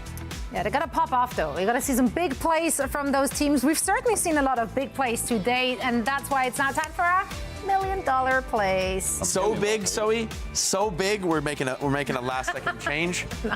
I'm just gonna a little editorial adjustment. Editorial. $1 billion. Wow. Wow, that is a lot of dollars. $1 billion. That is a lot of dollars. That is more than $1 million. Let's see if it's worth it. I like your commitments. Merit go round. Oh my God. Well, that might have been worth it. Merit just straight hitting heads. This is why I talk about. He was snapping necks. Yeah, he was snapping necks. I mean, is different. It looks robotic. Actually, built different. You, as a Merit fan and friend, Jake, how happy does that make you? I mean, I'm just excited to see him pop off. It's cool to see him get his accolades. I want to see him, you know, winning a championship. I think he deserves it. I think he's on that level, and I think they really do want to go to Riyadh, and not just like M80 as a team. They're stoked to go to Riyadh. They're happy to qualify. I think Toronto qualifying is a foregone conclusion, and they want to just absolutely win it all in Riyadh. I don't get the lower third here, or upper third, or whatever. Scissors beats Brock. Sorry? Oh, paper, because scissors? Sigma, I never. Yeah, but I Scissors and didn't he killed understand the the Rock. But then I saw that he killed the Sigma. I got it now. I understood. Okay. Please don't explain it to It's been a long weekend. It's been a long day, and I got there eventually. Let's take a look. Hanzo mode. He's going Hanzo mode. Actually went full Watch Hanzo out! mode. Watch out! Wow, it's going Hanzo mode. Tree and this that was a Luca Hanzo guy mode. That was a built the Hanzo. same I mean, way. that was an accretion, but it was right in front of him. But still. Ooh, these kills. This was crazy impact. This was a moment where I thought Energy would just snowball, but those 2 picks on the I opener. love the it's sound wild. effects, Johnny. Love the sound You don't get the effects. reference, but it's okay, Zoe. Inside jokes, all right? Oh, you don't actually get it either, Jake. It's all good. Someone out there on Twitter, they get it. It was the bam. No? No. I thought this was a different meme. I'm old. Don't worry for about those who it. got that I'll one. tell you after the show. Don't worry about it. Thank you, Johnny. For sports fans, want more sports references? Follow Johnny on Twitter. Any more of those? Well, I don't have sport references for you, but I have updates on how we're looking for EWC, because we have more teams, of course, as of today who qualified. They got their slot. We have from NA, of course, Toronto Defiant and M80 coming through. It's very, very exciting. EMEA, of course. We also have GG Peps, who will be joining the ranks. And earlier today, we did talk about the OCE qualification from TGS. The Greatest Showman. I'm happy to see Punk again. I'm not gonna lie, I miss Punk. Who isn't? Kaffa Punk. Yeah. Man, Good that's people, a team good that people. could be pretty serious, even in Riyadh with Top Dragon and Opener. I mean, that is actually more competitive than I would have expected, frankly, coming out of OCE, a region that hasn't seen so much competition this year. They fielded a very strong team. They did indeed. Well, we do have, of course, more games to come next week as we're wrapping up our first week of EWC qualifiers. So let's take a look at the schedule for next Friday. That's right, we're starting in the lower brackets. VP going up against Twisted Minds. Twisted Minds, everything on the line. They do want to play in front of that home crowd, but can they get past VP? Well, I've been looking extremely strong. Looking at all these matches, which one of those stands out to you? Which one are you most excited for? Honestly, I think NRG Shock versus Citrus is going to be a banger. I think NRG has looked really solid, but Citrus has upset. That's been their calling card as a team. I think is winning upsets against teams with more resources, more preparation. Don't put any respect on that. They just come to play and they play well. And so I think that'll be exciting to see if NRG can finally be the one to shut them down. Yeah. Yep. Just that. Well, Johnny, since I have you here, final thoughts, any PSAs, anything you need the people to know who want to tune in for next week? I'm excited about the new season of Overwatch coming out. Oh yeah, we'll be on a new patch, I believe. Yeah, depending on what comes down the line. I live under a rock. We could see I know rocks. a complete new meta, a shakeup. Yeah. Could be a minor change. Who knows? Who knows? What A lot of teams mystery. Actually, okay. We don't know what's gonna happen. Wow. Well, I do know kind of what's happening. Let's take a look at the brackets. More brackets? Yeah, more South brackets. America, right? We love brackets Oh. because we have S8 brackets as well. That's right, because next week, as we've been only looking at EMEA and NA this week, next week we're also going to rope in the SA region and follow those along to see who's going to qualify. This is what the bracket looks like right now. Are you familiar with any of these teams? I'm giving a shout out to OC for coaching. Okay. Coaching Warpigs. Love that. Yeah. Warpigs, great name. Love the logo. Real insightfulness delivered That's all here on the I'm broadcast. sorry. I have a week time now, a whole week to prep for those teams. I've not been following this, but this is what's so exciting Who about can the blame you? Face It You're a League. hard worker. Thank you, I'm hustling. But yeah, no, this is what makes the Face It League so exciting. You have all those different regions and then they clash in those qualifiers to get to the Esports World Cup, and that's what it's all about, to be faced with new teams, new players, very exciting, good stuff. More of that next week. Thank you all so much for watching the last 3 days. We will be back again next Friday, so make sure to tune in once more. Once more also, happy Father's Day to all the dads out there. See you next week. Bye.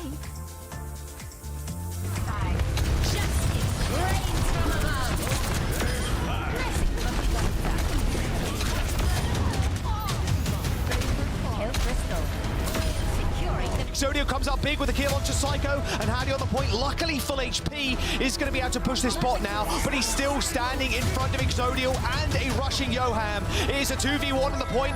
I mean, the overtime is all but complete. Do something!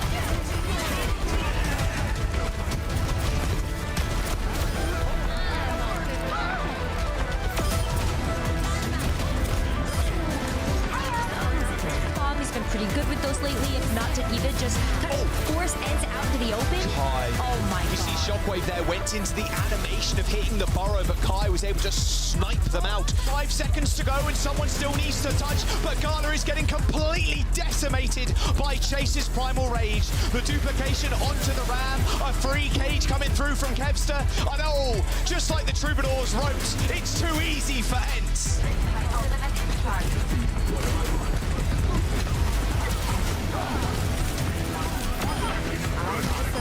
Everybody was so low and gets it off right in time. Freebie from Merit. This position for him, right where he's standing, he's done some dirty things. From this spot, this one is no different. I was thinking another 3K.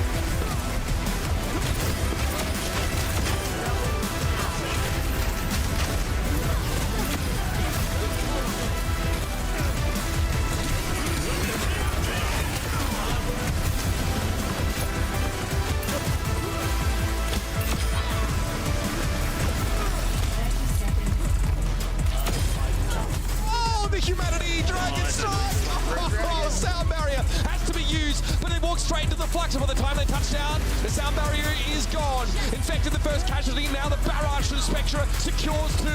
That is going to do it. M80 have secured themselves a spot in the Esports World Cup.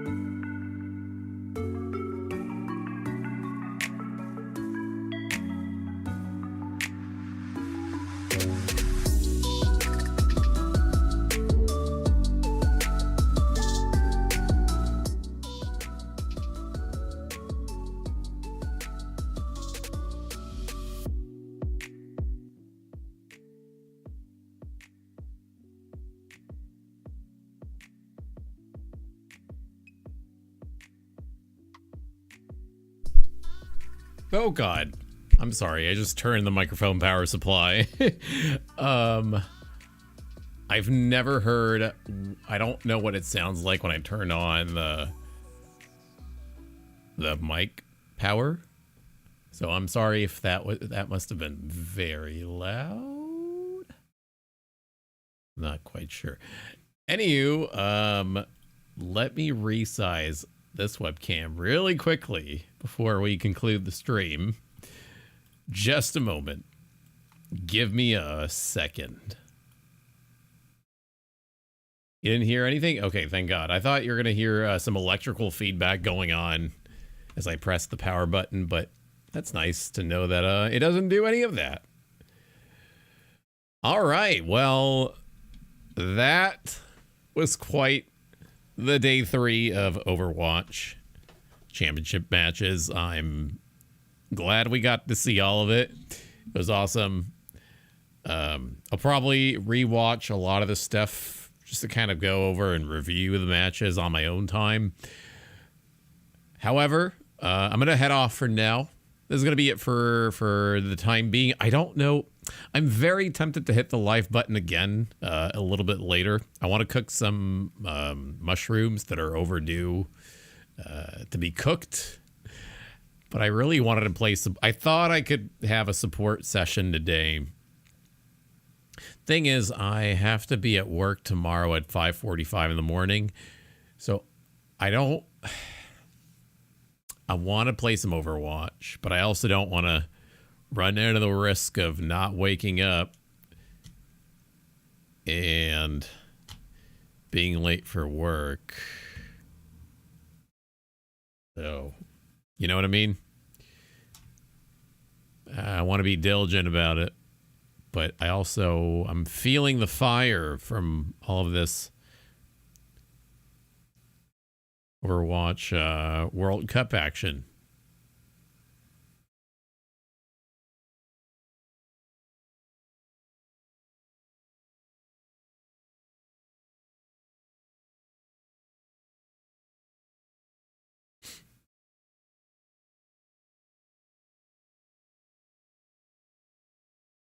All right.